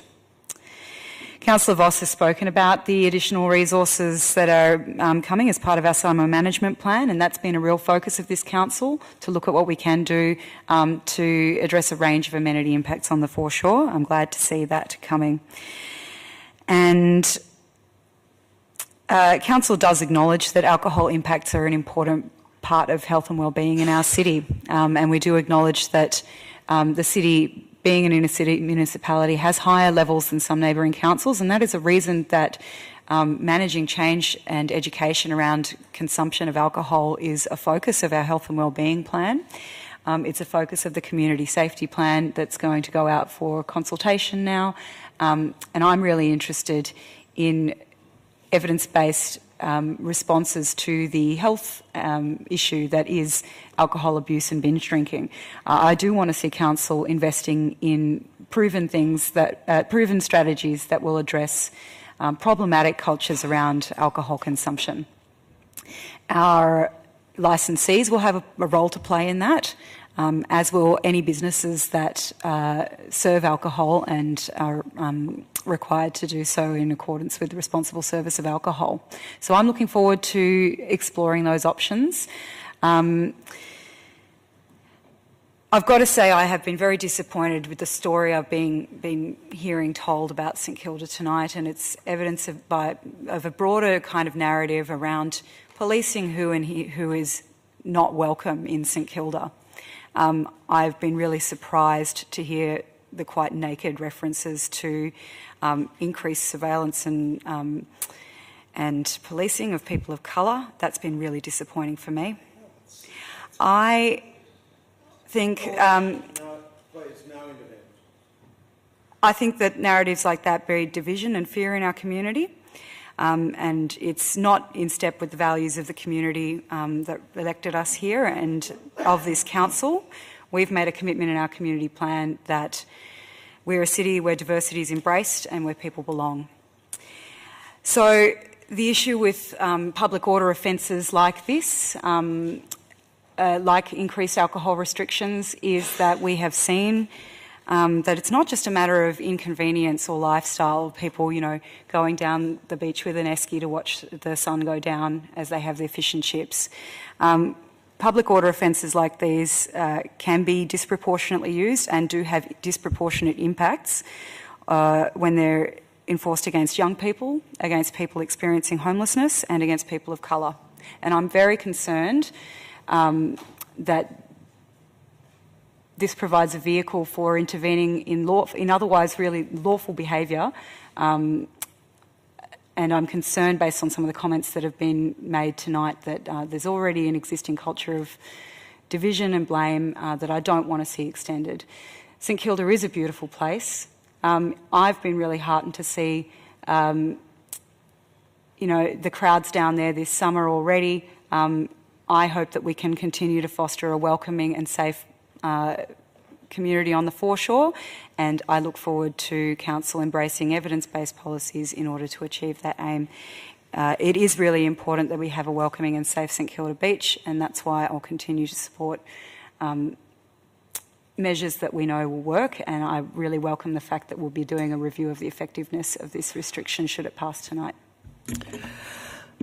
Thanks very much, Councillor Copsey. That only leaves you, Councillor Simic. Thank you, Mayor. Councillor Copsey actually made the observation which I was hoping to make tonight.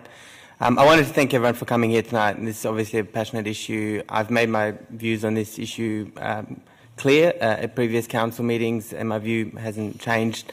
One of the things that I want to ask people who've referred to people by their race tonight to think about is the division that creates within our community. One of the most important opportunities that we have as a community is to make sure that everyone feels like they belong.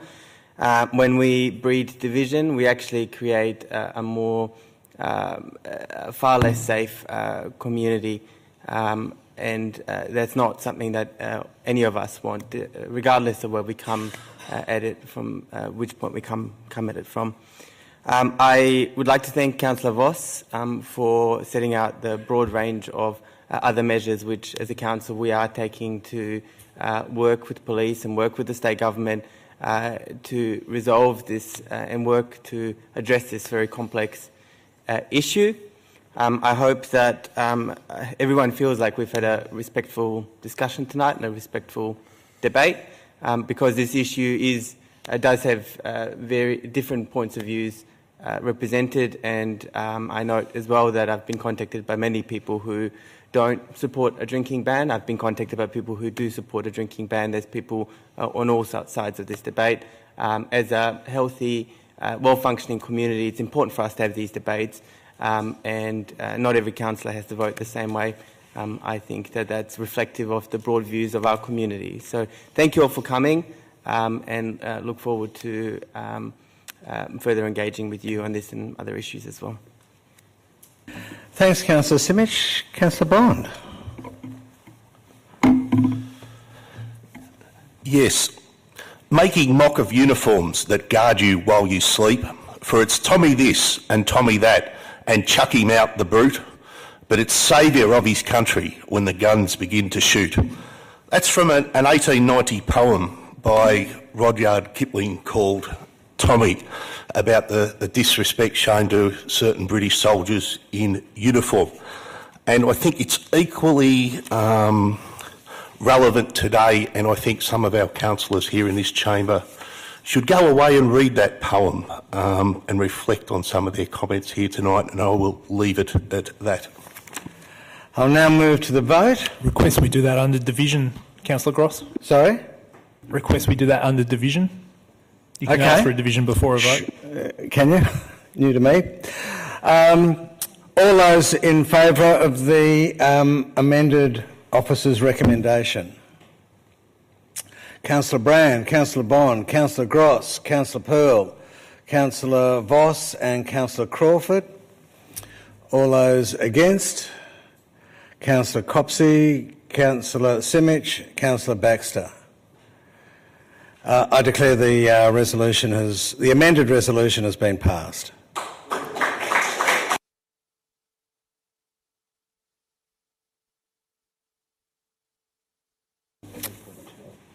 I'd now like to move. We've got some poor, long-suffering people who've been sitting through all of this debate for 10.2.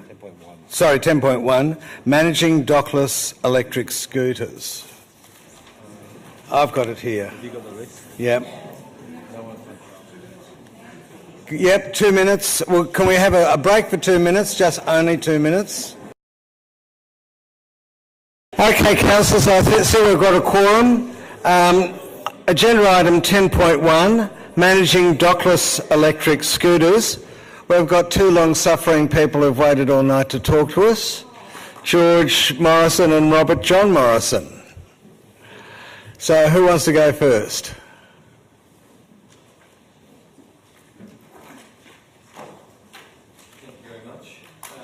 Could I ask you to say your name and... Oh yes, George Morrison from Lyme. We're an electric scooter company, the largest in the world.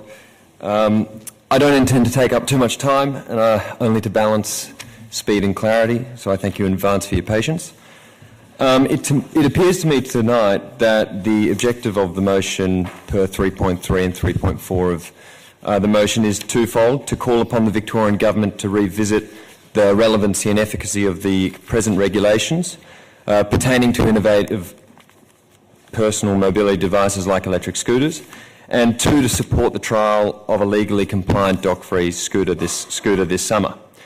I'm buoyant with optimism with the open-mindedness and forward-thinking attitude of the City of Port Phillip that I see tonight. I do, however, have a request to amend the motion as currently constructed. Specifically, I request the Council to amend the recommendation by removing section 3.3, namely to not proceed with the facilitation of a trial of scooters that comply with current and outdated Victorian regulations. The current regulations will only facilitate the launches of cowboy operators who buy their products off the shelf and slap a company logo on the stem. We presently manage a fleet of over 100,000 scooters globally. We have 18 months of research and development behind us. Our scooters are not off the shelf, they're custom built and designed with complete control of the supply chain. We operate in over 130 markets, and the scooters we've recently launched in Brisbane, Monash University, Auckland, Christchurch and soon to be Sydney are in their 5th iteration. We know the scooters that satisfy the product market fit of cities and communities. The current Victorian regulation encourages companies with dangerous, cheap and off-the-shelf products that do not meet the high standards the community expects. The current regulations will not endear the product to the community. As a city, we cannot afford another O-bike failure. And City of Port Phillip, as well as Melbourne, deserve a product of the quality being provided to other Australian cities.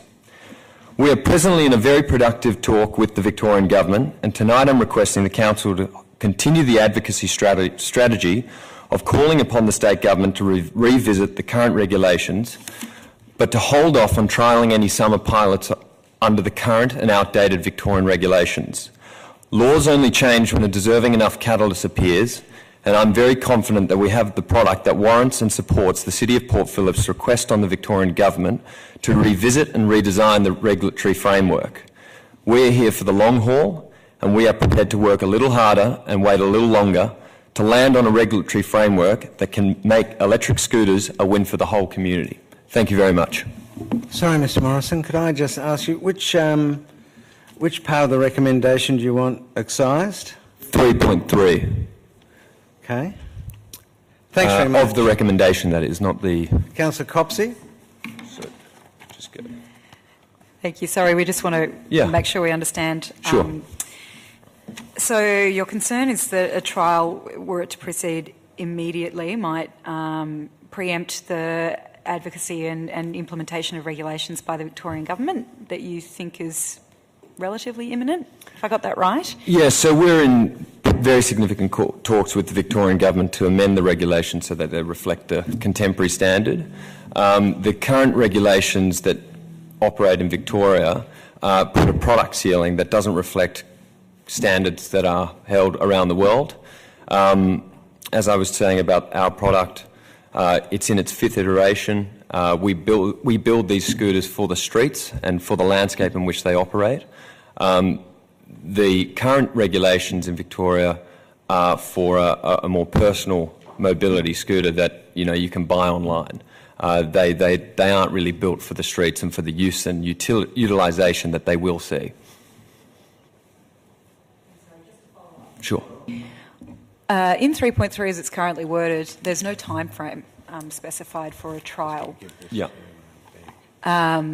Maybe that the timing around any contemplated trials spoken about in the body of the report, that might be more a question for officers. Is there a time frame that we were planning on implementing a trial based on this recommendation as it stands, and what is it?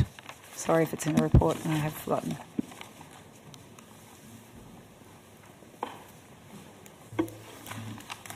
Through you, Mr Mayor.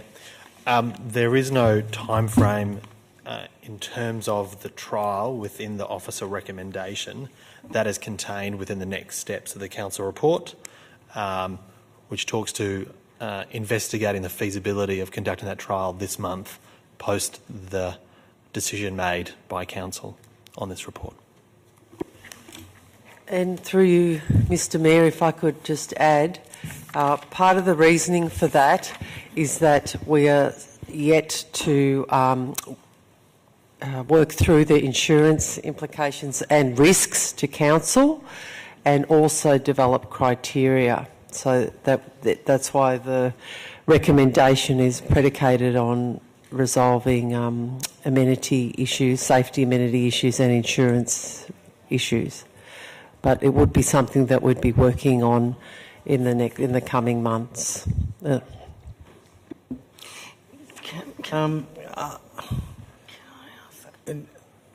Mr. Morrison, I think it's okay. You want to ask him? Then the officers. Okay. Can I ask Ms. Morris? So you're saying they've changed legislation in other cities, Brisbane and in New Zealand or other? So a lot of God, my voice is not. So there hasn't been too much pushback in other cities around changing the legislation to allow a better standard of electric scooter. Correct. So in New Zealand, we were able to seek legislative change from NZTA that saw the law to be changed and the recategorisation of an e-scooter to not be a motor vehicle, and it took 4 days. Brisbane passed the motion and changed their legislation, have the same regulations as Victoria, and they changed it, and we've been operating for 18 days and have done 80,000 trips. In New Zealand, we've been operating for 50 days with the most downloaded app in the country, and we've done 600,000 trips. So, and we've just sealed, we're getting to very final stages with Sydney to get a permit awarded as well.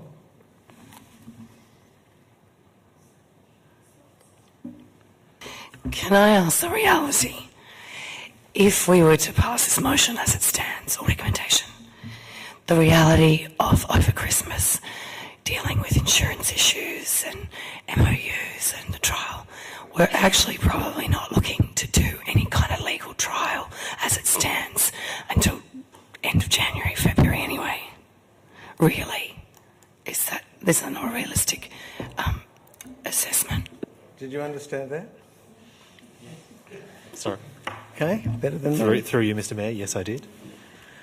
In response to the question, we will, I suppose in terms of those timeframes, they are related to how quickly our insurers can get back to us to provide confirmation of what the insurance ramifications are for conducting a trial. That is unlikely to happen before the end of December, hence the resolution, the officer recommendation as worded to delegate those powers to the CEO over that period, noting that Council's next meeting won't be until February 2019. Can I ask the CEO first to clarify something? Through your Mayor, Mr. Bartels, can you clarify if the Australian road regulations go to the quality of a product, which seemed to be Mr. Morrison's argument, rather than the size of the motor, which deems it to be a motor vehicle? So I would think that the quality of the product is actually governed by an Australian standard rather than the road regulations. Is that correct?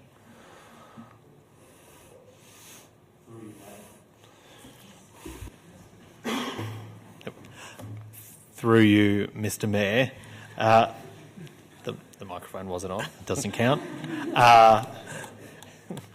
The road rules do not govern the quality of a product. They're related to safety rather than kind of consumer quality.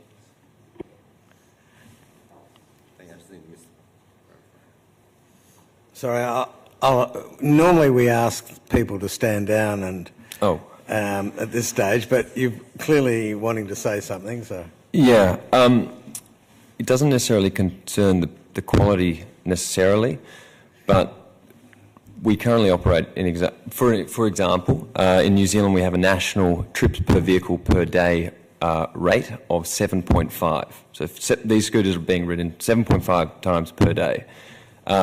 The torque of the engine or the watt capacity of the engine, it does really speak to the quality of the product, because the utilisation of the product deteriorates the hard asset. Our products are more robust with a higher engine capacity, so as to meet this demand, so that they are built for the streets. So they do speak directly to the quality.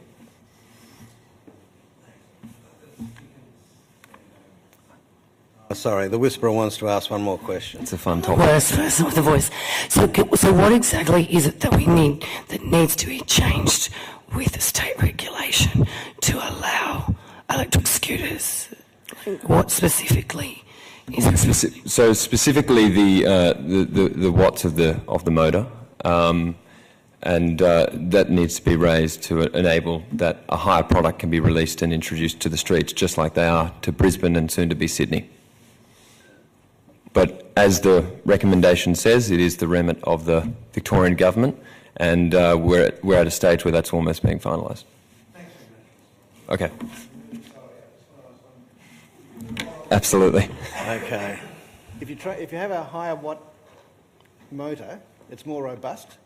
Does it also mean it goes faster and will break the speed limit of a non-motorised vehicle or whatever the category it's meant to be in? It speaks to the quality of the. It speaks to the torque of the engine. These we can speed regulate over the air. In New Zealand, we operate at 24 kilometres per hour. In Brisbane, we're at 25 kilometres per hour. Much of America, we're at 27 kilometres per hour. As with Europe, we are able to update these things over the air. So, yeah. Thanks very much. Pleasure. Thank you for letting me speak.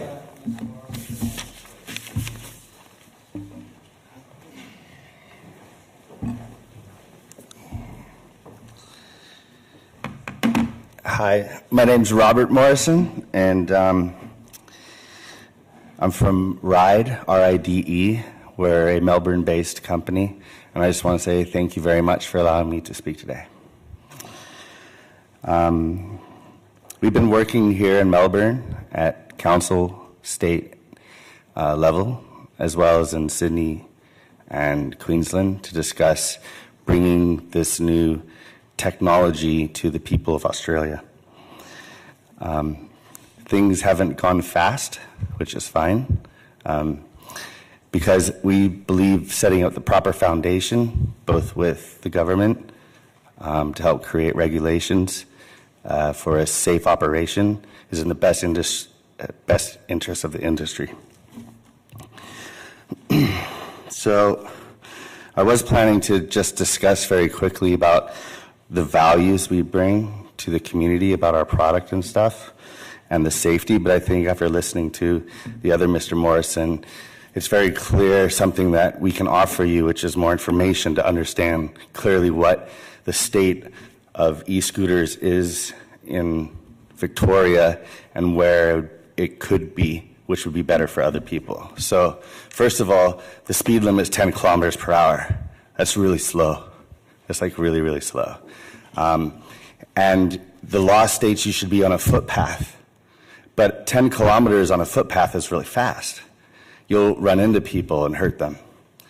So these should be in bicycle lanes. That's where they belong. They've got two wheels and a motor. But 10 kilometers is too slow for a bicycle lane because you'll get in the way of the other bicyclists. So we believe that we should be going up to 24 kilometers per hour in bicycle lanes. And bicycles will still go faster than us, but we won't be running into people. So the other thing I wanted to do today was just to come up here and offer ourselves up to questions. So if anyone had any questions, I'd be willing to answer them. Thanks very much, Mr. Robert Morrison. Yes.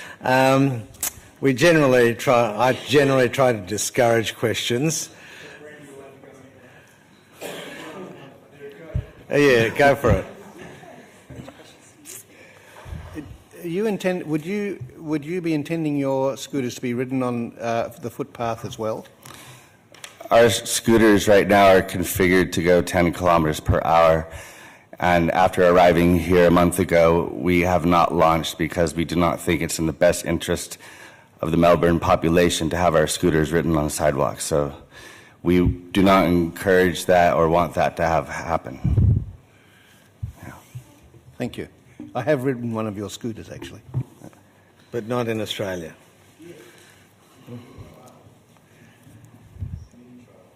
Councillor Crawford?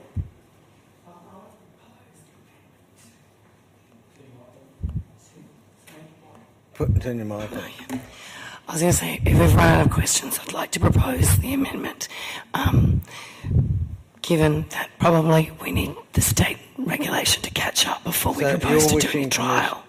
You're wishing to move the officer's recommendations minus minus 3.3, given that there's two providers here who have both said to us the regulations need to change, and I think it would be kind of ahead of ourselves given the time frame anyway. Let's just see if we get a seconder for that. Is there a seconder for Councillor Crawford's resolution? Okay, sorry. Why don't we park Councillor Crawford's... Thanks very much. You can sit down, Mr Robert Morrison. And we've got two questions. We've got a resolution that's been moved, but we'll go back to that resolution after the questions from first Councillor Copsey and then Councillor Voss. Thank you. And I might be prepared to second based on the response, but I just want to check with officers. I'm conscious that Council is about to go on a break without meetings intervening, and I just wanted to check whether officers would have any qualms about removing 3.3 for the time being, and should a trial be desirable, bringing that back to a meeting early next year. Is there any issue with that, based on the plans you want to progress? Through you, Mr Mayor, no, I don't see any concerns with doing that. There are two, just to add a bit of context, where council officers are aware of two legally compliant scooter operators, one of which we have heard from this evening, which is Ride. So there would be a limited market out there for legally compliant scooters. There wouldn't be any concerns with deferring that or removing that recommendation, and officers doing a bit more investigating of the other provider, and also allowing more time for the insurance feedback. So there's no risk to council, the way I see it, except for we can't legally prevent any legal operator activating within our municipality, and we have had a pop-up occur. Councillor Copsey, any further questions? That was the follow-up. I'm conscious that we don't want a repeat of situation where we have an operator launch without having any structures available to council to engage with that operator in the absence of state regulation on a new shared mobility technology. So have you got a question rather than a... Yeah, sorry. The question is, would officers prefer to have the option of a trial available to cope with that situation should it arise? Mr CEO is desperate to... Can I try something through you, Mayor, to Ms Rosick? If we made 3.3 contingent upon 3.4, as it currently sits, in other words, once regulations are changed, we're able to conduct a trial of scooters that are compliant against those new regulations. I think that would satisfy the providers here, but mean that 3.4 would have to happen first. In other words, if the regulations changed whilst you're on leave, we could then conduct a trial. That's another way to consider doing this. And I'll just put that... So that would be subject to... Putting the word subject to... Well, I'd ask Ms Bennett or Ms Rosick to just comment on that, but in other words, if the regulations change, the new legal compliance would be against the new regulations, so we could word it that way if you wanted to leave the option open. To answer your question, Councillor Copsey. Councillor Voss? Thank you. So part of that question, that answer went to my question as well. I'm wondering whether having a trial gives us more control of this situation than if we don't have anything in there and people will just do what they want to do because we've got a contingency. Through you, Mr Mayor, that was the intent of that recommendation, but as we said, there is only probably one other operator that could legally operate off-road, and they're currently that type of scooter is illegal on the road and would be policed by the local police. In regards to waiting until there's some legislative change, that is an option. That could take some time, but that is definitely an option, that any trial is contingent on that. But okay, I'm going to go Councillor Copsey, and then I'm going to go Councillor Crawford. Having heard all that discussion, thank you, officers, for the advice. I'm happy to second Councillor Crawford's original motion to remove 3.3, and I'd like to strongly advise officers that councillors would be open to considering a trial during, an early meeting next year should we find the need to do that. That's kind of where I'm feeling we're heading tonight, but we'll see who votes for it. Okay. One more question, sure. I just want to check with officers.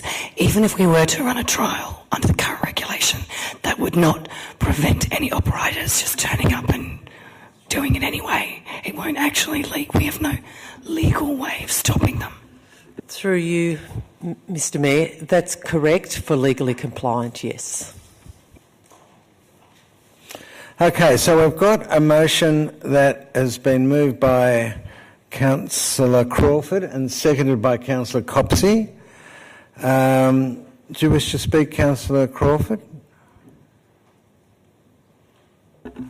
I think I'd like to wait to see. Reserve? Oh, no, as in see the regulation changed before we embark, because I think it'd be good to have proper providers rather than go through another O-Pikes. And given the fact that we need to find new ways to move around our city for people, this would be really good if we could get it right. Councillor Copsey? Yeah, happy to support this motion. I'm glad that officers are moving to start advocacy and engagement around this. Obviously, the more active and sustainable transport options we have within our municipality, the better for the achievement of our goals around Move, Connect, Live. And I thank the providers who've come tonight and look forward to continuing the conversation as this technology rolls out in Australia, and I hope we can be proactive about making sure it does so in the most beneficial way possible for our municipality. Great. Any other speakers? Councillor Pearl? You're already doing better than O-Bikes because you're not faceless, so thank you for coming this evening, and thank you. You're obviously well across your brief and you've got very clear plans, which gives us confidence this is going to work. O-Bikes failed for two reasons. It was a complete disrespect of property on both sides. It was a disrespect of public space and public amenity by the providers, and they, in my view, in any case, they weren't a cooperative group of people, and that's why their business model failed. On the other side, it was a complete disrespect of property on the general public side, where these things got turned into everything from sculptures of art to generally thrown in the Yarra River. I think the steps you're taking hopefully won't see your business see the same fate. I'm happy to support the motion this evening. Great. Any other speakers? Sorry. Ms. Rosick wants to make a comment. Ms. Clarifying. Ms. Rosick wants to clarify something? Yes, thank you. Through you, Mr. Mayor. Just to clarify, it's a regulatory change. I think I used the word legislative change, which implies Parliament's involved. So it could be that's important. So it could be a simpler process. So apologies for any confusion. Oh, right. Okay. No, that's interesting. So that's regulation can be done by Governor and Council, can be quite quick and efficient. I'll move to the vote now. All those in favour? Unanimous. Thanks very much. Can I now move to agenda item 9.6, Child Services Policy Development. We have no members from the community who... Thanks very much for coming. Councillor Gross, could I just make a quick announcement if I could? You may. Apologies for not mentioning this at the beginning of the meeting, but I, Councillor Marcus Pearl, have a conflict of interest in this item through close association, and I'll remove myself accordingly. Thanks.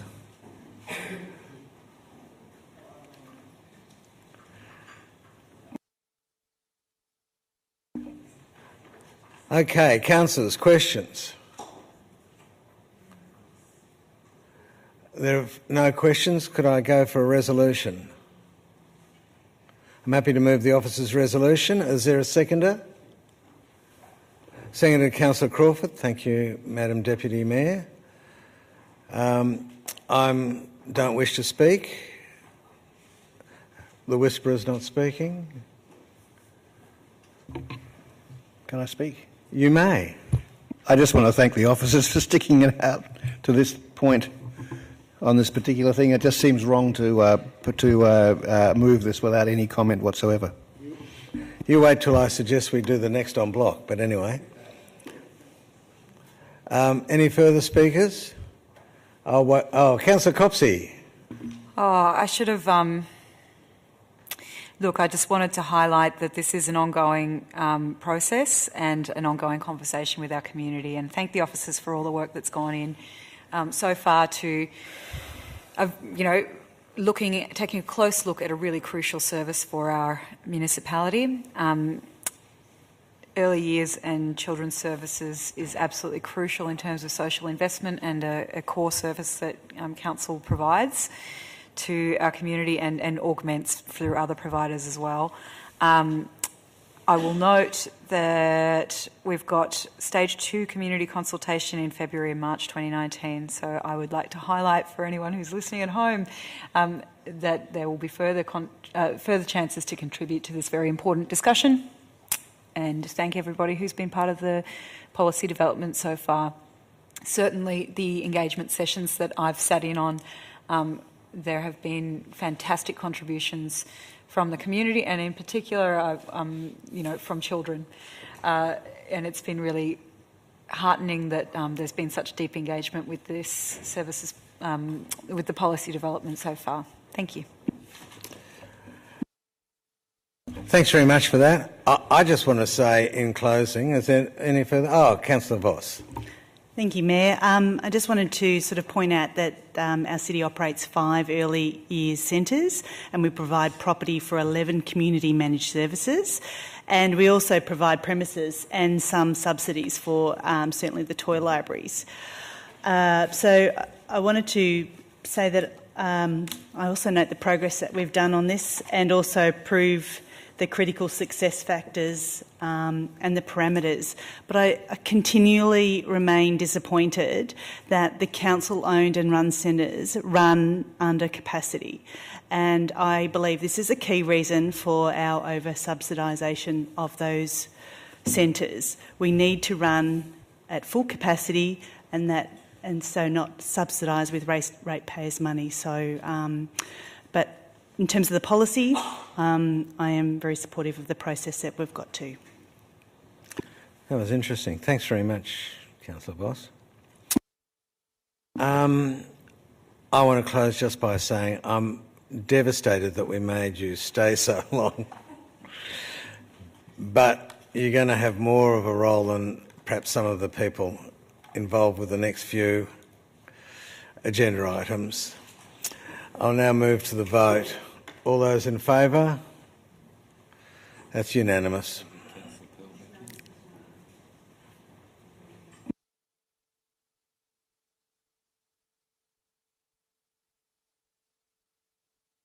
Now, I'm happy to move very quickly through the rest. I'm happy to move them en bloc until... Except 14.3. So to the penultimate one.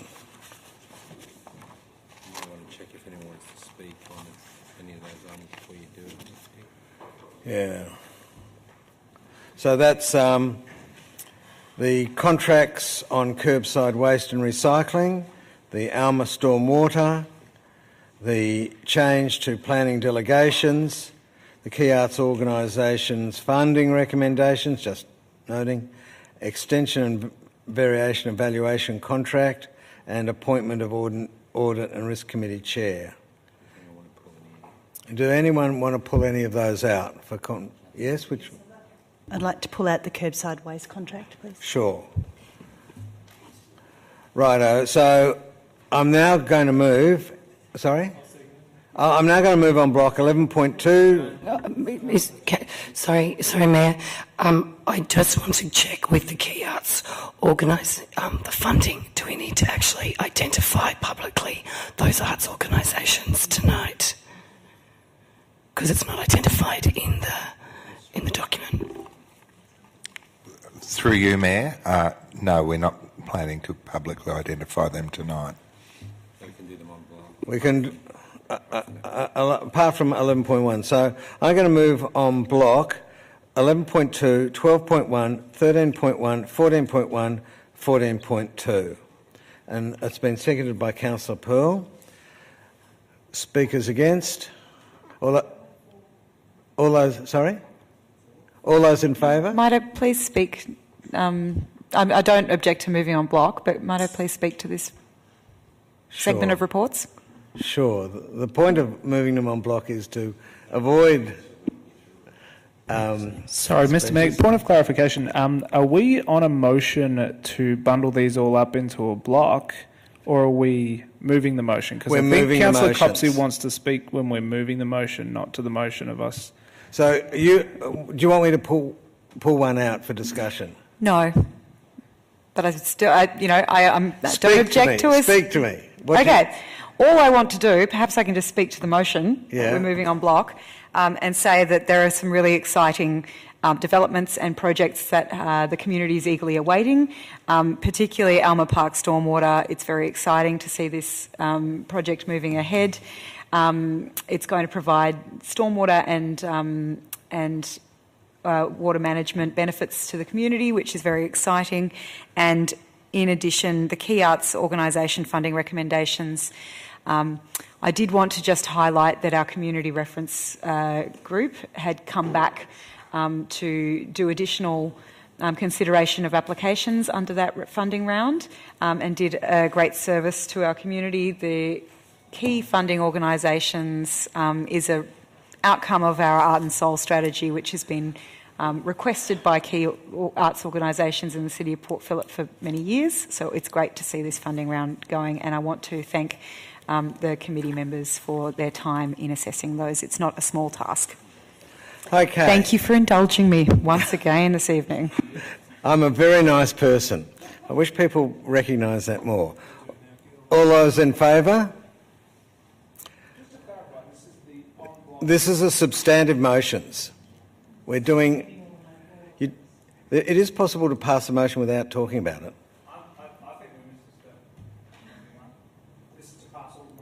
Pass all the motions. Looks pretty unanimous to me.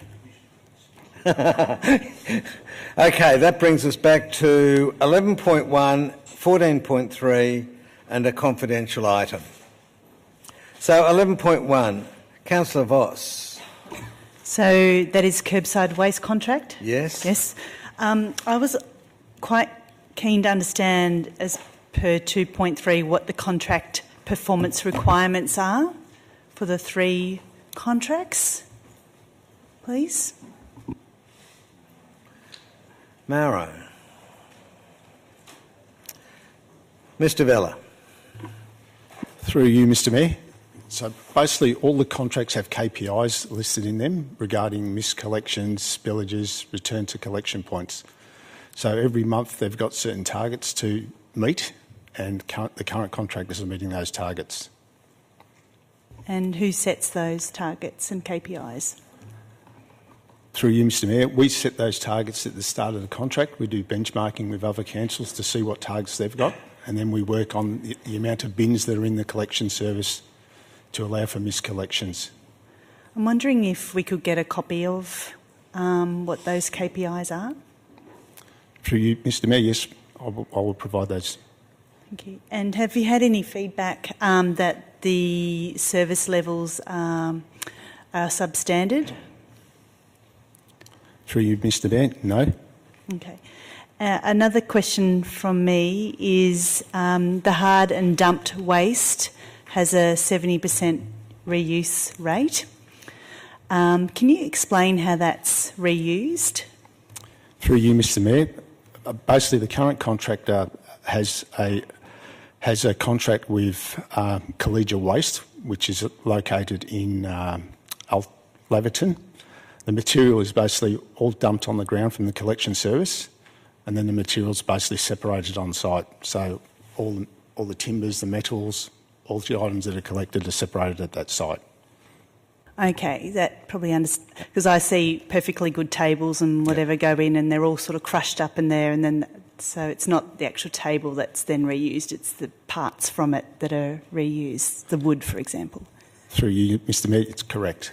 Okay, and one other question is the date of the contract starts and ends at would think quite difficult times, being I think it's the 1st of January.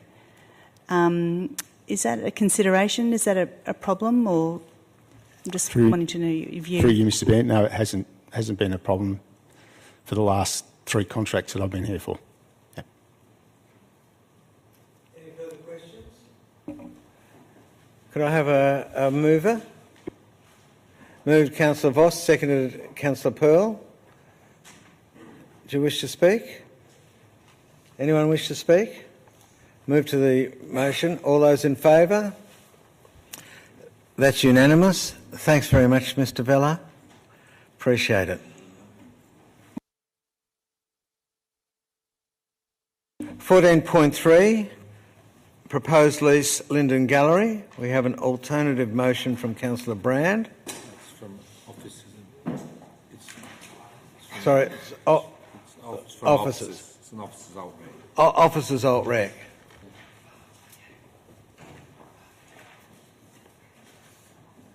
So, Councillor Voss? Just got a question around backdating. This proposal is to backdate the lease to the expiry, being the 30th of June. Is that a normal practice? I haven't seen that before. Through you, Madam... Oh, Mr Mayor, I've done it too. God. Through you, Mr Mayor. I know, I'm channeling my... It's not an unusual practice. And in this case, the lease terms are very similar. The proposed lease terms will be very similar to the prior lease as well, and that's it's not an unusual practice.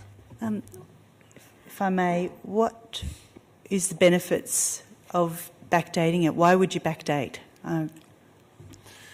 In this case, we've been recognises that they've been operating out of the facility under these key terms anyway, for practical sense. In essence, they're kind of an overholding for the previous lease, and just tidies it up and recognises that we have agreed that we would backdate the start date of the lease, and we've agreed that we'll operate in accordance with that. Councillor Brand. Could I just confirm with officers that the alt-rec that we've got in front of us has been discussed today with Linden, and in fact, perhaps contrary to what the original recommendation or the original report said, that actually Linden is the management of Linden is actually very happy with this wording and the intention of the explanation. Through you, Mr Mayor. I have, well, first of all, that's an error in the report. So there had been discussions around the general lease. There was a late change to the discussions to try and accommodate a request for Linden to potentially sublease commercial tenancies, which wasn't contemplated in early discussions and the funding deed, although it was intended that they would potentially sublease and generate revenue from supporting local artists and art organisations. That hadn't been fully checked and confirmed with Linden, and so I apologise for the error of that being reported that way in the report. I can confirm that there has been discussions this afternoon and an email with Linden Gallery, alerting them that this was the intent of what the report was meant to be about, and that we were seeking to clarify that with the officers' amendments tonight. Councillor Voss. 4.4 on the report has got me all in a muddle. It says the funding relies on a lease being in place, full stop. The proposed lease will be contingent upon funding. Maybe it's just late in the night, but I sort of going around in circles on that. I'm not quite sure if that's right. You might want to use your superior intelligence to sort of... It is late, through you, Mr Mayor, it is late in the night, and I can see how that could potentially be confusing. I think it's the principle of that the lease and the funding deed are linked. The lease was contingent on the funding deed being in place, and the funding deed is execution or operation of the funding deed also requires the lease to be in place. Now, there's a delay. There's a delay in the lease being put forward and executed, and that's probably where some of this confusion comes about. But they're meant to be linked together. So it needs to be done together. Yes. Is that what it's saying? Just should say they have to be done together. Through you, Mr Mayor, I don't think it's exactly... It was never going to be done exactly together. The funding deed was always going to be done first, and the lease would follow. I can understand the confusion. I can't fully explain it right now. Thanks very much. Further questions, or do I have a motion? Move Councillor Voss. Councillor Brand to move. Councillor Voss to second. Speakers, please. Oh, okay, go. Yes, you do. I just want to say... remember, there's no one in the room. There might be still here. There might be somebody still watching on TV. No, they dropped out an hour ago. Did they? Oh, you're joking. So there's no one listening. Okay. Can we go on? Oh, sorry, Tessie Bear. This is an important step in getting a lease organised for Linden. Linden is looking forward in a couple of years' time to actually getting a full, looking forward to negotiating a long-term lease, and we sort of keep on creeping up to that stage with these interim sort of arrangements. This one, I've got to say, I have a degree of frustration, and I don't know whether it's to do with a degree of difficulty or, I don't know, that not being able to get it together. I'm not quite sure. But this lease is we're now in a situation where we're putting the lease out for consultation. This is a lease that really did need to be in place when Linden opened up. And it's been backdated to July, but it's still just going out for consultation now, so it'll come back early in the year, next year, and I don't know how long it'll take to put that in place, but we will be almost a year into a 2-year lease before we actually get it up and running. So it's a little bit of a systemic problem. It might just be, I've got no idea what the causes of that are, but it's something which we need to turn our attention towards. And what they're doing now, I believe, is because Linden needs to rent out some of its room to bring some income in, that we're making temporary arrangements for that to happen. There's a workaround. It's all with goodwill and creativity, but it's not really great. Anyway, this alternative motion arose out of a little glitch that happened, and I think everybody will be very happy, and everybody is working towards positive outcomes. It's all good. It's all very slow. Councillor Voss. Just in relation to what Councillor Brand's just mentioned, it would be good to to have some assurance potentially that it'll come back ASAP rather than to a council meeting rather than at a future council meeting, and perhaps we could have probably tightened up 3.5 there. But I'm not sure if I should put in an amended motion there. I'm seeing some nods over there from as quickly as possible.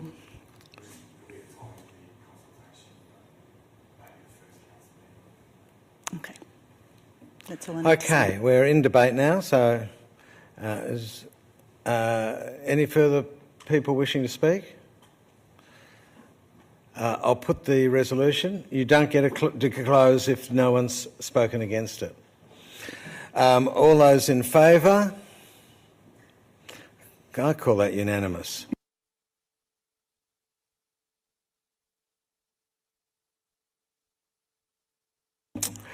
Notices of motion. Councillors, we have no notice of motion tonight. 16, reports by councillor delegates. Councillors, do we have any reports from councillor delegates? 17, urgent business. I understand there is no urgent business. Confidential matters. Councillors, we have one item which is confidential relating to the awarding of contract 2175 for the provision of maintenance of parking meters and associated services. I now call on a councillor, my favourite two, Voss and Pearl, who are moving that the meeting be closed to members of the public to consider this confidential item. This Councillors Voss and Pearl have moved and seconded that the meeting be closed to members of the public in accordance with section 89(2)(d) of the Local Government Act 1989, as the item relates to a contractual matter. I will now put the motion. All those in favour? That's unanimous.